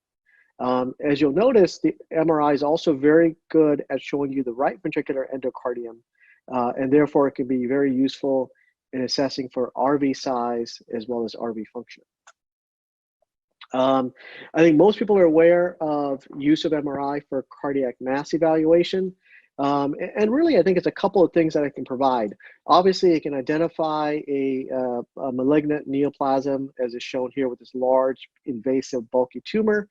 But also, there's certain characteristic findings of certain cardiac masses, such as lipomatous tissue, where you see high signal on T1 weighted imaging with complete saturation when you do FAT-SAT techniques, thrombus, which has, again, a certain signature when you use a specialized sequence called long inversion time, and then papillary fibroblastoma, which tends to show very avid contrast uptake on post-contrast imaging. When we talk about assessment of flows, here's an example of the technique that we utilize, which is similar to echo Doppler. This is called phase contrast CMR, where you can place an imaging slice at any location you want, and you get essentially a velocity map throughout the cardiac cycle.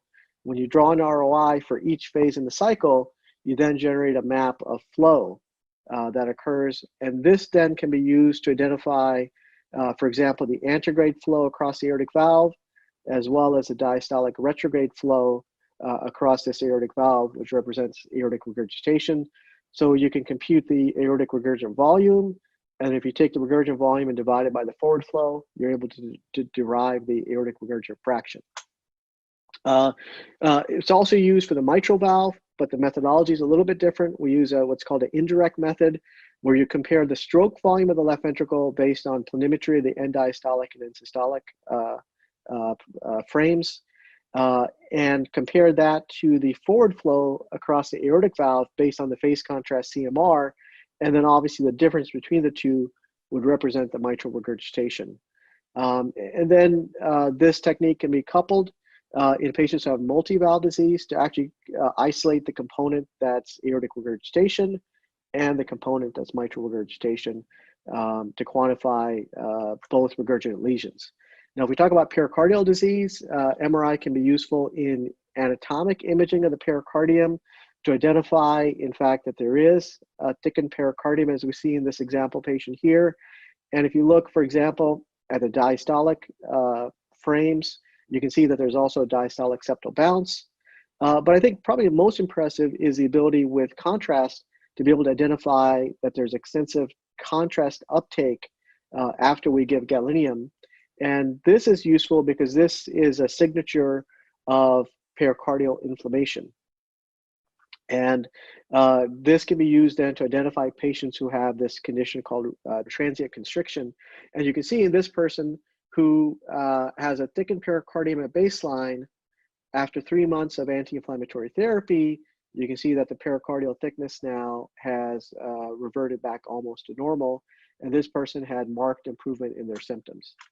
The contrast MRI techniques can also be used to identify myocardial scar, tissue, and viability. And here's an example of 3 different patients who have myocardial infarctions.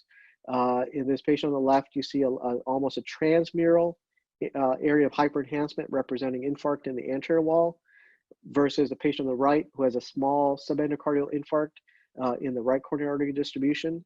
And there's now numerous studies that have demonstrated over the last 20 years or so that irrespective of the setting, whether it's acute or chronic CAD, the likelihood of improvement in contractile function with restoration of blood supply goes down as there's more enhancement in the wall.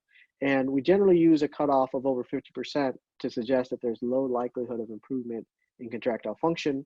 There's also data showing that even with medical therapy, with beta blockers in patients with chronic heart failure, the likelihood of improvement is related inversely to the amount of hyperenhancement or the amount of fibrosis within the myocardium. This ability to directly visualize fibrosis can also then be used in non-ischemic myocardial diseases, where you can identify differing patterns of enhancement, which can be clues to the to the presence of a non-ischemic cause, but also to the underlying etiology. Here's an example of a patient who had clinically suspected myocarditis, and we can see on the MRI that there's an extensive area of epicardial hyperenhancement that again wouldn't be due to coronary disease, and there's histologic correlation, in fact, also showing that there's evidence of active virus in these sites of hyperenhancement, really establishing the diagnosis of active myocarditis.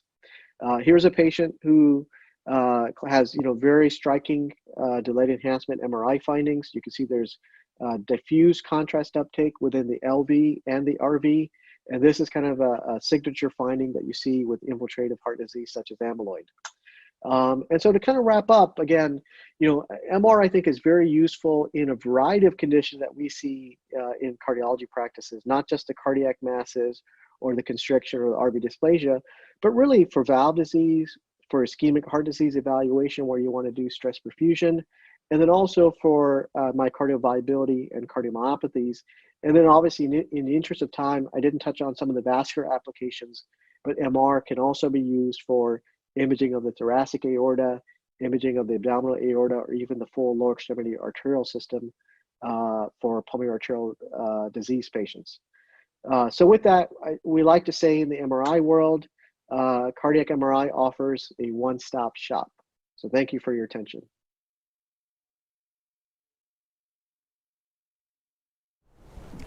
Thank you so much, Dr. Shah, for such a terrific presentation on cardiac MRI. So as we approach the end of our imaging section, I'm humbled to present our next speaker, Dr. Christy Kaiser. She is someone who's extremely committed to fellow education. She is an assistant program director at the MedStar Georgetown Washington Hospital Center. She's going to talk about chest pain evaluation from imaging perspective, which I think is a very important topic for every first-year fellow. Over to Dr. Kaiser. Hi, my name is Christy Kaiser, and I'm a cardiologist at MedStar Washington Hospital Center in Washington, D.C. And we're going to be talking today about chest pain evaluation. This is going to be not going over acute coronary syndrome, but rather chronic chest pain. So our first patient is Ernie. He's a 56-year-old gentleman who has hypertension. Presents to your clinic with chest pressure for the past month. Sometimes it's with exertion, but more often it's just at rest. So he would qualify as having atypical chest pain because it's not consistently brought on with exertion and relieved by rest. But you decide that he needs some further testing given his age and the hypertension. So what are our options? So these are the characteristics of the different non-invasive modalities that we have available. And you can see we have exercise treadmill testing, nuclear stress, dobutamine stress, 2 types of cardiac MRI stress, and then coronary CT. So the exercise testing has a little bit lower sensitivity and specificity than the other tests. But among the imaging modalities, you can see most of them have 80 to 90% sensitivity and specificity, with the exception of the coronary CT that has a 99% sensitivity and similar specificity. So given the similarities in these numbers, it's not surprising that our guidelines tell us you can pretty much pick whichever one you want. These are the 2015 appropriate use guidelines for patients coming to the ED with chest pain, but who have negative troponin and ECG on initial evaluation. So any of these would be appropriate. Similarly, for patients coming to your clinic, this is the European Society of Cardiology guidelines from 2019 on chronic coronary syndromes, saying that non-invasive functional imaging or stress testing with echonuclear or MRI or coronary CT is recommended with a class 1 indication. So with that being said, before we decide which of these tests to do for Ernie, let me ask you, in this patient, should we be looking for flow-limiting CAD or for any CAD? In the past, the traditional argument would be that we're looking for flow-limiting CAD. That's the only one that will cause ischemia and give the patient the symptoms that we're evaluating. But I'm going to argue that we should maybe take this opportunity to look for non-obstructive disease as well. So we have 2 trials to help us with this. The PROMISE trial from 2015 enrolled 10,000 patients with no prior CAD who were determined to be intermediate pretest probability and randomized to a functional stress test or coronary CT. They were followed for 2 years, and there was no difference in outcomes in MI or cardiac death. But I want to point out to you 2 things about this trial. In the functional stress testing group, over half of events that occurred in those with a completely normal test. Similarly, in the coronary CT group, over half of events occurred in those with non-obstructive CAD. In other words, if they'd had a functional stress test, that would have been normal. On the other hand, for those with a coronary CT who had no CAD, there were, unsurprisingly, very few events going forward. So my point here is that given that over half of events occur in those with non-obstructive plaques, and that in this group of patients, the group that has some type of chest pain and their doctors decide based off more advanced age, based off their comorbidities, that they're still high enough risk, we should do some testing. That group of patients is at a higher risk for having underlying CAD and future events than the general population. So even if what they're having right now is not ischemia, maybe we should take this opportunity to look for any non-obstructive plaques that we could intervene on to prevent future events. That leads me to my next trial, the Scott Hart trial. This is a similar design, but with 4,000 patients, a little bit smaller, but same design, followed for 5 years this time, a bit longer. And this time they did see a difference in events, a 41% relative risk reduction in fatal or non-fatal MI, with about a 1.5% absolute reduction in the group with the CT. So what would cause this difference? This was testing 2 different diagnostic modalities, not 2 different therapeutic approaches. So why would this lead to fewer events in one arm?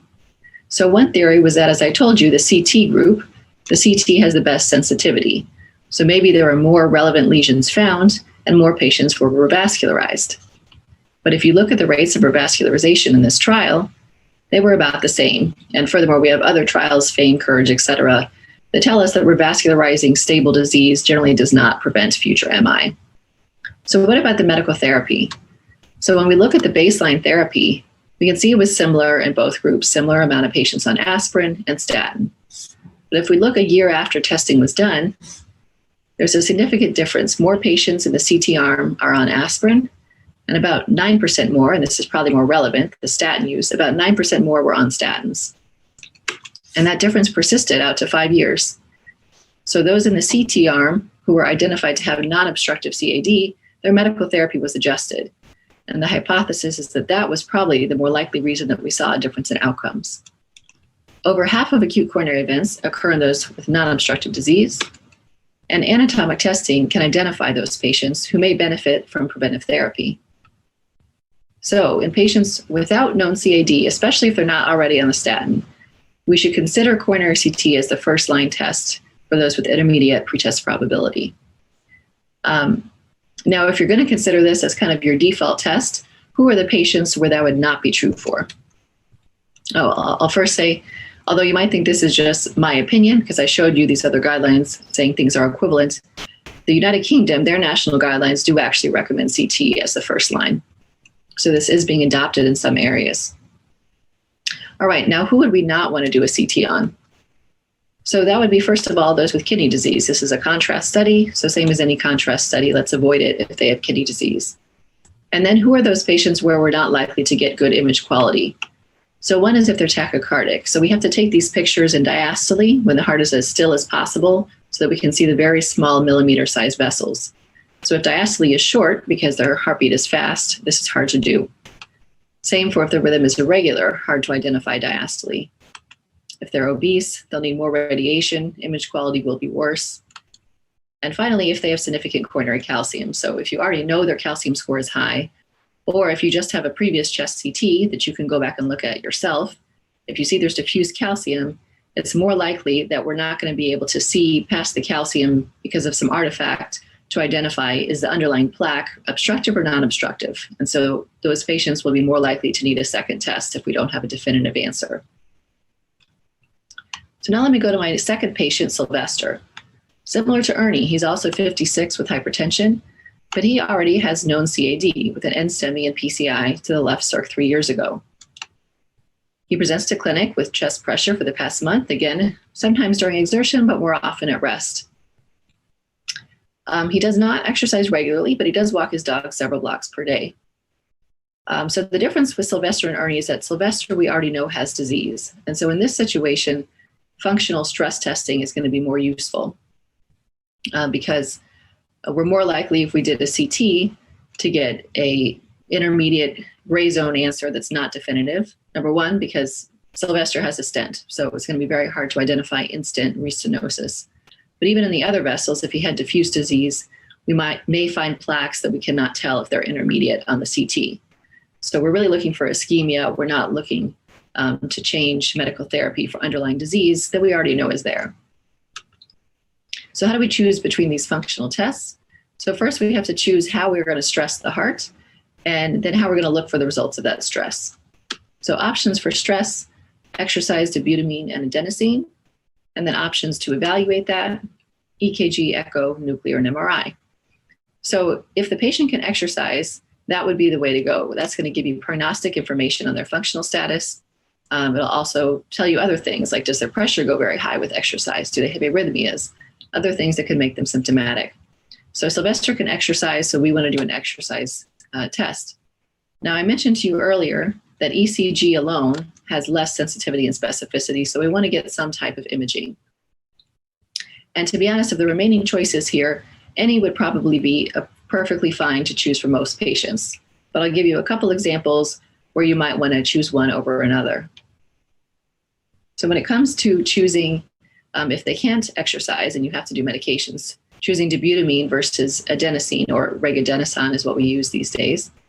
Dobutamine you would want to avoid if they have uncontrolled hypertension or arrhythmias, which that would make it worse.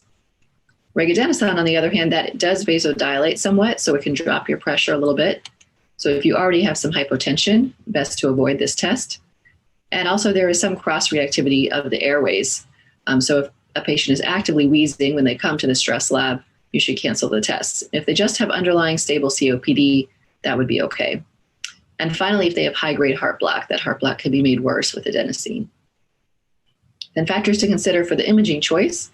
For echo, just the image quality. If they had an echo last year and it was terrible pictures, best to do something different.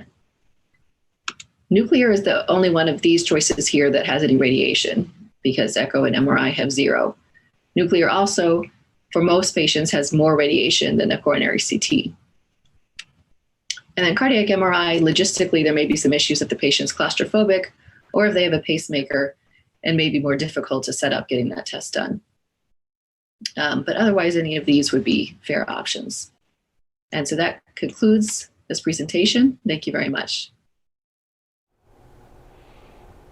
Thank you very much, Dr. Kaiser, for an excellent presentation. And this concludes our imaging session of this morning. I know you're everywhere in the world, so this could be an evening for you.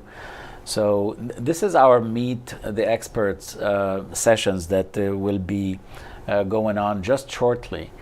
And I wanted you to be aware that you could attend any of these: imaging, prevention, structural heart, etc., etc. So just log in from your Hopin website to the session that you like. This should be informative, relaxing, and open discussion for things that you are interested in. I know you're early on in your career, and but you may have some aspirations to one of these areas to specialize in, and you're going to be with experts as well as senior fellows and people who've been in your shoes.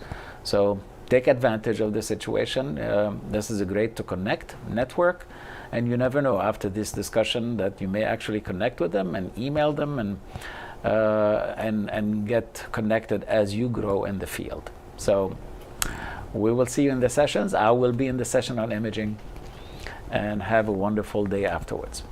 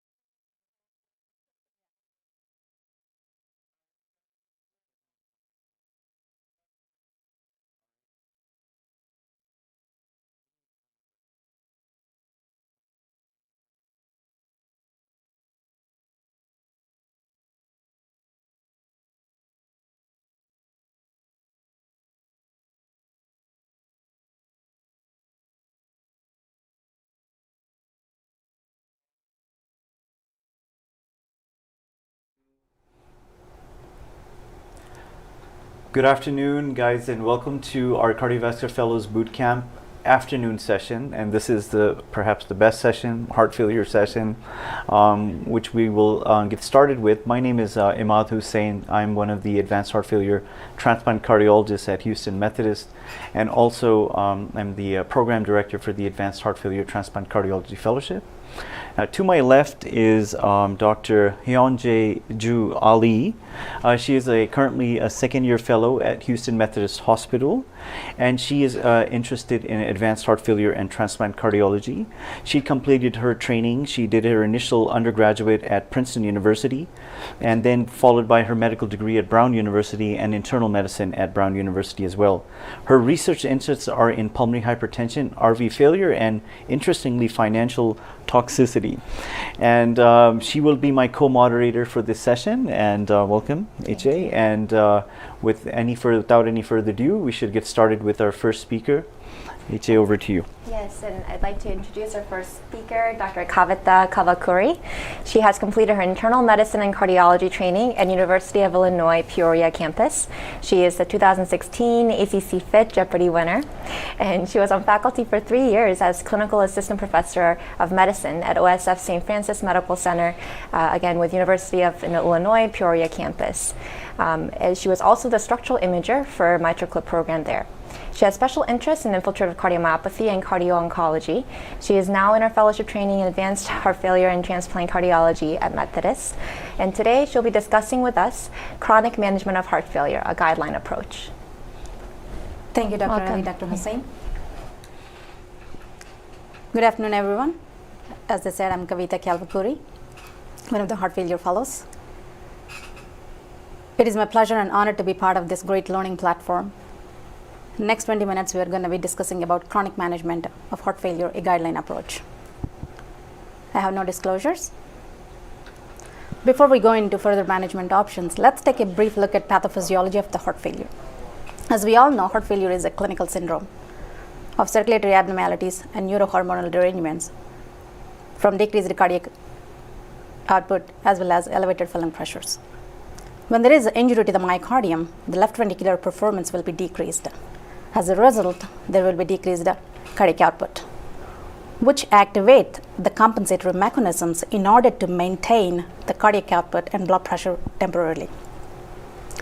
As a part of that, when there is hypotension, the baroreceptors sense that hypotension and activate the sympathetic nervous system, which releases norepinephrine, epinephrine, which increase the heart rate, contractility, and afterload via peripheral vasoconstriction. Similarly, the hypotension as well as hypoperfusion to the kidneys perceived by the kidney as a hypovolemia, even though that is not the case, activate the renin-angiotensin-aldosterone system, leading to sodium and water retention. As a result of these two mechanisms, we are able to maintain the blood pressure and cardiac output temporarily. It's good in short term. However, in the long run, this becomes detrimental to the heart and leading to negative remodeling. Ventricular dilatation and hypertrophy is not good on the heart down the road, and end-stage heart failure. If you look on the right side of the slide, activation of the natriuretic peptide system releases a lot of vasoactive peptides.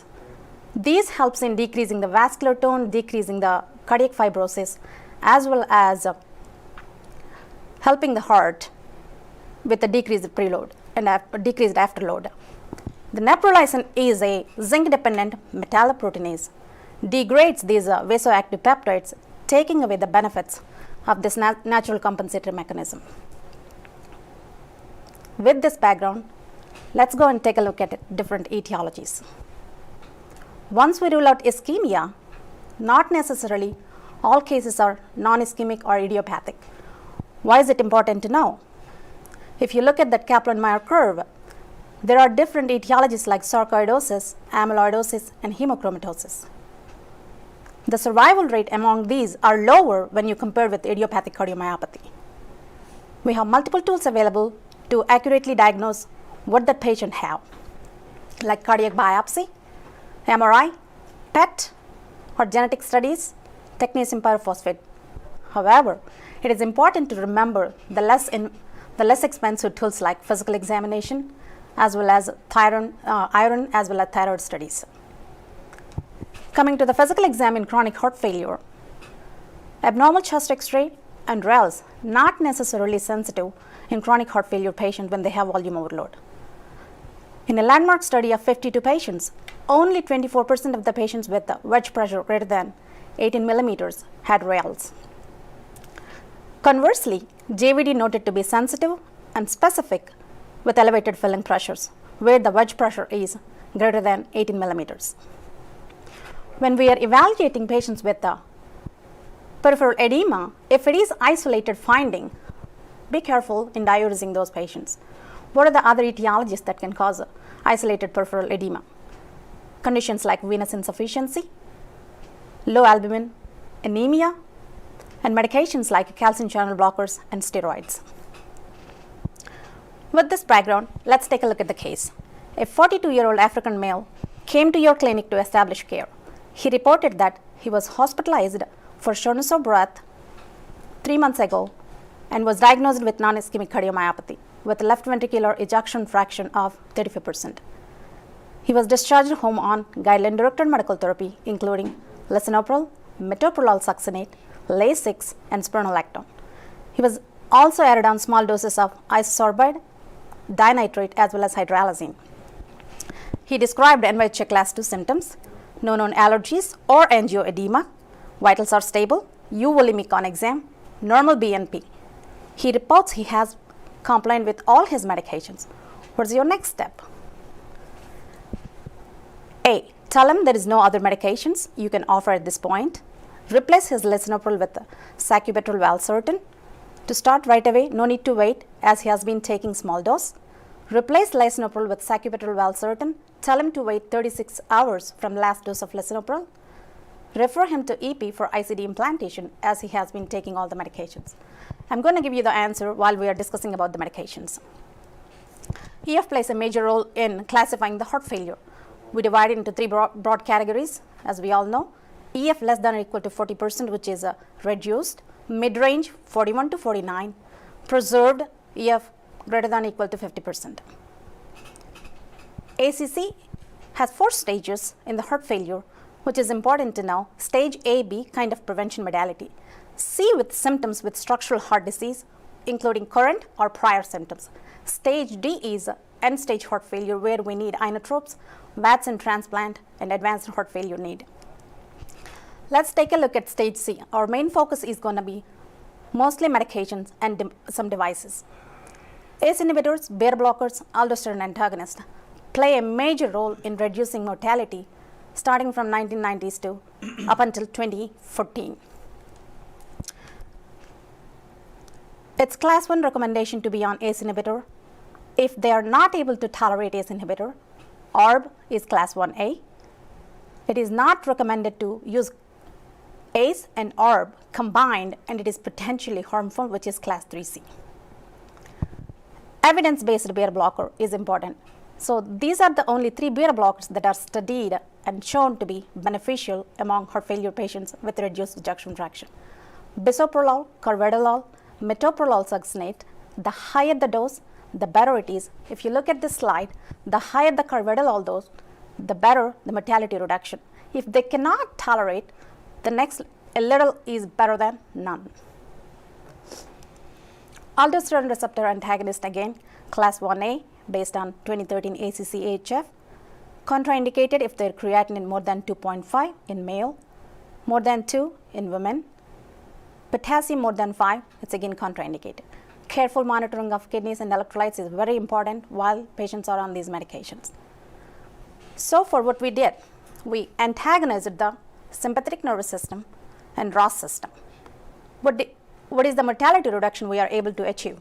If you look at the slide, ACE inhibitor 28%, additional 34% by beta blockers, additional 15% by adding aldosterone receptor antagonists, total 60. Still we have significant mortality among heart failure patients.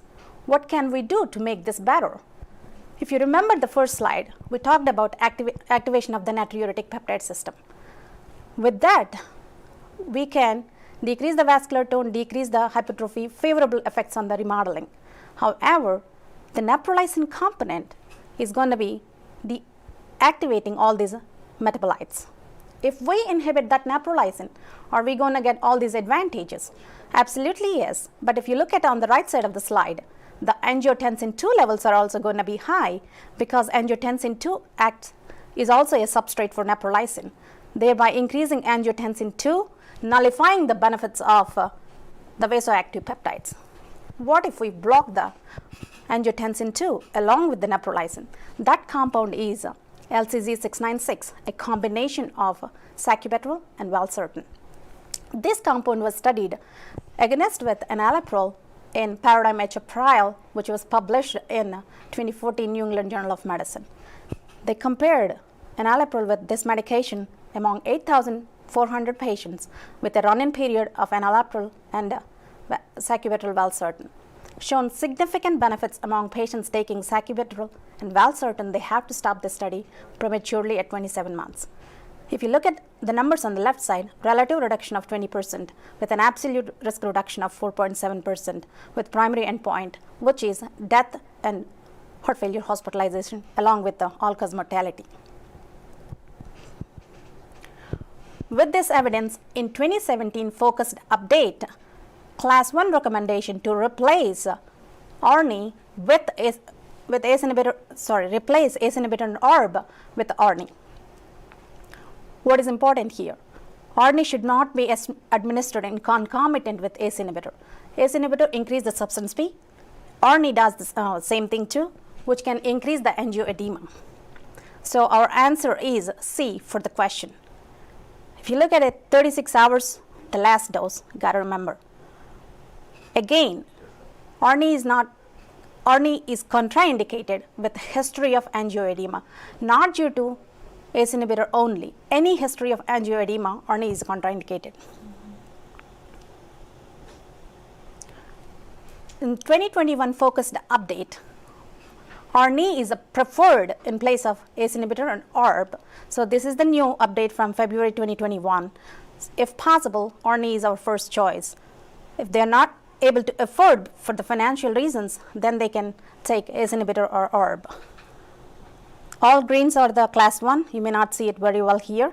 We'll go over each one individually. What is the next class? The SGLT2 inhibitors. So DAPA-HF and EMPEROR-HF are the trials that shown significant benefits in patients taking dapagliflozin when compared with the placebo that showed decrease in worsening of the heart failure as well as CV death. Regardless of the diabetic status, it's shown to be beneficial. Similar results with the EMPEROR-HF. The exact mechanism for this class is not clear. However, it was noted that osmotic diuresis, natriuresis, which decreased the arterial stiffness, thereby decreased cardiac stress, causing favorable effects on remodeling. With this, SGLT2 inhibitors are brought into picture in 2020 as a general CV risk reduction as a preventive strategy. In 2021 focused update, this class is also added in the armamentarium of the heart failure. Now we have 4 classes as we discussed: ACE, ARB, ARNI, along with evidence beta blockers. We can add MRA or SGLT2 inhibitor. There is no support data to show which one to start for. You can start either SGLT2 inhibitors or aldosterone antagonist. When we add these medications, both SGLT2 inhibitors as well as sacubitril valsartan can cause diuresis. Thereby, it's important to reduce or optimize the diuretic regimen. Next class is going to be hydralazine and isosorbate dinitrate. We all know AHF trial had shown decrease in mortality as well as hospitalization among African Americans. So if patient continued to be symptomatic despite all these 4 classes, it was recommended to add this medication on top of these 4 if they continue to have symptoms like a class 3 and 4 among African Americans. Ivermectin, a funny channel inhibitor. It's a class 2A in the heart failure for patients who are unable to tolerate or not able to reach more than 50% of their guideline directed doses. of beta blocker. They have to be in sinus rhythm. Caution advised in older population. The dose also low when you start in patients among 75 years and older, which is 2.5 milligram BID. If they are less than 75, start at 5 milligram BID. If their heart rate continues to be above 60, you can up titrate further. If they're lower than 50, you can down titrate. Avoid in patients with heart block, sick sinus syndrome, as well as heart failure with preserved ejection fraction. Coming to the devices, CRTD plays an important role in decreasing hospitalization as well as quality improvement and mortality reduction. If they have left bundle branch block, QRS more than equal to 150, it's a class 1 recommendation to have CRTD. COAP trial. So this is a controversial data between mitral AF as well as COAP trial. However, COAP trial patients had been on guideline-directed medical therapy, and it's shown to be beneficial in terms of reduction in hospitalization as well as mortality with mitral valve repair in patients who are continuous to be symptomatic, like NYHA class 3 and 4, with the optimized guideline-directed medical therapy, and they have moderate to severe functional mitral regurgitation. Remote monitoring, like CardioMEMS, proven to be decreasing hospitalization in both heart failure with reduced ejection fraction as well as preserved ejection fraction. So after all this, we did everything possible. We used all the medications that are available, devices that are available. If patient continues to be symptomatic, we evaluated by means of echo or other biomarkers available, and they're not improving. That's the time to refer to advanced heart failure. I need help is the mnemonic I want you to remember, which is inotrope use, NYHA class 3B or 4 symptoms, end organ dysfunction, ejection fraction less than 35, defibrillator shocks, hospitalization more than 1, edema despite of escalation of the diuretics, low blood pressure, progressive intolerance to guideline-directed medical therapy requiring down titration. In summary, heart failure is a disease of different etiologies, and diagnostic workup depends on clinical situation. Hospitalization for heart failure is associated with a major increase in mortality and presents an opportunity to change course of disease with the available devices as well as medication. Medications from different classes have most impact on mortality. However, doses matters. Devices such as CRT, mitral clips, ICD, implantable pressure monitor also play an important role. Refer to advanced therapies when required. Thank you. Thank you very much, Dr. Kalvakuri, for this very good introduction to how to manage medically managed chronic heart failure with reduced ejection fraction. We are slightly above time, so I think we can get moving to our next talk, and I will be presenting this. And we will spend the next 30 minutes talking about heart failure with preserved ejection fraction as well as pulmonary hypertension. This is a good segue because the heart failure pathophysiology is similar and slightly different when it comes to heart failure with preserved ejection fraction, as opposed to treatments that have been proven to be efficacious in heart failure with reduced ejection fraction. They have not been shown to be beneficial in heart failure preserved EF. So there must be something different about these two disease processes, and in due time we should discuss that. So a case presentation, I would like to go rather quickly. This is a 65-year-old female who has dyspnea on exertion, about NYHA class 3 symptoms, and has been previously hospitalized for heart failure. As you can see, her comorbidities include AFib, hypertension, type 2 diabetes, and CKD stage 3. These are her vital signs, as you can see on the screen. Her labs, are notable for an NT-proBNP that's elevated and a creatinine of 1.7, which is significant for CKD stage 3. I'm going to let you review her medications, but she was on standard medications for treatment of her diabetes and hypertension, and she was on warfarin for a history of atrial fibrillation. This is her ECG. As you see, it can show atrial fibrillation with right bundle branch block and a controlled ventricular response. Her echocardiogram shows a normal LV size and an EF of 55%, and her LA volume index is severely elevated at 72 mLs per meter square. This is her diastology, and I'm sure you had an introduction to echo lecture, but this is a DT, something called deceleration time, which was very short. E prime, which is a tissue velocity, Doppler velocity, measured is a diastolic parameter that we measure, was 0.04, and her EE prime ratio by Doppler profile was 32, which is significantly elevated. This is her estimated RVSP of 34 millimeters. TAPSE measure of RV failure was low at 14 millimeters. Going to play her coronary angiogram for you, but it was normal, as you can see here. So we'll go through her right heart catheterization. This patient had a right heart catheterization with the baseline mean RA pressure of 15. Mean wedge was elevated at 23 millimeters of mercury. Her mean PA pressure was severely elevated at 50 millimeters of mercury, and if you do transpulmonary gradient, which is the mean PA pressure minus your mean wedge pressure, was 27 millimeters of mercury.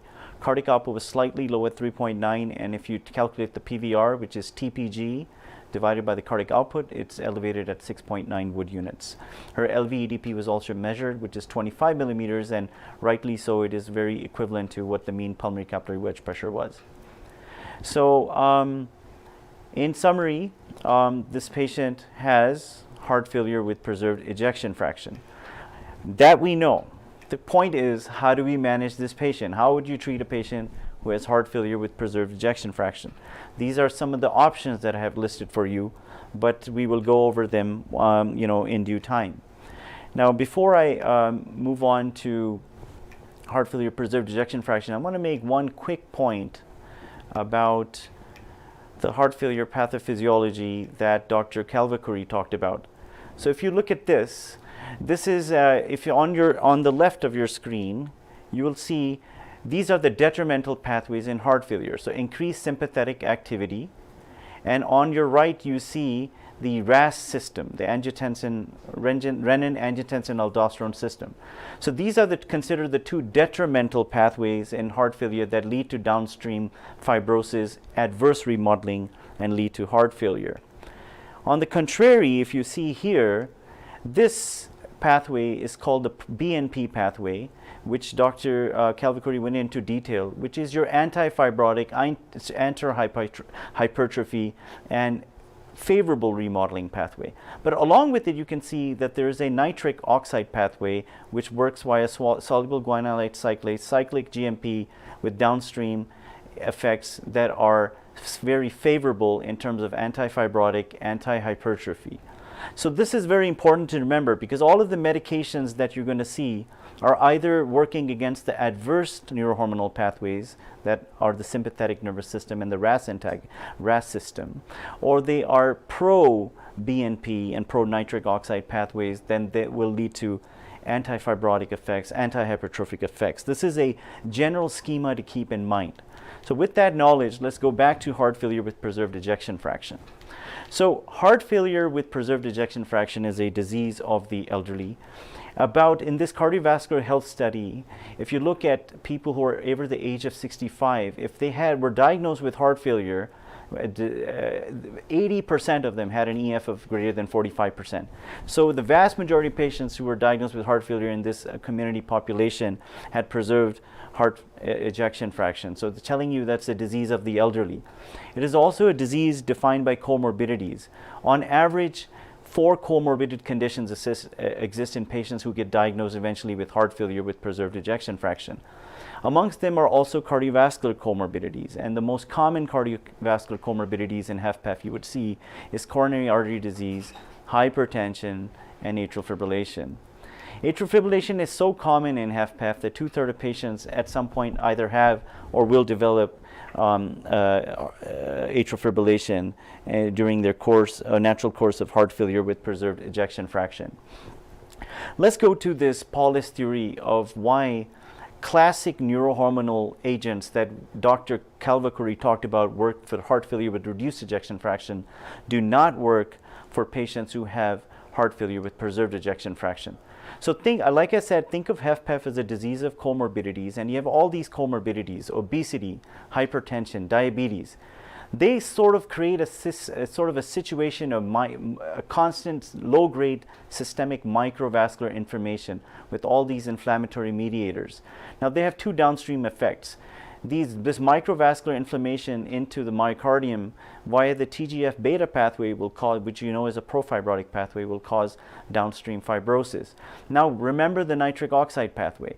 So these microvascular inflammation results in the creation of reactive oxygen species in the endothelium. These reactive oxygen species then scavenge nitric oxide and thereby downregulating this nitric oxide soluble guanylate cyclase cyclic GMP pathway, which was a beneficial pathway in heart failure. So by idea of these comorbidities, they're acting on downstream via these pathways and causing heart failure with preserved ejection fraction. So the typical HFrEF pathophysiology of neurohormonal activation that is unchecked is not what is postulated to be causing heart failure with preserved ejection fraction. Hence, for that very reason, heart failure with preserved ejection fraction is just not a disease of the heart. Yes, the heart muscle is stiff. Yes, but there's also vascular stiffness. There is what we call abnormal ventricular vascular coupling. These effects are also seen in the kidneys. They're also seen in the periphery, where the skeletal muscles are unable to utilize oxygen. They're not able to uptake oxygen, so they can't exercise well.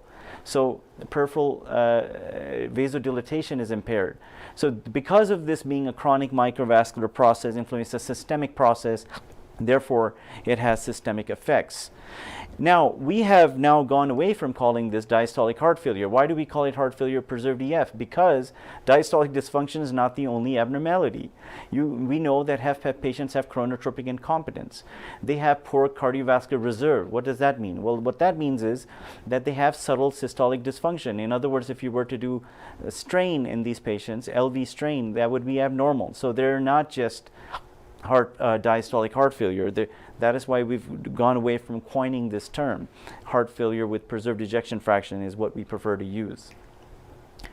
Just in terms of prevalence, just a simple statement, it is 50%. Actually, based on the most recent epidemiological data, it has surpassed HFrEF and is the most common cause of heart failure, both in the community, outpatient setting, as well as the inpatient setting. So you can see the magnitude of the problem. Now, I would like to, let me just give me 1 second. I would like to go to, because I cannot see the screen properly, I would like to go over the diagnostic algorithm of heart failure with preserved ejection fraction. It used to be where we used to use random testing, and now we have an algorithm. So I'm going to point towards it, but I need to see it a little bit better.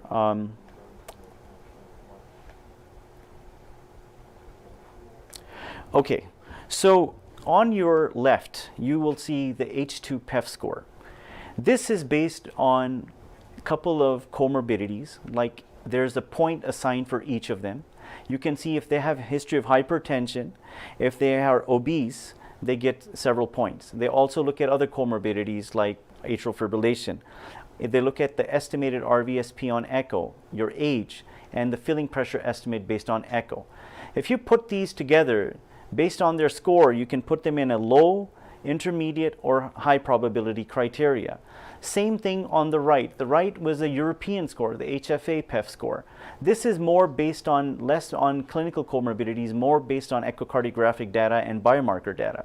Here you can see some diastolic parameters that you can find on echo that are mentioned here. I don't want to go into the details because I want you to understand the concept, and then their biomarkers. So the idea is you can use whichever score you find better, but once you have used these two scores, you will come up with a score, and it would be either into the low probability, if it's 0 to 1, or if it's 2 to 5 or 2 to 4, it would be in the intermediate probability and high probability. For high probability, if they meet these score criteria, honestly, at this point, your diagnosis of HFpEF is made. You do not need to do any further testing. However, if they're low probability and they don't have a very low score, then the likelihood of them having HFpEF is very unlikely. It's for the intermediate probability that need further testing with hemodynamic exercise tests. Now, what does that mean? Well, that could mean an exercise echocardiogram, or it could mean an exercise right heart catheterization. On exercise right heart catheterization, if you're Resting wedge is over 15, it makes a diagnosis. If not, you exercise the patient to symptom limitation, and if their mean wedge goes over 25 millimeters of mercury, that rules in heart failure with preserved ejection fraction.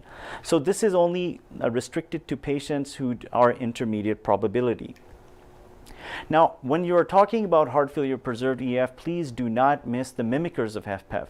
One of the reasons why all of the HFpEF clinical trials were neutral was because you have other etiologies that have preserved EF but have they're distinct entities of their own, and they have their own management. For example, hypertrophic cardiomyopathy, infiltrative cardiomyopathies like amyloid, they will have a preserved EF, but they have very different treatment. Constrictive pericarditis has a very different treatment. It's actually pericardiectomy can be curative. So be very careful. And one pearl to remember is that if your LV wall thickness is greater than 15 millimeters, that's almost never due to hypertensive cardiomyopathy. So if you start seeing wall thickness in 16 to 17 millimeter range, you need to work this patient up for an alternative cause and not call them hypertrophic heart failure with preserved ejection fraction. Based on what I told you, that this is a systemic inflammatory process, it will not be surprising to you. I have a synopsis slide here of all the neurohormonal antagonists. As you can see, they all are neutral in heart failure with preserved ejection fraction, except for a few mentions that I will tell you about. So most classic neurohormonal agents that Dr. Calvicuri talked about do not work for heart failure preserved EF, minus a few exceptions, which I will talk about. However, what does work? So what does work is, in the CHAMPION trial, they use CardioMEMS device for PA pressure, which is a remote PA pressure sensor that measures your PA pressures over time. And the main reason that works is because you can adjust diuretics to a point where you can decongest the patient and prevent heart failure hospitalization. So this trial was positive. The second thing is exercise and diet. So for people who are obese and have heart failure preserved ejection fraction, and even if they are not obese, exercise training helps. But in particular, diet and weight loss helps patients in terms of improvement in peak VO2 or 6-minute walk distance if they do the combination of diet and exercise. So this is a sort of a synopsis of the summary of the HFpEF clinical trials.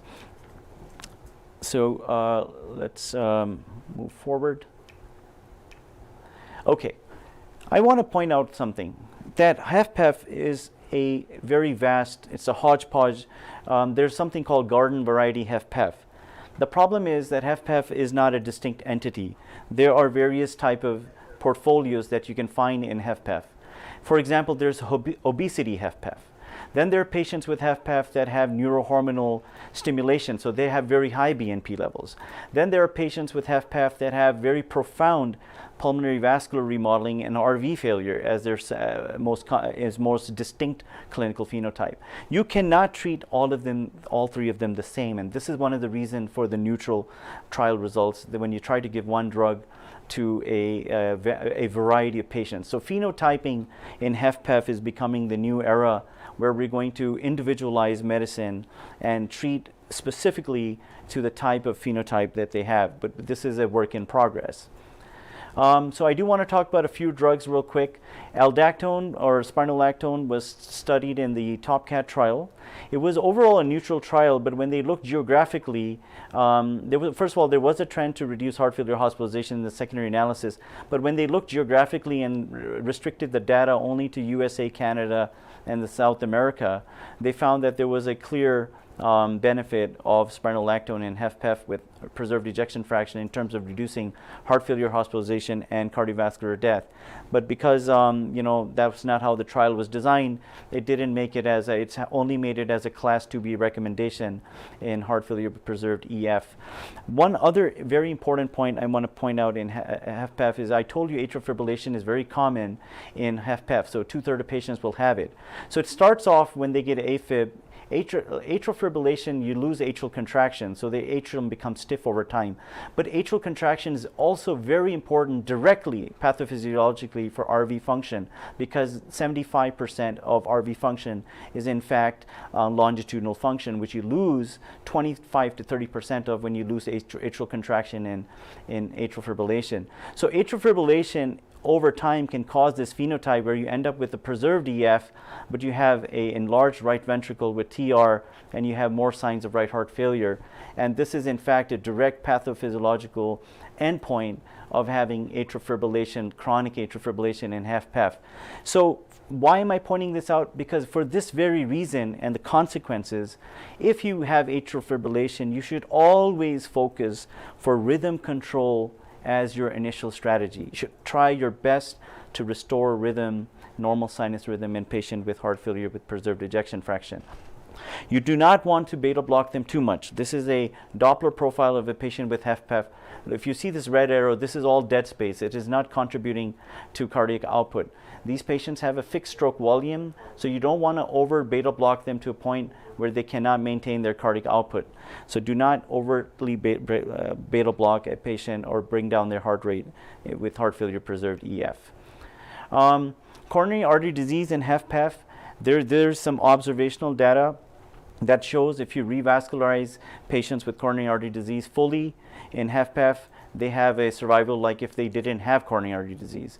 However, if you did not revascularize them, they did not have a good survival. This is observational, this is retrospective, this needs further prospective studies to solidify this observation. As you all know, statins is in heart failure preserved ejection fraction and it has pleiotropic and anti-inflammatory effects. So there are some observational data that show that there may be a benefit of using statins in HFpEF. No randomized clinical trials exist for statins use. ARNIs, so in the Paragon HF trial, they studied Entresto in HFpEF, sacubitril and valsartan combination. Overall a negative trial, but if you look at patients who were female or patients who have an EF of less than 57%, so 50 to 57% actually had a benefit. So it's actually now FDA approved indication for utilization to treat heart failure with preserved ejection fraction. CardioMEMS is a sensor which we already talked about, has a 50% reduction in heart failure hospitalization. It was the only thing until some of the recent drugs came out that I will talk about. I talked about Entresto making it in a sub-study and making it into an FDA-approved indication. We're currently studying intra-atrial septal device in heart failure preserved ejection fraction. It's sort of like a pop-off valve. When you start walking, your filling pressures go up and you will have a left to right shunt, thereby decreasing your wedge pressure and reducing shortness of breath. It is an ongoing trial. Exercise training and diet, as I have mentioned previously, has shown improvements in peak VO2 and quality of life parameters. And if you do both together, you have even better benefit. Unfortunately, Medicare does not approve cardiac rehab for patients who have HFpEF, unlike HFrEF. There are some ongoing trials because talking about cardiometabolic risk, like I talked about diet and exercise intervention, well, SGLT2 inhibitors are also modify your cardiometabolic risk. And recently, the Emperor Preserve trial is the first drug to have met its primary outcome in terms of reducing cardiovascular death or heart failure hospitalization. However, their EF cutoff was 40%. So we will have to see in their secondary analysis. This has not been presented. This data is fresh off the boat. It will be presented at the upcoming ESC meeting. But if it is shown to be a positive trial, the results are positive, it will be interesting to know if it's between the 40 to 50% range, or is it all comers that are benefiting from empagliflozin in the Emperor Preserve trial. But this is a breakthrough in medical management of HFpEF. It's very commendable and very excited, looking forward to the ESC presentation on the data. So at this point in time, for summarizing HFpEF, the only class 1 indications is blood pressure management. The goal systolic blood pressure is less than 130. Diuretics to prevent congestion. 2A recommendations are coronary revascularization, and I said rhythm control in atrial fibrillation, as I've already mentioned. 2B recommendation would be for the aldactone or spironolactone based on the TOPCAT trial, but they have to meet the TOPCAT criteria. So it would have to be EF over 45%, elevated BNP, and a heart failure admission within the past year, and they cannot have a creatinine over 2.5 or a potassium over 5. Currently, phosphodiesterase inhibitors like sildenafil, based on the RELAX trial, and nitrates, they're considered class 3 recommendations because they showed no benefit in the randomized controlled trials. So that concludes heart failure with preserved ejection fraction. We should move on to now pulmonary hypertension. So pulmonary hypertension, based on the World Health Symposium on Pulmonary Hypertension, the 6th World Symposium on Pulmonary Hypertension, the criteria for pulmonary hypertension has changed to where mean PA pressure of greater than 20 is now considered pulmonary hypertension. So there's, in order to distinguish between pre and post capillary, you have to look at the wedge pressure. If your wedge is less than 15 and your PVR is greater than 3 Wood units and your mean PA is over 20, that will be classified as pre-capillary pulmonary hypertension. Otherwise, if your wedge is over 15 and your PVR is less than 3 Wood units, it will be post-capillary pulmonary hypertension. Obviously, there's a thing called mixed etiology or pre and post-capillary pulmonary hypertension, which will have both the traits. So if you wanted to distinguish, one useful feature, I will tell you, is looking at the diastolic pressure gradient. If your diastolic pressure gradient is more than 7, that is your PA diastolic pressure minus your mean wedge pressure. If it's more than 7, it is suggesting that there may be a pre-capillary component, even if your wedge is elevated. And there are ways to try to differentiate that, but we would not talk about it today. So, just as an algorithmic approach, your mean PA pressure is over 20, look at your wedge. If your wedge is normal, then it is pre-capillary pulmonary hypertension. If your wedge is over 15, it is post-capillary. Now, if your wedge is over 15, then you have to look at your diastolic pressure gradient. If it's more than 7, it is combined pre- and post-capillary. If it's less than 7, it is isolated and just post-capillary pulmonary hypertension secondary to left heart disease. So PAH has 5 categories. Very quickly, PAH, the group 1 is the one that we are mainly talking about. It has idiopathic or heritable. Heritable means everyone should get genetic testing who has suspicion of PAH. For example, the BMPR2 mutation is the most common, and looking for hereditable form. Otherwise, connective tissue diseases, in particular scleroderma, can be associated with PAH. So much so, it's about a 10% incidence that screening is recommended for patients with scleroderma, even if they don't have pulmonary hypertension. Group 2 is the vast majority of patients have group 2 pulmonary hypertension, and that is due to systolic or diastolic dysfunction. It can be valvular heart disease.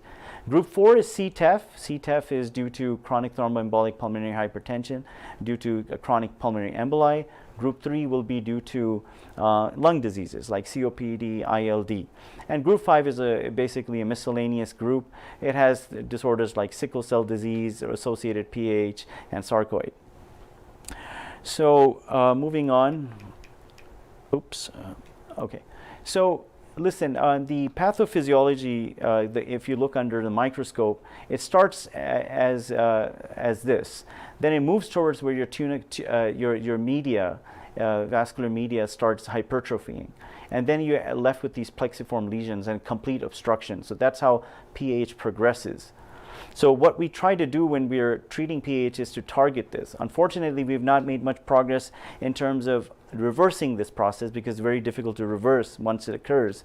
But we do try to treat the mean pulmonary artery pressure and bring it down, thereby trying to improve on its own regression in terms of these pathophysiological findings. So once you've diagnosed someone with PAH or you're suspicious, you need to work them up. You first start off with an echocardiogram.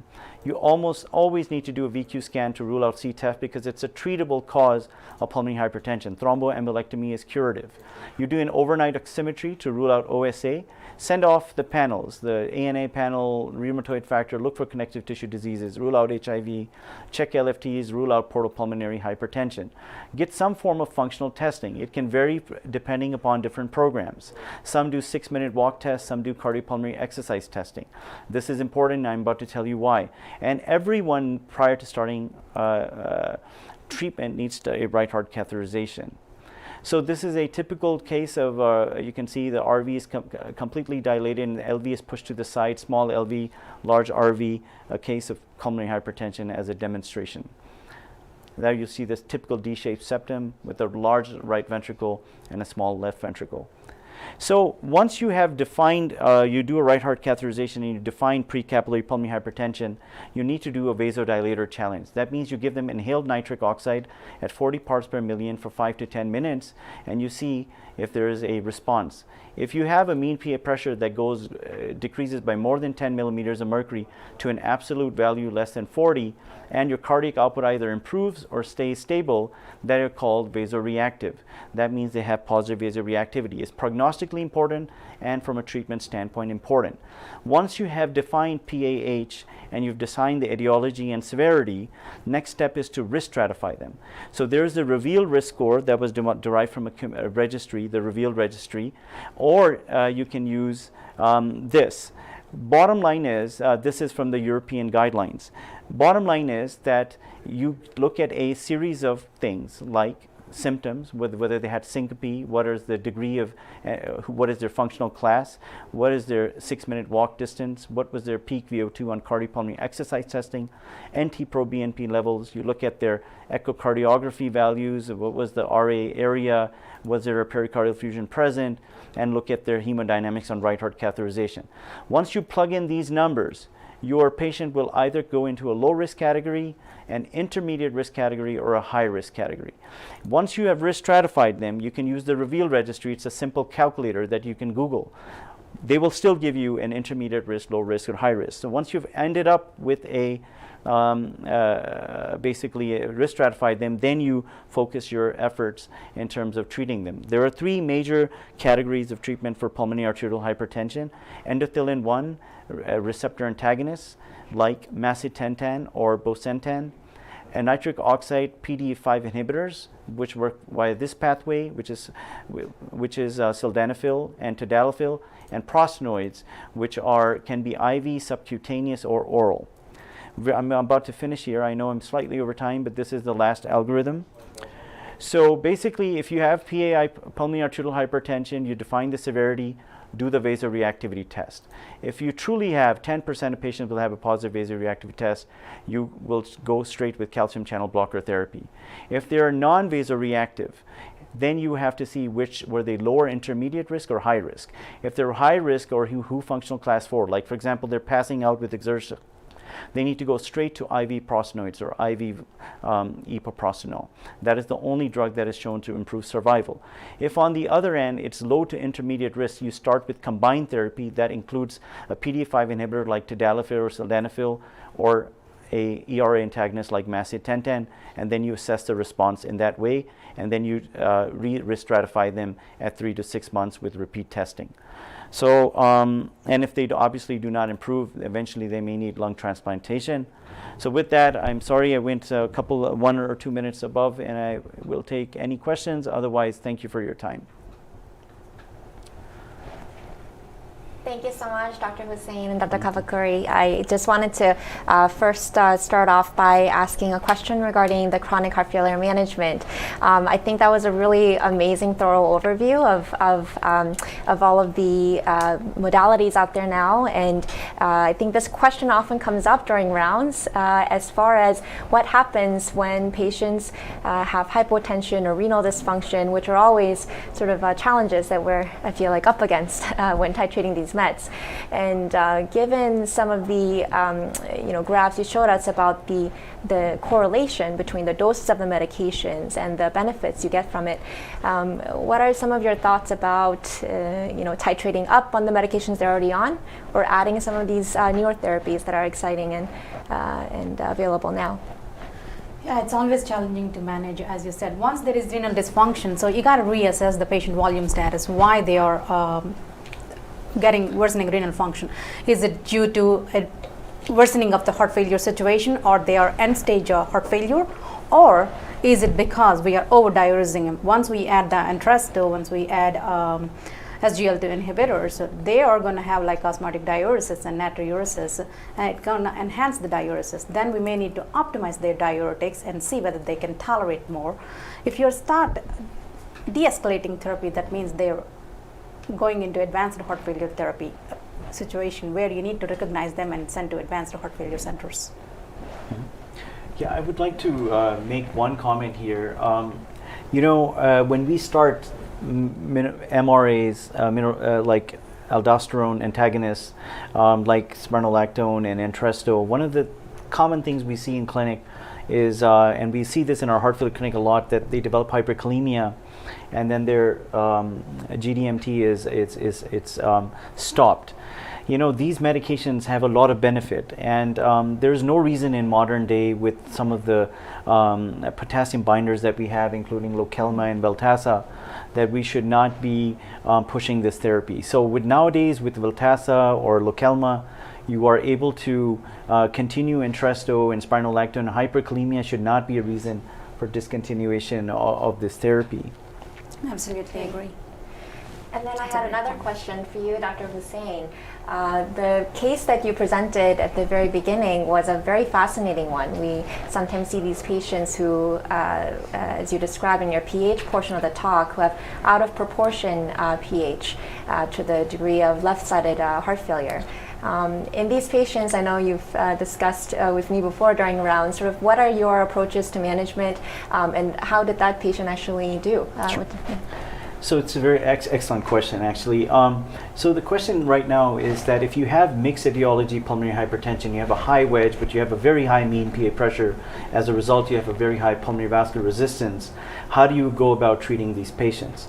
So the first thing is, when you have a very high wedge pressure and you're in the cath lab doing this right heart catheterization, you should not leave the catheterization lab before distinguishing two important things. There's something called reactive pulmonary hypertension, and then there's something called, you had group 2 pulmonary hypertension due to high filling pressures, and over time you've actually truly developed pulmonary vascular remodeling, and you truly have mixed etiology pulmonary hypertension. And so the way to do it is you would give them IV sodium nitroprusside infusion, and you will bring down their MAP to around 65 millimeters of mercury. Mostly it results in reducing their wedge pressure, and you redo the hemodynamics. If your transpulmonary gradient, your diastolic pressure gradient, and your PVR normalizes after nitroprusside infusion, that was likely reactive pulmonary hypertension, reactive to the high wedge, and then when you brought it down, that is treated as HFpEF. However, if it doesn't, and you still have an elevated transpulmonary, that is considered true mixed pulmonary hypertension, and that is a category where there are single center studies and prospective trials have shown benefit of using PDE5 inhibitors in that subfraction of population. Even though it's a class 3 recommendation, but that's for all comers with HFpEF. Like we mentioned, that we have to treat that particular phenotype, PDE5 inhibitors would be of use there. So Great, thank you very much. you. So I think we're running late, so we will go with our, Dr. Ali will introduce our next speaker. All right, our next speaker, I have the distinct pleasure of introducing our very own Dr. Arvind Bimraj. He is the Chief of Division of Heart Failure at Houston Methodist Hospital. He's also the Associate Clinical Professor at Weill Cornell Medical College, as well as the Co-Director of the Heart Failure Transplantation Translation Laboratory. He's an expert in cardiogenic shock and moderated several cardiogenic shock talks at Heart Failure Society meetings. And today his presentation will be on acute decompensated heart failure and cardiogenic shock, as well as RV failure. Thank you. Good afternoon, everybody, and welcome to the 13th Annual CV Fellows Bootcamp, and I hope you all have learned a lot today. I will be covering the subject of acute heart failure and cardiogenic shock, which is becoming a field that has evolved to various options of therapies. The therapeutic options of mechanical devices and other things, we will have a separate lecture Dr. Hussain will be giving later. So acute decompensation is a different syndrome, and we have to acknowledge that when patients or people with heart failure have a chronic trajectory, they're having various pathophysiology, which includes chronic remodeling and negative remodeling happening at a different pace compared to a spiral that can happen with acute heart failure when patients come into the hospital with an acute decompensation.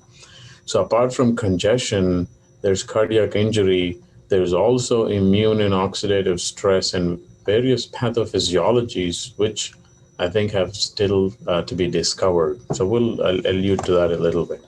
But remember that pathophysiologically, the acute heart failure syndrome is different than chronic heart failure syndrome that we know of. When patients get admitted with heart failure, it is relevant to acknowledge that the kinds of heart failure, acute decompensation, can be related to a hypertensive urgency state. Some people can come in with just pulmonary edema clinically. Some people can have ACS and heart failure. Of course, cardiogenic shock we'll touch on. It could be a right heart failure syndrome or just an acute decompensation of chronic heart failure. So it's probably good to keep that in mind. Also relevant is that you want to decide how many, you want to acknowledge that a small percentage of these patients could be de novo acute heart failure, while a majority of them are probably acute decompensation of chronic heart failure. So what happens in an acute heart failure state as far as hemodynamics are concerned? A lot of it is related to volume and congestion. Mostly when we're talking about this syndrome, we're talking about LV failure. So if you notice the hemodynamics of a normal right ventricle and then the pulmonary artery and the lungs, the 12 millimeters per mercury listed here is the wedge pressure. As you increase the backup from the LV into the lungs, your wedge pressure keeps going up, at which stage early on, because of the compensatory mechanisms, if this is a chronic state, you will not see congestion signs or even symptoms in the lungs. So your wedge will be high, then this is called as hemodynamic congestion with nothing else in the lungs. Pulmonary congestion is the next phase where you can start seeing signs on the X-ray like curly B lines and probably prominent vascularity, but people can still be asymptomatic. And then you have the symptomatic clinical congestion stage, and it's been well described that you could have a huge gap up to 15 to 30 days time lag in between from the time you even see the X-rays to the time that the patients perceive it, because the perception is in another layer of transmission from the J receptors to the brain. Also important is to acknowledge the concept of right-sided hemodynamics and then left-sided hemodynamics and the conceptual frameworks. When I say hemodynamics, you don't have to have a Swan-Ganz always. So imagine a pulmonary hypertension patient whose blood PA pressures are in the 90s over 40s will normally freak you out. Systemic hypertension of a blood pressure of 180 over 100 is not good, but you probably are not running around freaking out as much. But a systemic hypotension in the context of 60 over 40 is extremely, it's like a code blue, right? You're calling for a code blue. You won't call a code blue for 180 over 100. Similarly, pulmonary hypotension is important to acknowledge because if somebody is in RV failure and cannot generate the the PA pressures, especially if it backs up, similar to, for example, in left-sided failure, if somebody is short of breath, it's because of high wedge. In right-sided failure, you'll have high CVP and high RA pressure, in combination with a pulmonary hypotension is a bad prognosticator. But be mindful that the right-sided congestion is not going to be apparent for you because people's threshold of tolerating congestion to the right side is higher than a high wedge. So distinguish this concept of RV failure back up into the gut and the liver compared to LV failure that backs up into the lungs, so you're more short of breath with that. Now, heart failure and acute exacerbation, heart failure in general is a syndrome, right? It affects many other areas of the body. And similarly, in an acute exacerbation, you want to think about this as a interaction between the heart, the brain, the liver, the sympathetic system, and peripheral vasoconstriction, and the kidneys. We'll talk about the cardiorenal and other things a little later stage. When individuals come in with an acute decompensation, you essentially they drop off the curve, which is this curve is technically time and survival. If you think about it that way, every time they have an acute decompensation, they go through changes, possibly apoptosis, cardiac injury, inflammatory cascade, as I said, things which have not been modulated, because if you if you look at the treatment patterns for acute decompensation, they go home after decompensation on no different medicines than what you normally treat chronic heart failure. So there's no targeted treatment for mechanisms that get activated in acute decompensation. So there's a whole area of research going on, which we will not go into.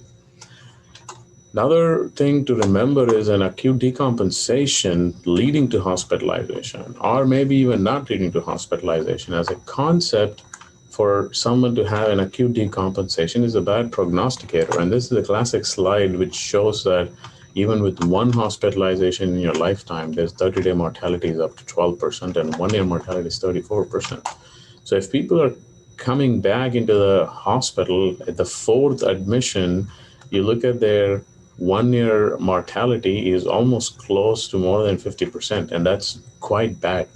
So remember that if patients are coming back again and again, they are probably reaching advanced heart failure. You want to start thinking about advanced therapies in these individuals. Avoiding heart failure exacerbations or hospitalizations is extremely important, not just because of economics and readmissions and Medicare fines, but because they portend bad prognosis, as you've seen. So interestingly, if you look at the number needed to treat per year to prevent heart failure hospitalization, beta blockers, ACE inhibitors, you notice is not that strong because it's expected they're not treating acute heart failure.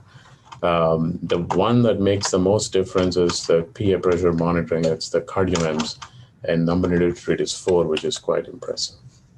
So in the context of this hemodynamics, CardioMEMS is a PA sensor, which you'll learn more through your training, which is able to transmit your PA pressures remotely using some unique technology. And anybody who's got NYCHEC class 3 symptoms, despite optimization, and had one admission to the hospital would qualify for this.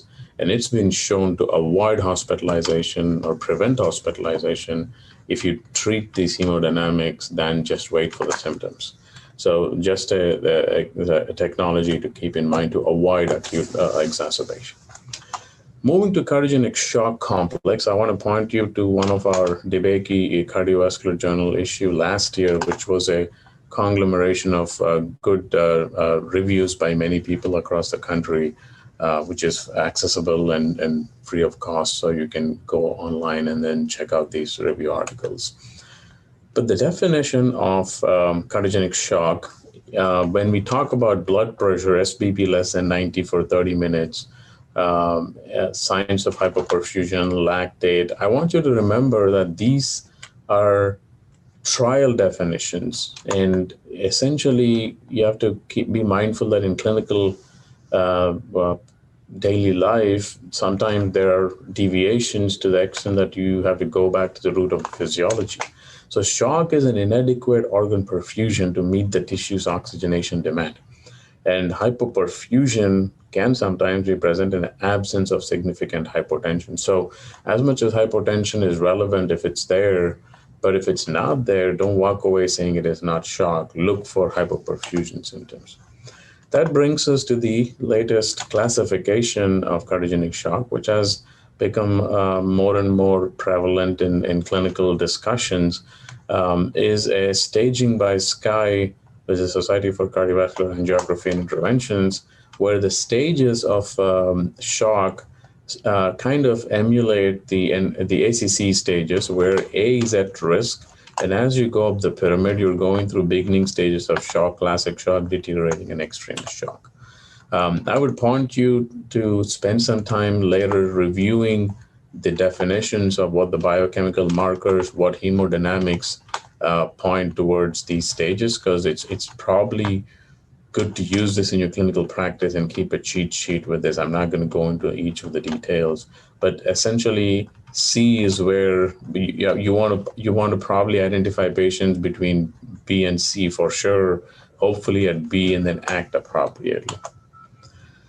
So this is a classic example of somebody who you'll probably see on call, low EF, short of breath, probably cold and clammy. All these markers are out, but notice that the creatinine is high, AST, ALT are high, total bili is high, and lactate is extremely high. So this is an obvious shock in these patients that you want to respond immediately. So when we talk about hypoperfusion in cardiac related or cardiogenic shock, the cardiac output is low. So if you're measuring cardiac output, remember the physiology that cardiac output is contributed by stroke volume and heart rate. So stroke volume is the blood coming out of your heart. But if somebody has a pacemaker and they're bradycardic, remember that the heart rate contributes to cardiac output and you might need to increase the pacing rate. Also remember that your cardiac output can be impacted by the systemic vascular resistance to your blood pressure. So if your BP is high, because of arterial resistance, your output will be low. So you want to think through this paradigm and appropriately identify these aspects that contribute to cardiac output. Similarly, when you think about contractility and using inotropes, that's only one part of what's contributing to cardiac output. You have preload, which is volume, and afterload, which is what is reflected through here. So remember these parameters because you want to use them to treat patients appropriately. Also remember that when somebody's in cardiogenic shock, it doesn't eliminate that they don't have other kinds of shock with hypovolemia, vasoplegic, dissociative. So make sure patients don't come in just buckets. So look through the involvement of the rest of the organs and then make sure you're not having a combination of shocks or having another shock which is more predominant. And again, these are all the reasons why somebody can have obstructive hypovolemic, vasoplegic, and vasoplegia is not uncommon sometimes, especially in the post-op stage where you could be having a combination of cardiogenic shock, but more so vasoplegic. And this is where hemodynamics will help you, but always think through these conditions for you not to miss another kind of shock. Moving on to the acute management. As mentioned, that we're still not clear on the pathobiology of an acute heart failure exacerbation. Hence, it is obvious that therapies in hospitalized patients, and if you go through the guidelines, level of evidence is not because there's not huge trials which have shown great benefit. But a lot of the level comes from smaller trials, but it rests really through fluid overload. IV diuretics is something everybody does. How you do the diuretics, loop diuretics versus infusion, but making sure patients on guideline-directed therapy, the other prophylaxis for thromboembolism, all these are listed, which you can go to the guidelines. Other recommendations which come to a lower level of consensus is using low-dose dopamine infusion to augment diuretics. And then ultrafiltration has kind of gone back and forth, and really it's hedged it to be nitroglycerin, nipride, neseritide can be used, vasopressin antagonist can be used. But a lot of these, again, don't have strong evidence for it. The clinical framework of what you do for a suspected acute heart failure exacerbation, and of course you're doing your physical exam, chest x-rays, ECG, routine blood work, but you're tailoring or you're targeting your framework of treatment based on these aspects, making sure you're not missing life-threatening arrhythmias, you're identifying shock, you're making sure that it's not an ACS that is presenting with heart failure, and then of course acute mechanical causes, because you don't want to miss the lethal contributors to acute heart failure exacerbation. But I want you to point out to make sure the ventilation aspect, oxygenation is appropriately acknowledged. So don't leave a patient who you know is in acute heart failure state with increased work of breathing, even if the SATs look okay. So if somebody is massively volume overload, even if they're mildly short of breath, putting them on oxygen is not a bad thing here. Using non-invasive ventilation very early prophylactically is probably a good thing, because the work of breathing and the oxygen consumption of your respiratory muscles need to be acknowledged, because it's a good amount of cardiac output that goes to them. So in the inpatient setting, you're focusing your treatment on adequate decongestion, early identification and management of cardiogenic shock. You also want to identify any exacerbating factors, and don't blame it on non-compliance unless you're 100% sure, because that's the most kind of misused cause. of an acute exacerbation. Review the evidence-based medications, which are called as core measures or guideline-directed therapy. Why aren't patients if they're not on a particular class of medication? Right now we have the 4-pillar treatments for heart failure. You should have a reason why. Patient education and self-care is extremely important. You want to focus on that during their hospital stay. Identification of end-stage disease, because this is your time to make sure you have a face-to-face with the patients that they're not progressing to end stage. Managing their comorbidities, giving importance to discharge and follow-up process is extremely important. So these are the highlighted points you want to remember and have a checklist when you're treating patients in the hospital. Disease management perspective, depending on where you are, is extremely important. And at Methodist, we have a heart failure disease management service run by our nurse practitioners. Is a post-follow-up clinic. And, at least here at Methodist, I would encourage everybody to consult the disease management service for facilitation of transitions of care and other aspects of the heart failure education and follow-up. When we look at management of shock, it's centered around a multidisciplinary approach, which includes the ICU team, the cath lab, especially with the interventional cardiologist, especially in the acute MI setting, a cardiothoracic surgeon, depending on the needs, and then the advanced heart failure cardiologist. At our place, we're tending to kind of take the intake from the advanced heart failure cardiologist, especially for patients who are not STEMI shocks. And when you're managing shock with a multidisciplinary approach and making decisions, I think on the ground, practically, as you're making these decisions, you still have to do what you have to do to maintain individual organ perfusions, and then identifying hypovolemia. And then when you say low output cardiogenic shock, you have to use a bunch of these medications, dopamine, dobutamine, norepi. And what is the evidence behind that?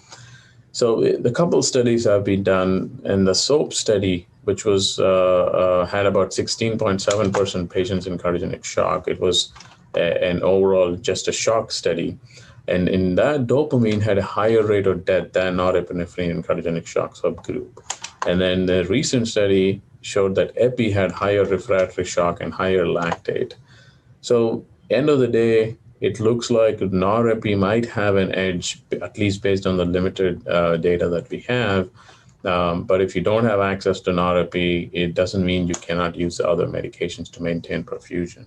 In a state where blood pressure is extremely low, we probably don't have the luxury of using milrinone because it's long-acting, and then dobutamine probably because it could be vasodilatory. So within the three options here, it appears norepi has an edge compared to dopa and then epi. And inotropes in general and pressors are not good for the heart as you keep escalating. If you get able to get away by 2 or 3 of dobutamine and things are turning around, that's a different story. But this is a classic old study which showed that as you increase the doses and add more medications of inotropes, your mortality starts skyrocketing. And using MCS early is very important here. And it doesn't matter what time of the day. Just because it's 2 in the morning doesn't mean that you just keep increasing the pressures and wait until the morning, because time is of essence in these situations.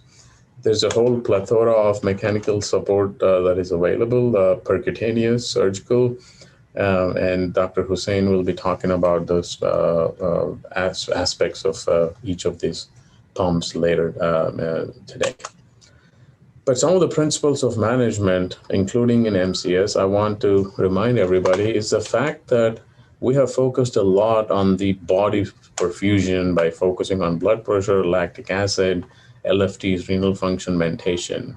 It's not that this is not important, but for decades together, we've focused so much on these that we keep forgetting that the heart could get beat up at the cost of maintaining blood pressure. So physiologically, I want all of you to remember, as you're adding pressors, that you might be impacting the heart, and performance and load on the heart, like systemic resistance, LVEDP, are are very necessary for you to acknowledge, monitor, especially if you're aiming for the heart to recover in a situation like this. So, for example, we can see what happens in this pressure volume loop. And if you are not familiar with pressure volume loops, this is a reflection of a beat of the left ventricle.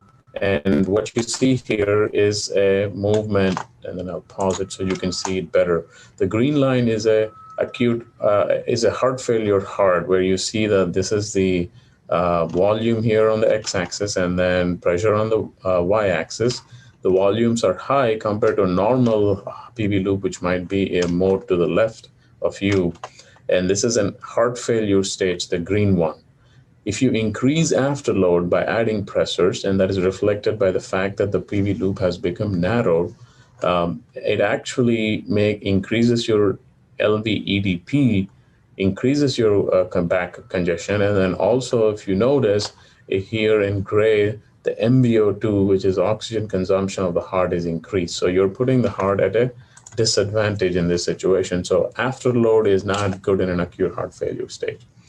On the other hand, if you unload the heart, and this is an example where you put an Impella device and then unload the heart, the pressure volume loop, here the green is a normal PV loop. The brownish one is a heart failure, and the red is after an Impella. So if you put in an Impella and unload the heart effectively, the heart, the PV loop almost becomes a triangular shape, which is energy efficient. And you notice here that the MVO2 oxygen consumption is lower, LV-EDP is lower. And this is an advantageous state for the pressure volume loop, or the LV.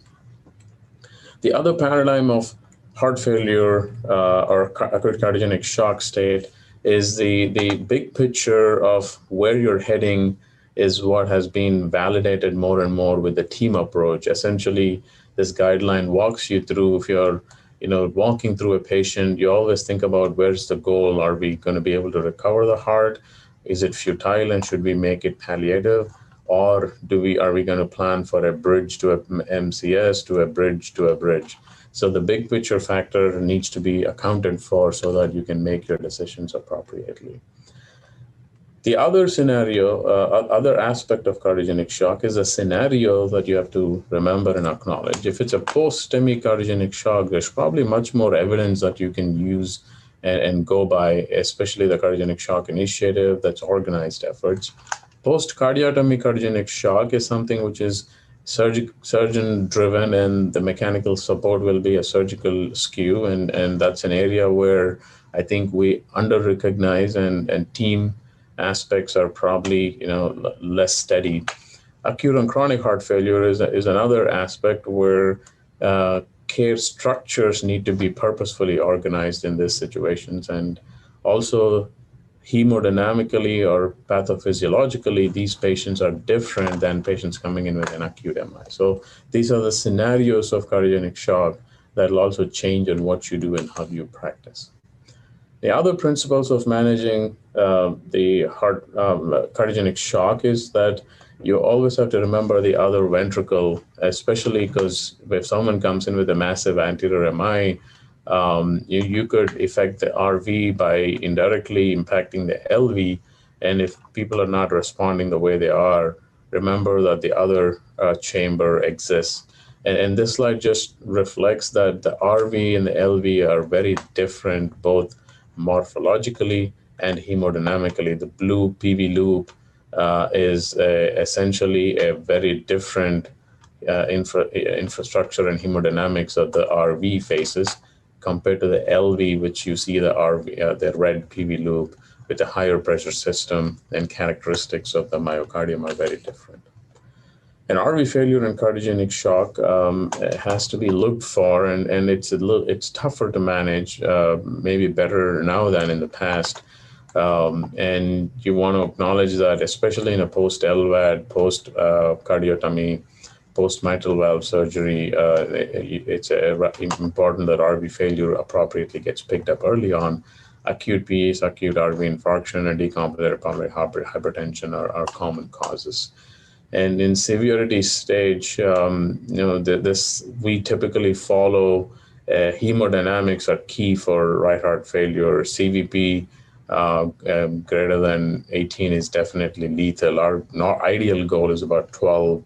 Cardiac index, if it's less than 2 or 2.2, and then you have to combine hemodynamics along with your other clinical suspicion for you to diagnose and treat appropriately. And RV dysfunction, is most often secondary to LV dysfunction, depending on your clinical scenario.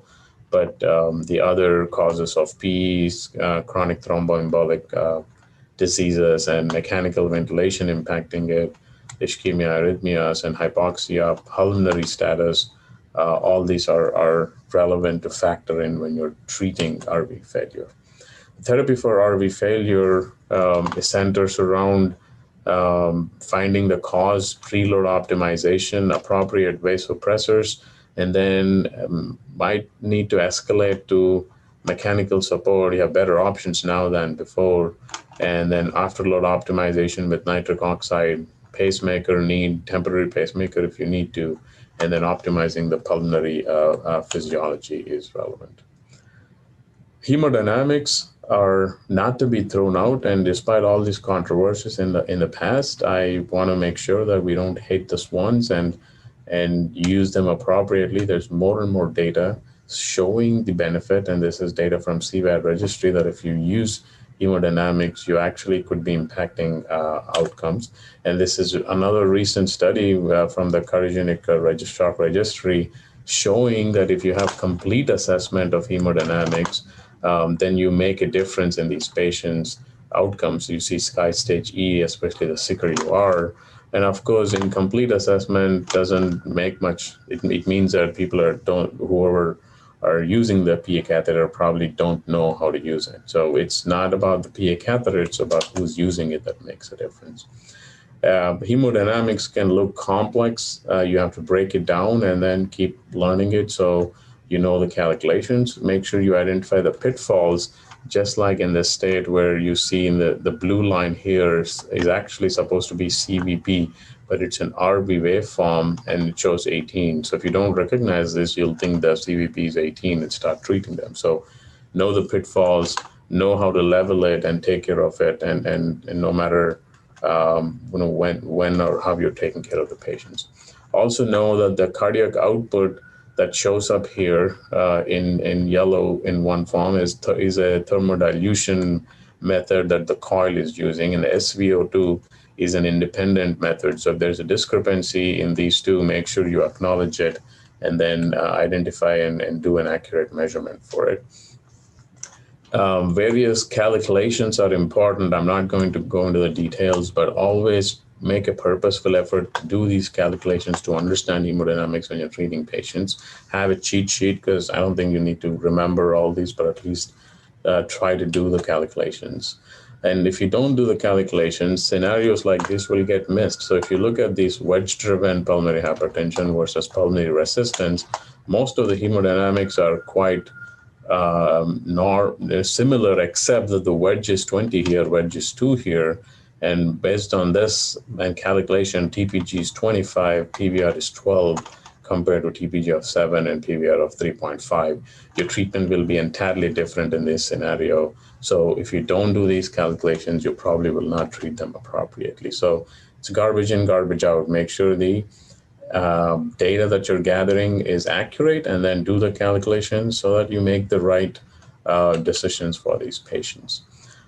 Quickly, if you notice in cardiogenic shock and output, SVR is relevant. In a high SVR state here, you notice that the cardiac output is down to 2.06 compared to a baseline of 3.74, and not a change in contractility. This line up here to the left is the called as the end systolic pressure volume relationship, and if this doesn't move, you've not changed the contractility. So if you just increase the SVR without changing contractility, you can drop the output significantly. Similarly here, you lower the SVR, the output is up to 5.86. So systemic vascular resistance can impact. Same thing with preload. Afterload, SVR is afterload. preload in this situation, your CVP is 2 and your cardiac output is 3 compared to 4, very hypotensive. So all you got to do is give volume in this situation. So identifying preload and afterload in these patients who are in shock and optimizing them appropriately is still relevant. Venous saturation is evolving to be a goal. We're still not there, but just like door to balloon time and now door to unload time, I think the field needs to go to door to tissue perfusion. We still don't have data, but if tissue hypoperfusion is really the goal, the definition of shock, and we want to improve it, there might be validity for this. But a central venous and especially a mixed venous is what we use appropriately to tailor our decisions as we escalate care. And again, in the hemodynamics, this is an important part of it. So I'll wrap up with the fact that the purpose of monitoring is extremely important here. The purpose is when you're monitoring, assess adequacy of the interventions, optimize the milieu for the heart, assess recovery of other organs, identify other complications, and monitor for recovery of the heart. And especially the escalation of care is time sensitive in these patients if you intervene. And in summary, overall, acute decompensated heart failure is a huge burden, and we're still learning the pathophysiology. It's still an enigma in a lot of aspects. And care needs to be in a comprehensive disease management perspective, as it is when you see patients as an outpatient. And cardiogenic shock needs to be identified appropriately, high vigilance, and early MCS and comprehensive long-term strategy. With that, thank you very much, and hope you have a good rest of the day, and we will get some answer some questions, hopefully in a separate forum. Thank you. Thank you so much, Dr. Bhimraj, for that very comprehensive talk on cardiogenic shock.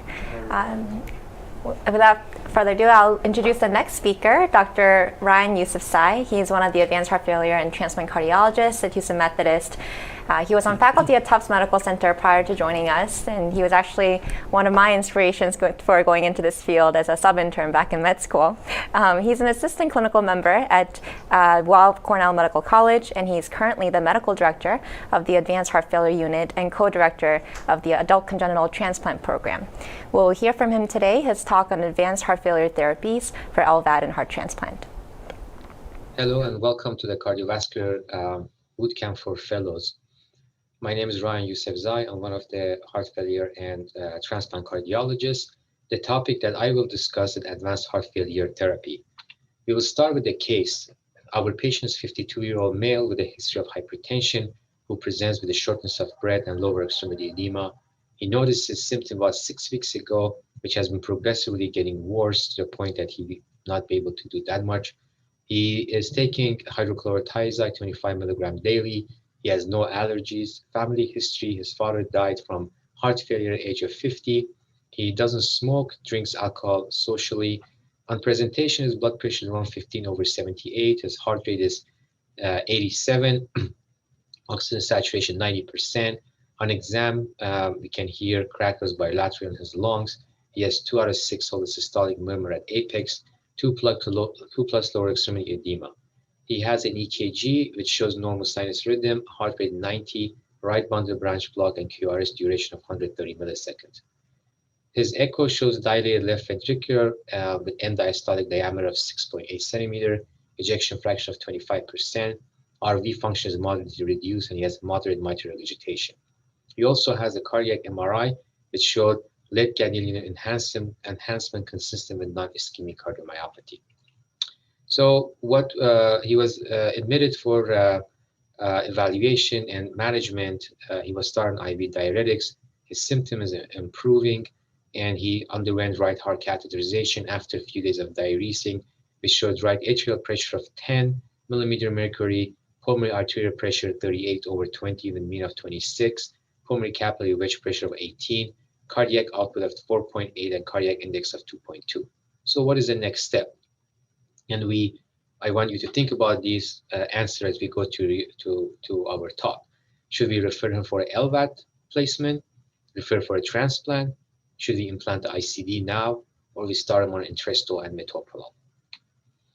So to talk a little bit about the heart failure and prevalence, as you know, heart failure prevalence is very high, about 6 million in the United States and 30 million in the worldwide. By 2030, we expect 9 million patients in the US with a heart failure, and the increasing number of patients that progress with stage D or end-stage heart failure. And heart transplant and LVAD are only approved non-pharmacological therapies that we can offer for these patients. To be familiar with the stages of the heart failure, we look at it differently. There's one ACC stage, which is kind of focused on the symptom and structural. Stage A are the patient with high risk for developing a heart failure, but no functional or structural heart disease. Stage B are a patient with a structural heart disease, but no symptoms. Stage C are the patient that we deal with them from the heart failure clinic, and these are patients who have a structural heart disease and heart failure symptoms. And stage D are more refractory and end-stage heart failure patient. NYHA class, functional class, is more based on the function. Class 1, no limitation in the normal activity. Class 2, mild symptoms with normal activity. Class 3, moderate symptoms with daily activity and asymptomatic at rest. And class 4 are patient with severe limitations and also symptoms at rest. For a more advanced patient, there's another classification called intermask profile, which has it from profile 1 to 7.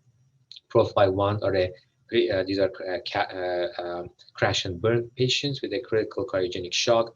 Profile 2 are a patient who are progressively declining. Profile 3 are a patient stable but on inotrope. Profile 4 are a patient who has symptoms at rest. Profile 5 are a patient who have a limitation with exertion. Profile 6, exertion limitation. And profile 7 are our NYHA class 3 patients. So when we should think about advanced therapy or refer to heart failure team, we use this graph a lot in the heart failure. This is the progression of the heart failure the patients. As we see, the patient can be stable for a while and they can have some exacerbation over time and improving, and trajectory could be overall to the declining of the quality of life. Initially, we have more opportunity to use medication, our devices, medical therapy to improve the mortality and quality of life. As this patient progress, they don't tolerate medical therapy, and they de-escalate. We have to de-escalate the medical therapy, and these are the time that we have more options and talk about the advanced therapies and or palliative care. So what's the perfect time to refer? In the ideal world, this is what we would like to have, that we know exactly when to refer this patient or think about advanced therapies. This is if they're too well, there's no benefit. If they're too sick, we already passed the point and we too late. And we know when we can refer them for the advanced heart failure therapy. However, what happens in reality, some of the patients, they behave differently. Some of the patients at the time of diagnosis or at the time they have symptoms, they can decline very quickly, and we have a very short time to pick up this patient and we can help them.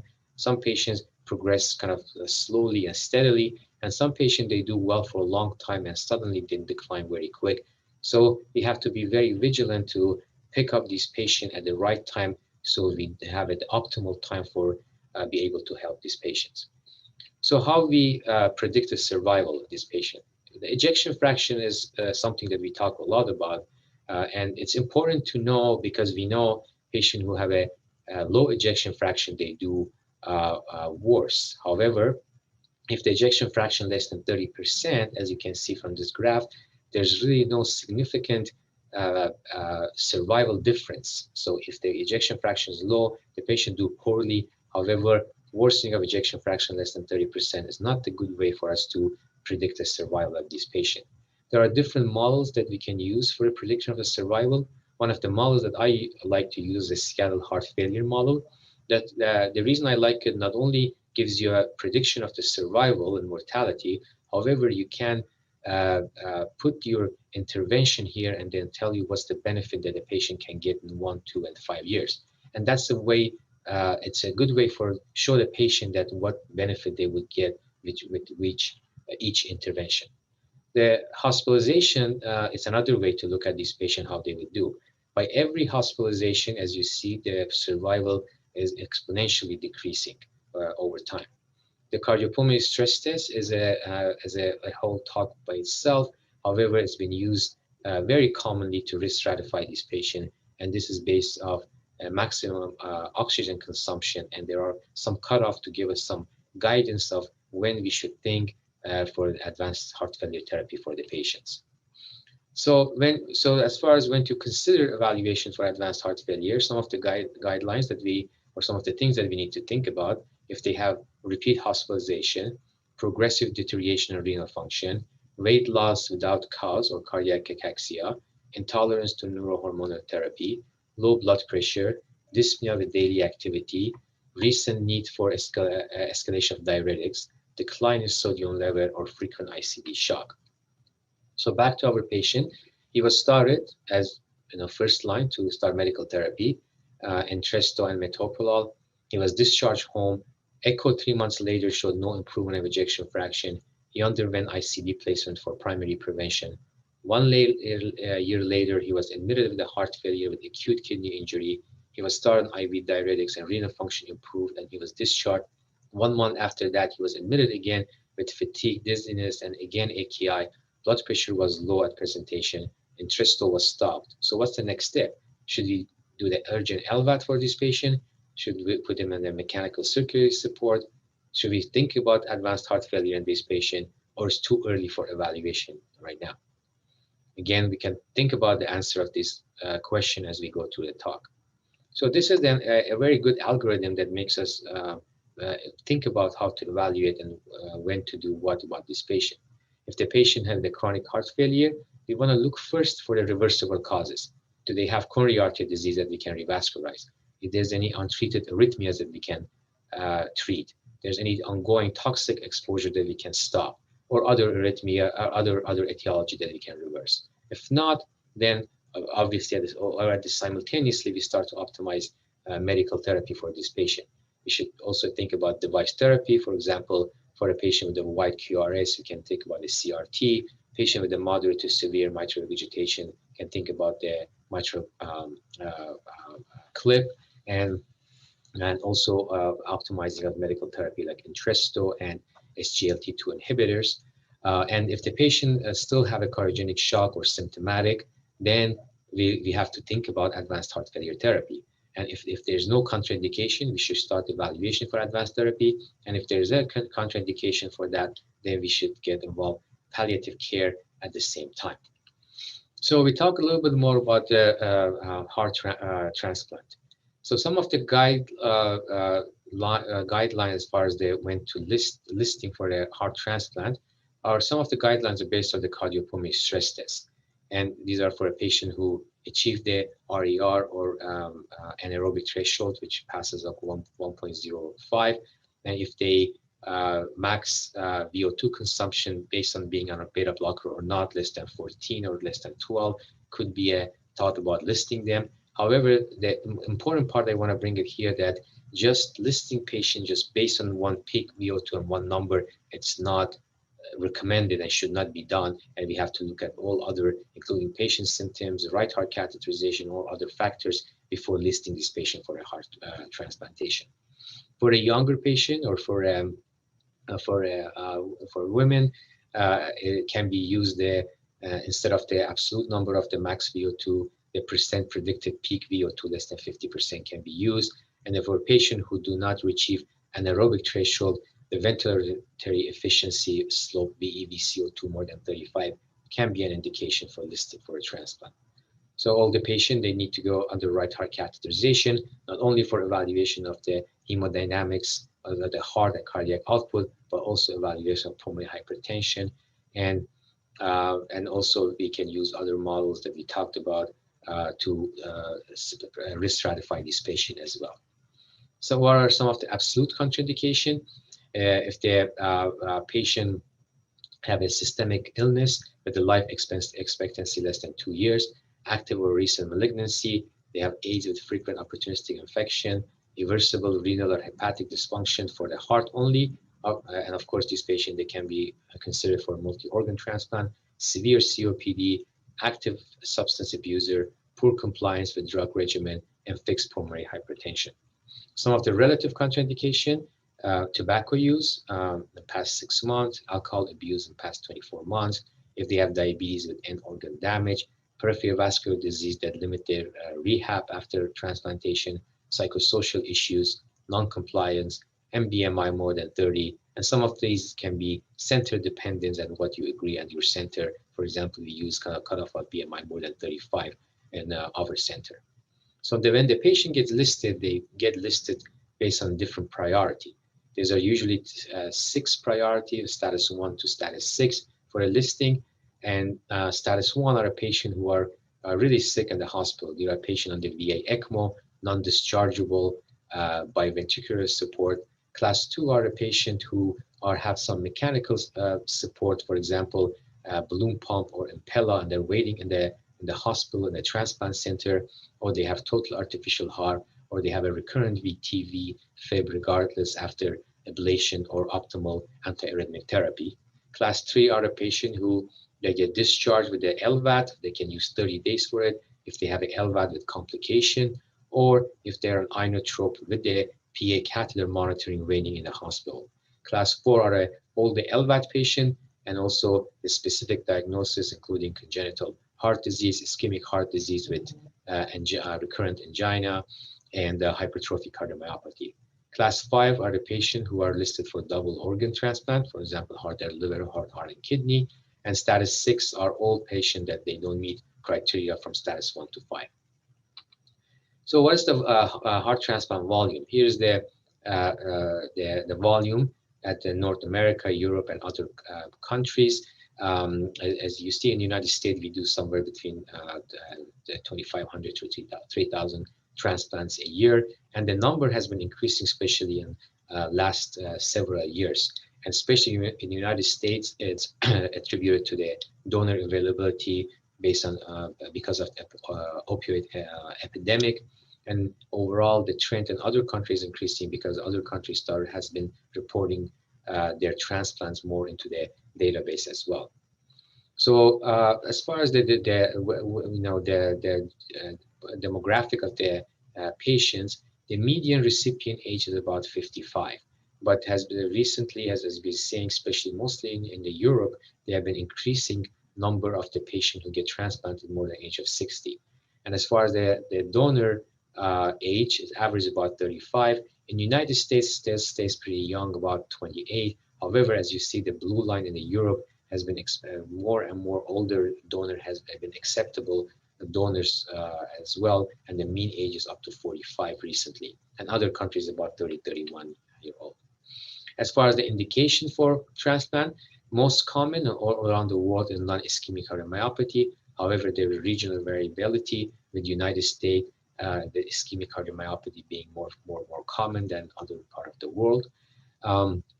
As far as having the LVAD as a bridge to transplant, there was a significant increase from 2007 to 2013, as since then has been stable. And if we continue this from 2018, 2019, then 2020, you will see decline as the allocation system has changed, which we'll touch base on that a little bit later in the talk.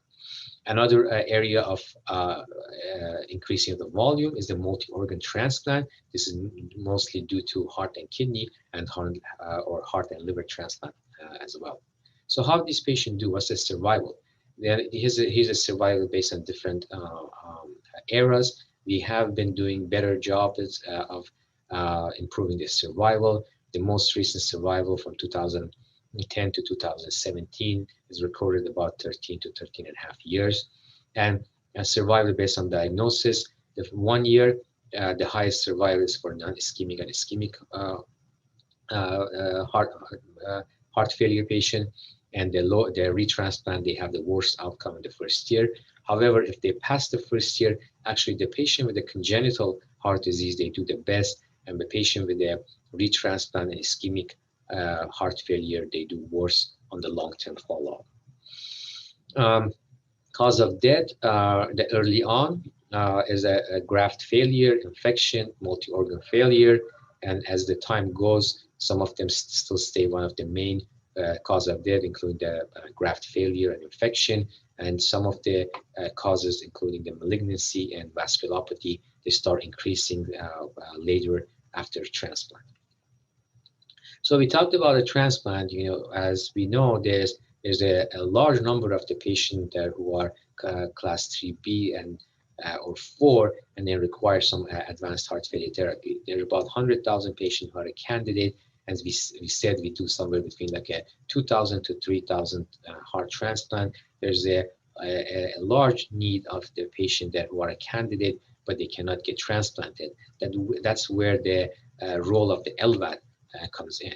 So LVAD is basically it's a pump, has an inflow cannula which is implanted in the left ventricle, and outflow cannula which is implanted in the ascending aorta.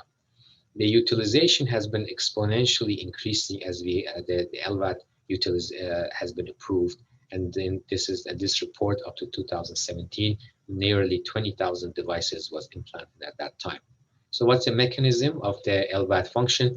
This supplements or totally replace the cardiac output, remove the blood from the left ventricle, inject it to the proximal or ascending aorta, and is capable to generating 8 to 10 liters of the flow based on speed preload and afterload.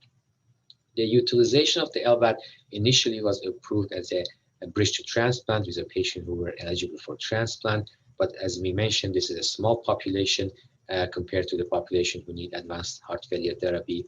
And after approval of the LVAD as destination therapy in 2010, there was exponential increase of the patient who received LVAD as destination therapy, and currently most of the patients who get implanted as a LVAD are in the destination therapy arm, and less as a bridge to transplant. The patient selection is very important, and they want to include the patient who will benefit from the treatment and exclude the patient who has a comorbidity that make they would not have any meaningful survival. And there are different models have looked at it. Here is an example of some of the risk factors for a patient with complication at the early, and some of them are late. As you know, RV failure, renal failure, liver failure, peripheral vascular disease are some of the important risk factors that we have to consider in these patients. As far as the Intermax profile, the profile 1 and profile 2, these are more critically ill patients. They do worse in the beginning, in the first month or two. However, that does not translate in the long-term follow-up at 5 years in this cohort. So what are the LVADs that we have available? The first generation LVAD was HeartMate XVE. This is a pulsatile pump. Disadvantage was their durability of these pumps were not very good, but this was one of the first pumps that really put the LVAD on the map. The rematch trial was done on this pump. These are the patient compared the LVAD versus optimal medical therapy. There was 48% reduction in the risk of death, and was approved as for the destination therapy in this patient. Even though if you look at the survival here, compared to what we have right now, is very, very low. However, compared to the optimal medical therapy, was a significant improvement, and that led to approval of the LVAD as destination therapy. The newer generation VAD is a HeartMate 2. This is an axial flow continuous flow device. It's a smaller pump, has a greater durability. The first was looked as a bridge to transplant strategy. So the patient who were eligible for a transplant status 1A and 1B in the old allocation system, they looked at the 18 months outcome, which if they had a heart transplant, cardiac recovery, or alive on the LVAD, and they met the 79%. So HeartMate 2 was approved as a bridge to transplant. Later on, they looked at the HeartMate 2 as a destination therapy, compared it to the pulsatile XVE with the primary endpoint of 2 years survival free from disabling stroke or reoperation. There was 46% versus 11% with favor the continuous flow. And if you look at mortality, 1 year 68% versus 55%, and 2 years 58% versus 24%. Therefore, there was approval of the HeartMate 2 as destination therapy, and that made the discontinuation of the pulsatile flow as a more inferior pump at that time. The other pump is, this is another continuous flow pump, is a HVAT and is a centrifugal flow pump, is implanted entirely in the pericardium. The trials that they looked at it as a bridge to transplant strategy was a advanced trial which compared the HVAT with HeartMate 2 as a non-inferiority study with the outcome in 180 days, the survival on the original implant, or they get transplanted. So HVAT was not inferior to HeartMate 2, therefore it was approved as a bridge to transplant. And the Endurance trial looked at the HVAT versus the HeartMate 2 as a destination therapy, again non-inferiority, and met the non-inferiority outcome, and the HVAT was approved as a destination therapy. The newer pump that mostly we implant right now is a HeartMate 3. This is again very similar design to the HVAT. It is a centrifugal pump and has some differences which we'll talk about. One of the differences are they have a wide blood flow to reduce the shear stress. They're frictionless with the absence of mechanical bearing, and has an intrinsic pulse designed to reduce stasis and therefore thrombosis, and that achieved by increasing and decreasing this speed frequently to wash out the pump and decrease the stasis and decrease the thrombosis. So the trial, the Momentum 3 trial, compared the HeartMate 2 with the HeartMate 3. This is that cohort, about 500 patients in each group, which were followed. The primary endpoint, survival at 2 years free from disabling stroke or reoperating to replace or remove malfunction device. HeartMate 3 was a superior pump, 74% versus 60% free survival. And if you look at all other adverse event, including pump thrombosis, any stroke, including hemorrhagic, ischemic, disabling stroke, any bleeding who requires surgery, non-required surgery, GI bleed, HeartMate 3 was a better pump compared to the HeartMate 2. And based on the evolution of these pumps, these are the real life trend of the using of the pump. As we see in 2014, the HeartMate 2 was a main pump with some HVAT. As the time goes, in 2019, right now, the HeartMate 3 is the dominant pump that we are implanting with some HVAT as well. And we talked about the allocation system, and this is again the allocation system. New allocation system was implemented in 2018, and there was a big shift in the strategy for LVAD implantation. Before 2018, about 25% of the patient were implanted as a bridge to decision, 25% bridge to transplant, 50% as destination therapy. However, after 2018, 70% of the patient are getting implanted as a DT, destination therapy, and just 10% as bridge to transplant. So how these patients do? If you look at all the cohort, 1 year survival about 82%, 5 year survival about 47%. If you look at this as far as the strategy survival, heart transplant does the best, followed by bridge to transplant, followed by bridge to candidacy or decision, and destination therapy. They do the worst. It's not surprising, because these are the patients who are not a candidate for transplant because of having a comorbidity or being older. And if you look at if you look at the survival, there was no difference between the HeartMate 2 and HVAT. However, even though this HeartMate 3 is an early pump, and we don't know where that graph would end up on the follow-up in several years from now, but at least the first year, the survival was compatible to the heart transplant. What's the complication? One of the, obviously, these are the most kind of fearful complication for a LVAD: infection, bleeding, right heart failure, neurological or stroke, device malfunction, and multi-system organ failure. Most of the complication, as you see, happens early on, and as the time goes, some of the complication, including the right heart failure, bleeding, decreases. However, the neurological complication, also known as stroke, still remains very high, and one of the most devastating complications related to the LVAD. If you look at this based on a new report that came out, looked at the different type of pump, and as you see, the HeartMate 3 is the top pump here over there. Except the right heart failure, the HeartMate 3 performed better as far as the freedom from the bleeding, freedom from the stroke, and freedom from the major infection.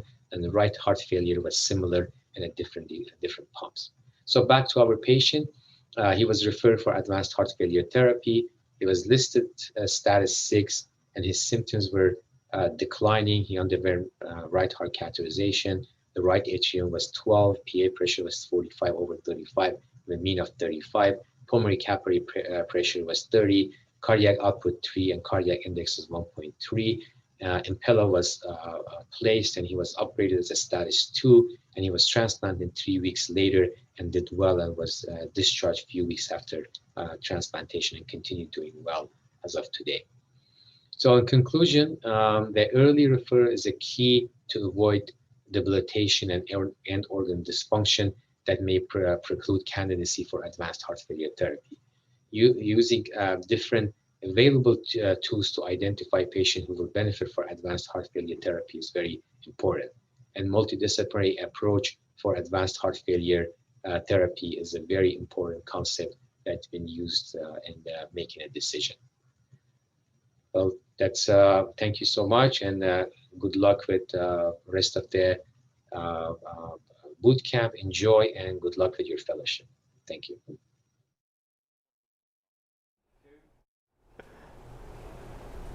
Thank you, Dr. Yousafzai, for that very comprehensive talk. Next, we will turn over to Dr. Isaac T. Dr. T is a past chief fellow at Houston Methodist and current interventional cardiology fellow here. He's an exceptional clinician and is widely recognized here as such a Methodist. His clinical and research interests are in cardiogenic shock, and in fact, he is on call today and just came from placing a balloon pump right here. I'm looking forward to his talk on temporary mechanical circulatory support. Thank you. All right, thanks, Hayshay, for a very kind introduction. So this is a topic that's very near and dear to my heart, because with these new devices and in the right patient, we can save lives where we never could have before. And I think this is one of the most rewarding and exciting parts of cardiology. So let's set the stage here for our first patient on call, 64-year-old male, 3 months out from transplant for non-ischemic cardiomyopathy, no history of any rejection, came in for fever and chills starting 4 days ago. He's being actively treated for pseudomonas pneumonia, and his immunosuppression regimen has been modified. His CellCept was stopped. So this guy is tachycardic and hypotensive when he comes in. His troponin is 3.5, his lactic acid is 3. And let's take a look at his bedside EKG. His EF is now 40 to 44%, compared to 60 to 64 just about a week ago. And his myocardial edema, and you can see most prominent in the interventricular septum, and also a new anterior and posterior effusion. So, he was resuscitated with fluids, started on broad spectrum antibiotics. Some people are thinking sepsis, but the echo is concerning for rejection. He does well on norepinephrine, but then deteriorates rapidly. Ended up on norepinephrine 14, dobutamine of 5, and a right heart cath was done concerning for mixed shock. Index was 1.2, and his urine output was low with now an elevated lactate. So not all shock is created equal, right? These hemodynamic profiles are very important because LV support is useful with LV failure, less so in biventricular failure, but still useful.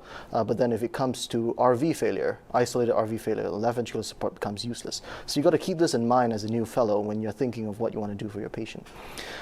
So what's in the fridge for dinner? How do we choose the right device?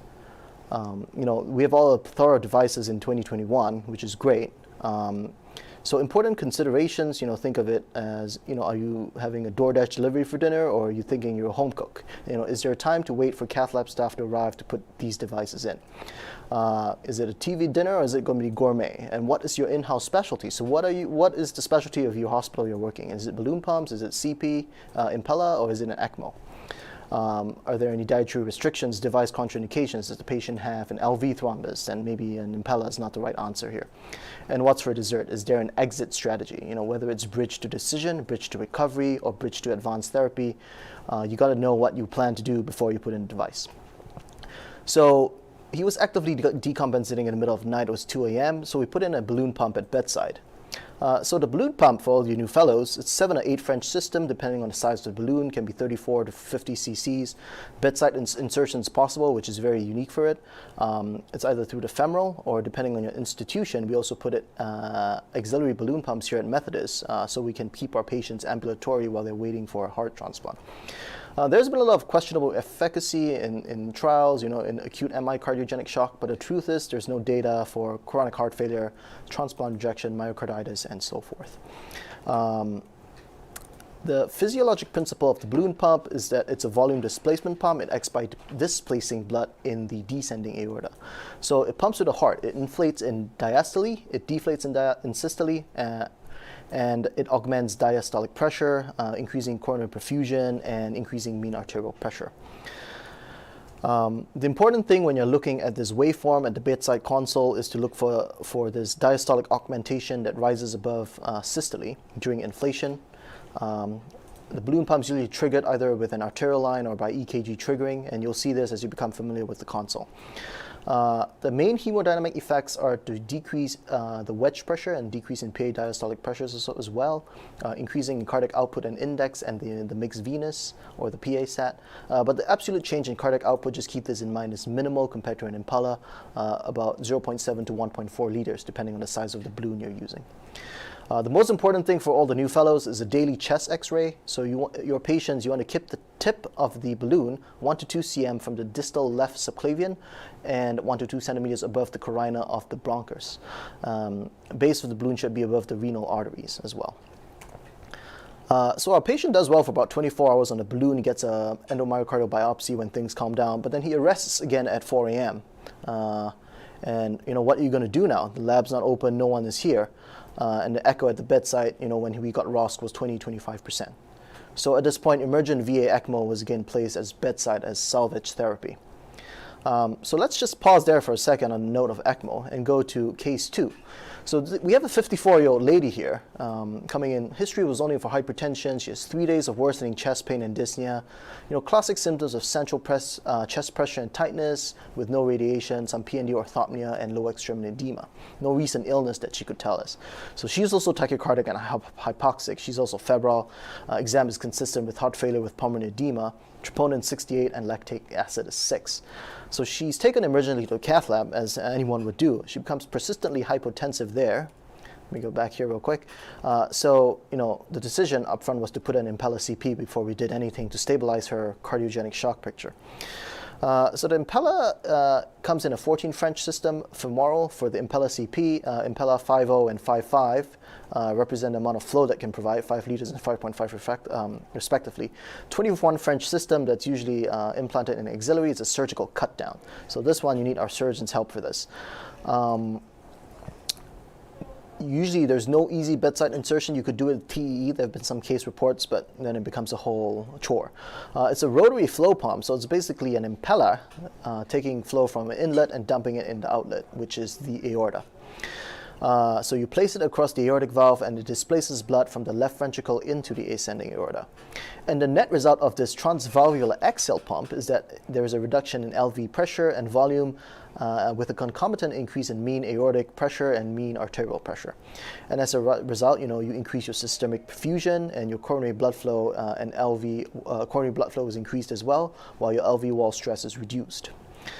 As a new fellow, this is what you'll see on the Impella console. The LV waveform on the top half of the screen and the motor current on the bottom half of the screen.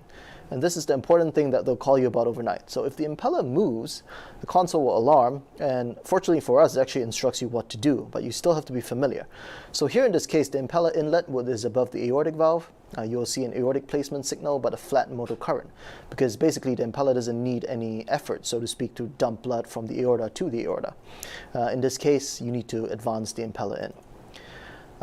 Now this one is more common where the Impella dips in too deep into the left ventricle, so the outlet is in the left ventricle as well. So the aortic waveform you see here has changed to an LV waveform that you see in the cath lab. So both the inlet and the outlet are in the ventricle. Motor current is flat because the Impella is dumping blood from inside the LV to inside the LV.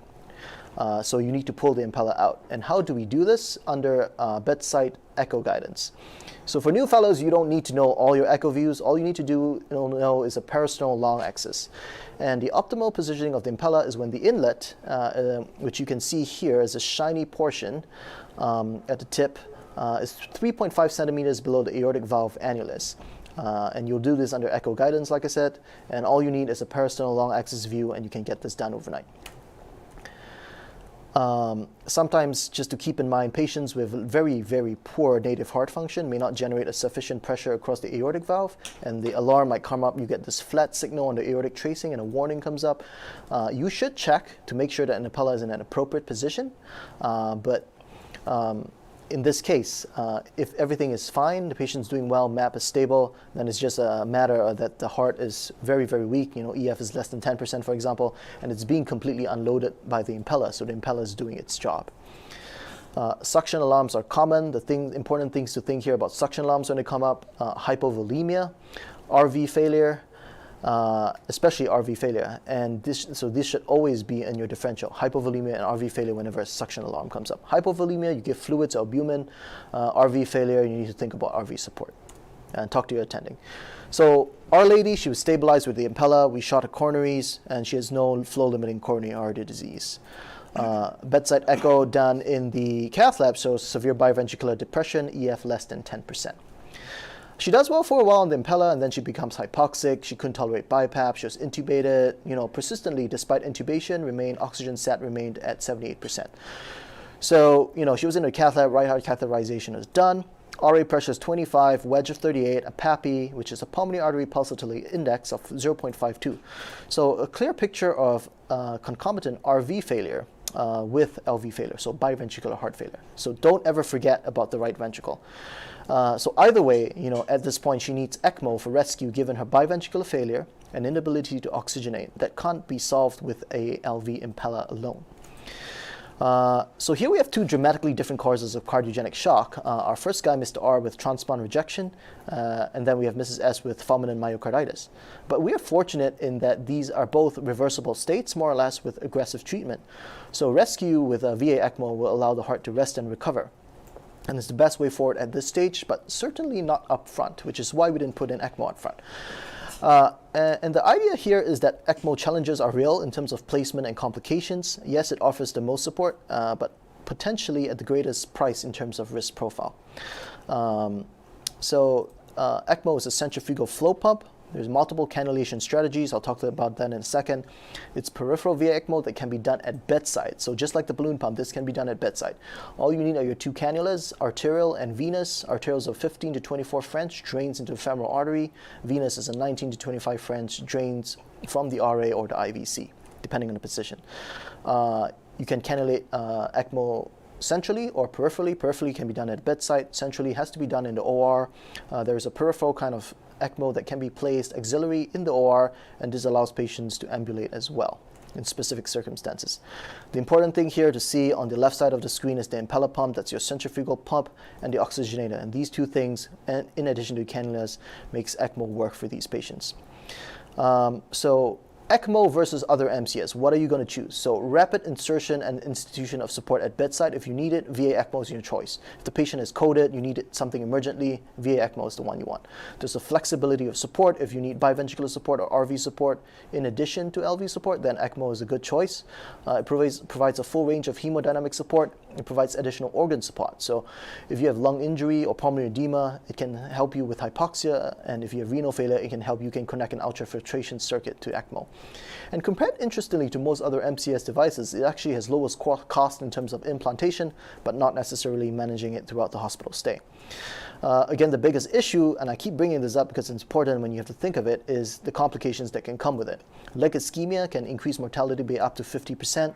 So here at Methodist, antegrade sheaths go in for all our patients to provide flow down the leg, and this is simple, can be done at bedside if needed. But other things are important, and you'll see this when you take care of ECMO patients. Renal failure requiring CRRT, patients get ventilator pneumonia, sepsis, all very common, hemolysis. So now that we have ECMO placed in these two patients, what do we want to do with the balloon pump and impella that's already in place? And this brings me to the most important concept today for ECMO that you need to understand as a new fellow. It's that of LV venting. So maximum ECMO flow does not mean you're unloading the LV. Maximum ECMO flow does not mean maximum LV decompression. And you can see here on the image on the left, as ECMO flow increases, your offload on the heart also increases. So without LV unloading, you're not optimizing for decompression and for LV recovery. Without LV decompression, this also increases the thromboembolic risk. So LV thrombus forms in the aorta from stasis, and you eventually get clots there. That you can't do anything about. LV distension and pulmonary hypertension also lead to pulmonary edema. It can lead to lung injury and lead to a risk of pulmonary hemorrhage. Options for venting if the aortic valve is not opening. So you can start with inotropes like dobutamine and milrinone if they can tolerate it. Then you can go up to a balloon pump, an Impella, and then there are also surgical options. The important thing to recognize is a Swan-Ganz catheter is very helpful here. If your wedge starts increasing, it tells you may need to upgrade your balloon pump to an Impella, so on and so forth. Finally, here you can see in this very succinct graph. So with LV failure and VA ECMO on the right of the screen, you can see your offload is very high. Putting in a balloon pump helps to vent at LV. Impella provides more support and vents it even more. And then if you can put in an Impella 5.0, you can decrease the afterload dramatically. So the answer to that question was you leave in the balloon pump, you leave the Impella in place, you unload the patients as they're on ECMO, and then you look for signs of adequate LV unloading when ECMO goes in. So pulsatility needs to be on arterial line tracing. It should never be flat like what you see here. And then if you're doing a bedside echo, check to make sure the aortic valve is opening. So Mr. R, our guy with transplant rejection, got thymoglobulin. He was treated with steroids, and we increased the intensity of immunosuppression. Obviously, the biopsy eventually comes back, signifying he had grade 3R severe rejection, which is not a surprise. But we can't wait for the diagnosis, right? Because it's a very time-sensitive matter. His repeat echo is EF of 55 to 59% with all that treatment. Total hospital stay was 22 days. He was 7 days on the balloon pump, followed by 5 days on VA ECMO and the balloon pump. And then was weaned on the ECMO first, followed by the balloon pump. He was discharged to rehabilitation. He's now home, and his biggest issue is actually back pain. Now, Our Lady, this is S, had endomyocardial biopsy consistent with active lymphocytic myocarditis. It was negative EBV, negative adenovirus, and CMV. She was treated with steroids and IVIG. I won't go into the controversies of steroid treatment in the setting of myocarditis, but with aggressive management, her EF recovered to 55 to 59%. She had a total 18-day hospital stay, 8 days on VA ECMO. And she walked out of the hospital and is doing well on follow-up. So that was a lot. As a new fellow, what you need to know about temporary mechanical support is simple. The bottom line is this: not all shock is created equal. Your acute myocardial infarction, your myocarditis, your post-cardiotomy shock, transplant rejection shock is all different. You need your hemodynamics and that hemodynamic graph to decide on what kind of LV failure, RV failure, or biventricular failure you're having. Your inotropes and your vasopressors all have a cost. If you're asking yourself if you need mechanical support, answer is probably yes. Escalate to your attending. Tailor your level of support, so don't forget about the right ventricle. If you have biventricular failure, you need biventricular support for biventricular shock. Know the basics of the intra-aortic balloon pump positioning and Impella alarms, as well as troubleshooting. That's going to be very helpful when you're on call at night. The principles of LV unloading are important for ECMO to be successful. And really, more data is coming. But until then, we have to go with the real-world approaches to work with what we have. The Danish-German trial, Danger Shock, will provide definitive proof of efficacy in of mechanical support in acute myocardial infarction, but this data won't be available for another 2 to 3 years. So in July 2021, when you're starting your fellowship, we have treatment approaches for this lethal condition. So systematic adoption of best practices along with early mechanical support use may allow us to improve survival in these critically ill patients. And so we just got to pick the right patients and pick the right support to help them live a better life. All right. Thank you very much.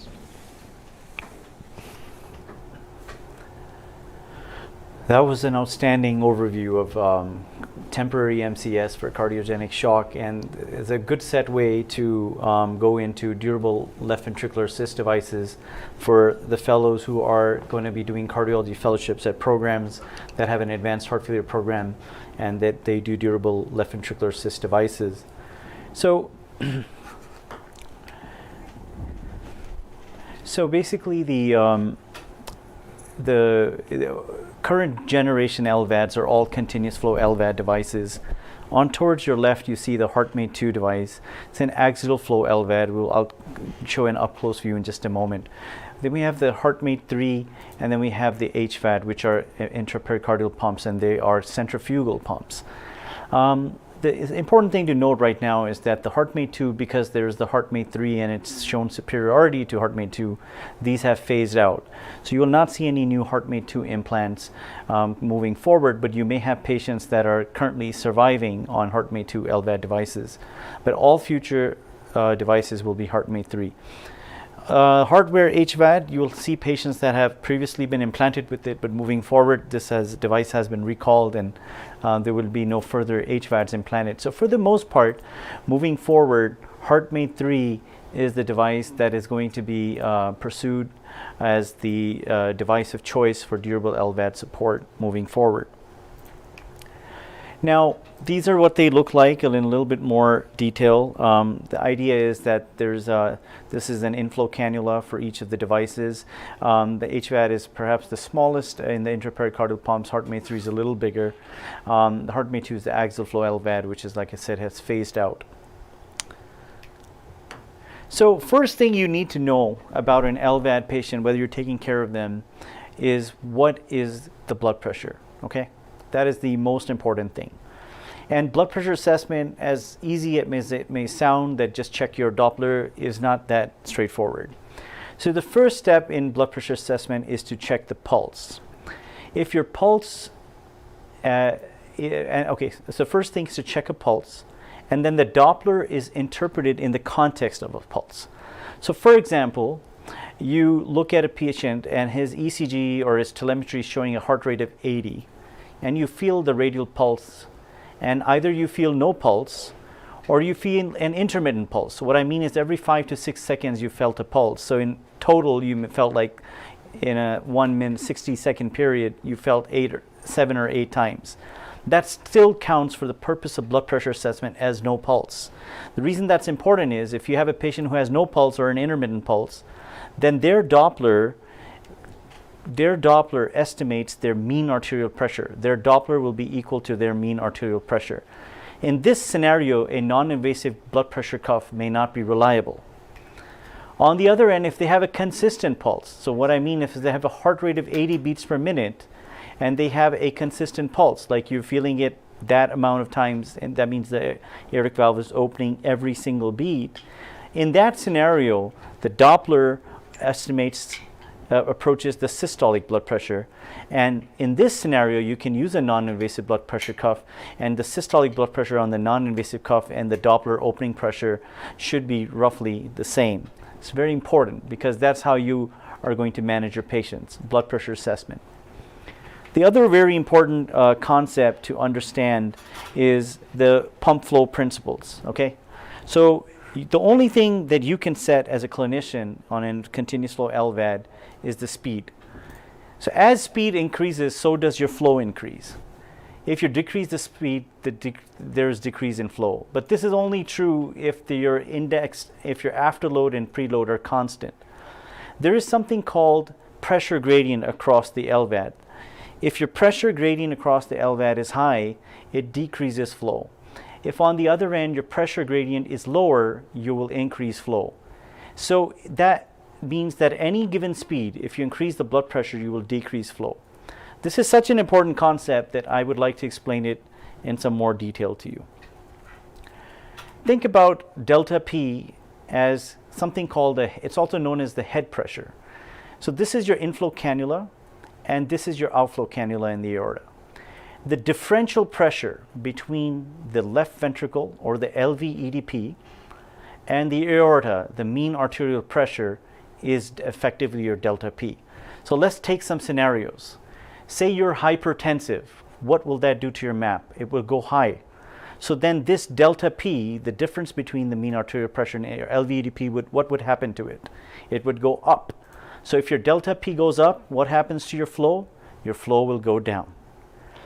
Now, you could do the same thing. Say your LVEDP goes down. What are the scenarios that it will go down? Well, anything that reduces preload to the left ventricle. So if your patient starts GI bleeding on a continuous flow LVAD support, it will reduce LVEDP. If your patient is hypovolemic, overdiuresed, dehydrated, it will have low LVEDP. If your patient has RV failure, cannot get enough preload to the left ventricle, will have a low LVEDP. If your LVEDP goes down, the differential still between the MAP and the LVEDP will go up. So your delta P will go up. So what will happen to your flow? Your flow will go down. So your flow can go down if your LVEDP goes down. Your flow can go down if your MAP goes up. Those are the things that will change the delta P. What if you reduce the delta P? I'll give you an example. What if you develop sepsis? What will happen in severe sepsis? Your mean arterial pressure will go down. If your mean arterial pressure goes down, the delta P will go down. Hence, your flow will go up. So in sepsis, you can have high flows. What happens if your LVEDP goes up? So like say your patient LVAD, you discharge them home, non-compliance with diets, not taking their medication, not taking the diuretics, come in with heart failure. LVEDP is up, your delta P with the MAP and the LVEDP gap will go down, your flow will be high. As simple as that. So whenever you're thinking LVAD flow and then we'll go into the algorithm, you have to look into those things. Now, one point I wanted to point out was that your centrifugal LVADs as opposed to your axial flow LVADs are more afterload sensitive. So this is the VQ curves of the centrifugal, which is the HeartMate 3 and the HVAD versus the HeartMate 2.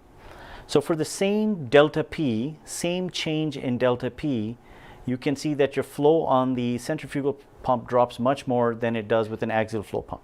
Now people who have axial flow pump, they have it, but we're not going to put them in anymore. So for the new ones, you have to understand very afterload sensitive pumps. So if you get systemic hypertension, you will have low flow alarms with these centrifugal pumps. It's an important concept to remember. And one of the reasons for that, I mean, just to explain it, for the axial flow pump, if you look at the blood, it enters the rotor and leaves the rotor at the same angle. Whereas if you look at a centrifugal pump, the blood is coming here but leaving vertically. So there's a 90-degree angle between the blood entering and exiting. And that is why the afterload sensitivity. So this is a typical interface that you will see on the LVAD console. This is true for the HeartMate 2 and HeartMate 3. I'm going to focus on HeartMate 3, but the concepts do not change. The only thing you can set is the speed. So clinician will set the speed. For HeartMate 3, operation speed is anywhere from 48 to 6200 RPM. And it will, for the set speed, you will have a particular amount of power that the device is going to use to revolve at 5500 RPM. So the only thing that the LVAD can measure that has a computer that measures is actually the power consumption. Everything else is derived. So you set the speed, it has an associated power with it. There's a power range for a set speed, and then that, based on an equation, will give you an estimated flow. This is not measured flow, and so it can be inaccurate, and I'll tell you when it is. And then it gives you a pulsatility index. These are the four things you look at. Now, for people who are still going to take care of HVAD patients, the console is a little different. It looks something like this, and the concept is still the same. So they have this here, you can see below watts. Here you can see the speed that you're going to set. The speed operation for hardware HVAD is anywhere from 22,000 to 3,200 RPM, the general speed, and then you have a flow.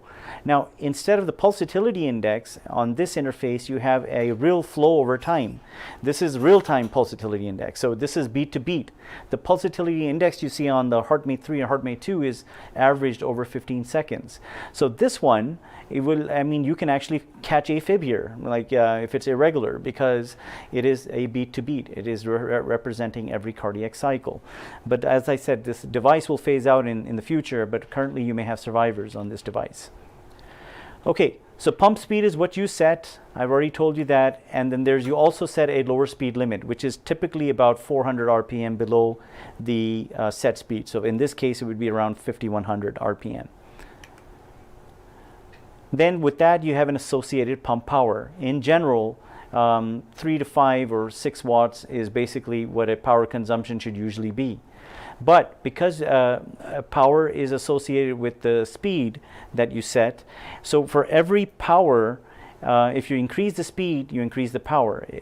Now also, if you increase the flow to the LVAD, you will increase power. So in other words, if you have a high preload coming into the inflow cannula, it will require more power to spin at 5500 RPM. Just keep it simple, you'll understand that concept. Pulsatility index, I would like you to start thinking about this as an index of native contractility. Yes, it's averaged over 15 seconds, and it's the differential between the power, maximum power, and minimum power. What do I mean by that? Well, you know, there's systole and diastole. So during systole, the LV contracts and the preload, it increases the flow into the inflow cannula. So your power consumption goes up during systole and it goes down during diastole. So there's a power differential. Now they average this over time and create a power average. And if this equation gives you this pulsatility index, pulsatility index is a measure of native contractility. If your pulsatility index is high, it's mean for whatever reason, your native heart contractility or your native heart is having to perform more. More of the heart function, and LVAD is performing less, and vice versa. If the pulse index is low, it means that the native contractility is not contributing much to cardiac output. It is your LVAD that is doing so. So before I talk about causes of PI events, I just want to point out one point, that PI events, and there's something called a suction event. They're about the same thing. When you get a PI event, the LVAD detects it as a 45% change in that equation that I showed you, and then it will drop the speed to the lower speed setting. So it will go from, say, 5500 to 5100 RPM, like I told you. That is a PI event with spin down. Now, suction event is a PI event, but it's actually when a physical object, or like a part of the myocardium or a trabeculae, comes in and obstructs the inflow cannula, and that is when you will have a suction event. So basically all suction events are PI events, but all PI events do not have to be suction events, because it could just be a volume phenomena, for example. Now, you will, on the console, you'll see a history button. You will hit the history button. It's a touch screen, and then you'll hit event log, and then you will get something like this. It will give you an idea of what has been happening for this patient. So it will tell you, like, there are PI events here. In this particular patient, there was one low flow alarm. So you know that's how you interrogate the device. So because, I mean, we used to do this physically, but in virtually this is the best I can show you as to how to get to this and look at the event log. Now, there's something also called a log file. In your particular program, you may be the perfusionist or your coordinators that will send off the log files. Log files has much more finesse than what you see on an event log. On a log file, you can see the trends of power, the power and the flow over time, and you can pick subtle changes. For example, you might see that 7 days ago the power consumption has been gradually increasing, and that could be a sign that there's a drag on the pump and that there's a developing LVAD thrombosis in the right clinical setting. But point of showing this is the log file gives you more finesse in detecting what could have been happening if your patient is admitted due to some LVAD malfunction. Now, this is just telling you that for each device, so I'm going to focus on the HeartMate 3, there's a speed setting operation, and they'll give you what the normal PI pulsatility index should be, and what is the average power. So 3 to 7 is an average power for the normal speed settings of HeartMate 3. So if you see someone having a power wattage of 10 watts, you know clearly it's abnormal. There's something is not right. So try to get yourself familiarized with these values. Now, this is where I feel like I'm going to go over this. It's going to be a simple algorithm, but it will give you a very good sense of how to approach the patients when you get in trouble with them. So let's start with this one on the left. So now you have a low flow alarm. You have decreased flow. So you have a patient who has a low flow alarm. You go in there and you take a look and you see that the pulsatility index is 9 or 10. It's high. So increased pulsatility index, low flow. Low flow is due to a what? High delta P and an increased pulsatility. So what it will be the most likely cause? Hypertension. Means hypertension, drop your flow through the LVAD, your body, your native contractility is doing more, PI goes up, essential hypertension. Same thing happens if you have an outflow tract partial obstruction. It's just an increased afterload on the heart, right? It's just increased, like hypertension is increasing afterload on the pump as well as the heart. So you will have a low flow alarm in setting of a high pulsatility index. Or you just set the speed too low. Someone needed, say 5,800 RPM and you're setting them at 5,000 RPM. Then their native heart is still in heart failure, your heart is trying to do more. You will have a low flow, but you will also have a high pulsatility index. But the important one for purposes of your fellowship is low flow, high pulsatility almost always is going to be systemic hypertension, uncontrolled hypertension. The way to look for a partial outflow tract obstruction would be a cardiac CT scan. Now, what if you have low flow, but you also have decreased pulsatility or low pulsatility? All right. So yes, that means you could have an inflow obstruction. Now, inflow obstruction would be what? I told you, it will be like a low LVEDP. It will be like a decreased flow into the inflow cannula. So what will happen to your delta P? It will go up. So your flow will be low. You'll have a low flow with partial inflow obstruction, and you will have a low PI as well. But that is not a common reason for a low flow alarm. So what are the common reasons for the low flow alarm? So that would be a low preload, which we discussed, so low LVEDP for some reason. So you'd have to sort it out. It could be the patient came in with melena, GI bleeding. It could be the patient is in acute kidney injury, maybe an overdiuresis, dehydration, diarrhea. You have to pick up those things. Lastly, you don't want to miss right ventricular failure, because if someone has RV failure, they will have a low LVEDP, but they would have a very high RA pressure. So your CVP will be very high. So you should be able to pick that up at the bedside when you examine them. So that is the differential for the low flow alarm. Now, what if you have a high flow state? You have a high flow alarm and you have a high pulsatility. That is a rare circumstance. So basically you're having high flows and a high pulsatility.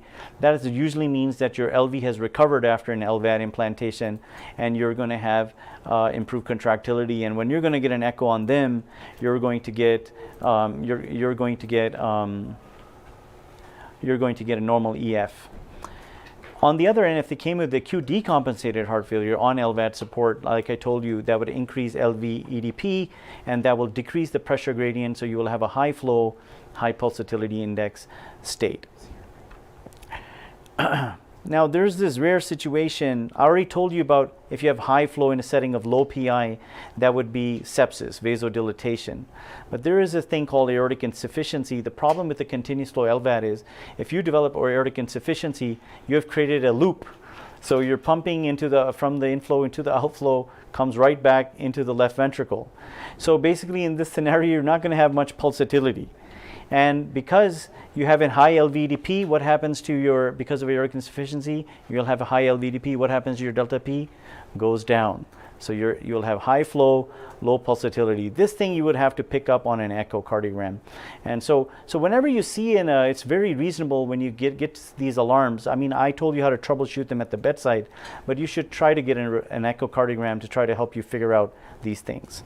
Lastly, if you have a situation where you have a high power consumption, like I said, if someone has 10 watts, power flow is a derived number. It's not an actual number. So if your power consumption is more, it's assumed that your flow will be higher.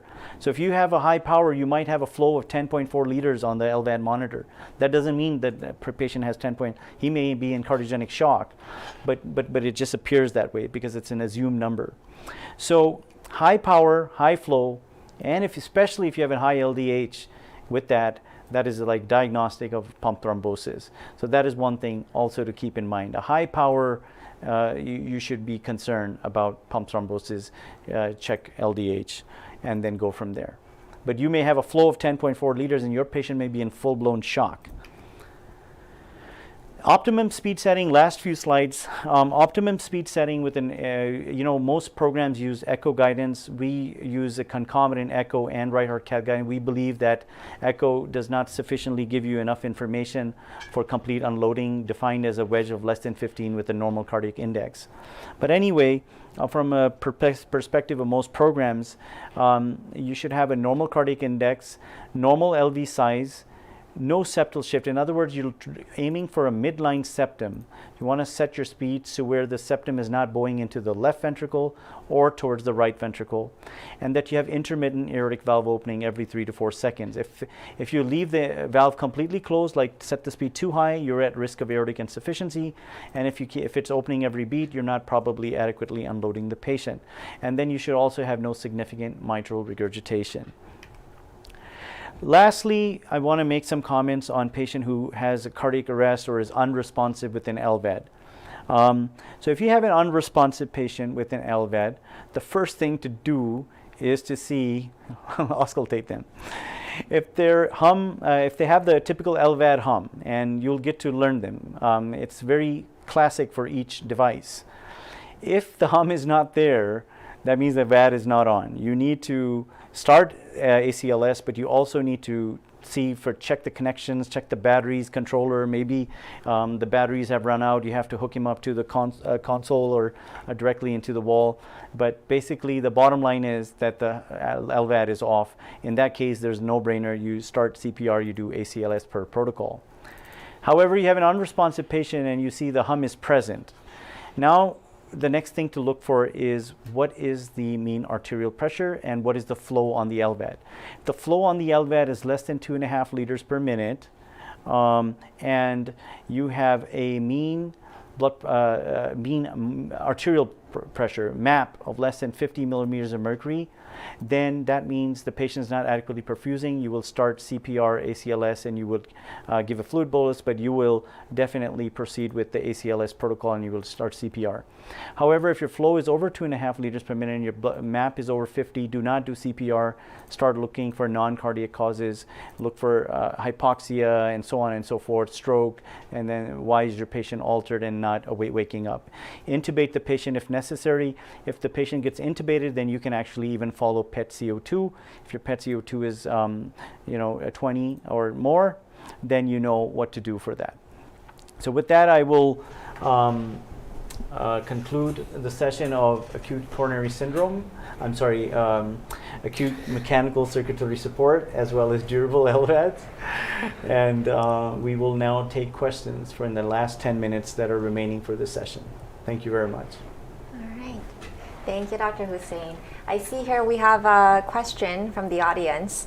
The question is regarding biventricular failure and with regards to Dr. T's presentation. So in patients with biventricular failure, like the second patient in Dr. T's presentation, how do you decide between biventricular impella versus ECMO, or is biventricular impella, is that an option? So. So it depends on your institution you work at as well. Not every institution does an impella RP.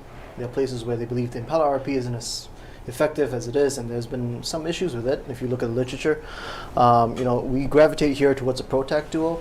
Sometimes the patient might not be a candidate for ECMO. There's a prior history of cancer or prior history of stroke, and so on and so forth. Relative contraindications to ECMO. There is a heart score that you can calculate online to see if the patient would be a suitable candidate for ECMO.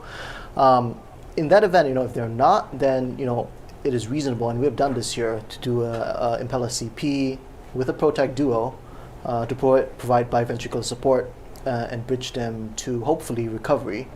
And see where we go from there. So that's one option. There are many benefits between doing 2 devices versus VA ECMO, depending on the staff you have. Do you have perfusion that knows how to manage both? Adequate nursing in the CVICU to take care of 2 different devices versus just ECMO alone? And when it comes to a cost issue, I think ECMO would be cheaper than implanting impella and a PROTAC duo. So there's a lot of considerations here, and it needs to be a heart team decision, not a decision that someone makes alone. Maybe just an additional point would be that you have to activate the cath lab. It's not PROTAC, it's not something you can put at the bedside. As well. It also depends upon how sick your patient is. in order, and how much amount of time you may have. I see. Thank you. That was very helpful. And then I believe there was actually another question earlier on an earlier session regarding chronic heart failure management. I wanted to direct to Dr. Kavati. The question is, how do you manage patients who had heart failure with reduced ejection fraction and documented to be non-ischemic, with an MRI, etc. And after GDMT, their EF had improved to greater than 50%. Would you recommend maintaining these patients on those meds indefinitely? That's an excellent question. A lot of times, we have a tendency to stop these medications. Guidelines do recommend like 2 to 3 years continuing GDMT, and then you can consider stopping. However, we have noted relapses and worsening cardiomyopathy in some of the patients, so I would say ideally continue for life. Dr. Hussain, if you have any different thoughts. No, I completely agree with this recommendation. There's a lot of relapse after discontinuation of guideline-directed medical therapy, even when you've had recovery. One question for Dr. T is that the different institutions have pursued cardiogenic shock in different ways. I would like to ask you, if you were managing a patient with LV failure, cardiogenic shock, high wedge pressure, low index situation, how do you decide between saying that, okay, I can start with a balloon pump versus going straight to an Impella? What kind of thoughts come to your mind when you're looking at this strategy? So it's very controversial questions, there's a lot of data, not a lot, but things like the IABP Shock 2 trial that I mentioned, that the balloon pump is not as effective in patients with AMI. But then remember that I said that every shock is different. So if it's cardiogenic shock related to post-cardiotomy, related to transplant myocarditis, they are all different. At our institution, we have experience with balloon pumps in chronic heart failure patients with cardiogenic shock who do well, are able to be bridged with a 40, 50 cc balloon pump. We've seen that time and again. There is retrospective data out there that also proves the same point. In your institution, it may be that the balloon pump's the only one that's available. The nice thing about it, I guess you can put it at bedside. You can't put an Impella at bedside overnight. Your cath lab staff cath lab might not be able to come in time. The balloon pump is lower risk profile. It's 8 French versus 14 French. But also you have to remember, it doesn't mean that once the balloon pump goes in, that's it. It's going to save the patient's life. You need to monitor closely, reassess every hour, every 30 minutes. Is urine output improving? Is lactate improving? If not, then it still means you may have to transfer the patient to a tertiary center if you don't have an Impella or don't have ECMO, or you may just have to make sure the lab gets in time so you can upgrade the patient to an Impella. But I guess at the end of the day is, we need to take care of the patient, right? We've all seen responders and even super respondents to balloon pump. So we should not let the indecision between a balloon pump and an Impella take us away from taking care of the patient. Excellent. Are there any questions, Dr. Ali, on the forum or? No, I believe those are all the questions from the audience. Okay. Great. All right, so guys, thank you so much for hanging out this late. We're about 5:15. It was a long day. You guys went through a whole bunch of knowledge on day one. Tomorrow at 9 a.m. we're going to kick it off with structural heart disease. You will meet Dr. T tomorrow as well. And I think it was a very fruitful session, and really appreciate the questions that came for online. And I hope our comments you found helpful, and you learned something today, and will be able to apply it in your respective fellowship programs. Thank you very much, and have a very nice evening ahead. And I would like to also thank Dr. Ali, Dr. Kalvakuri, and Dr. T for staying so late and being on the panel. Thank you so much. There.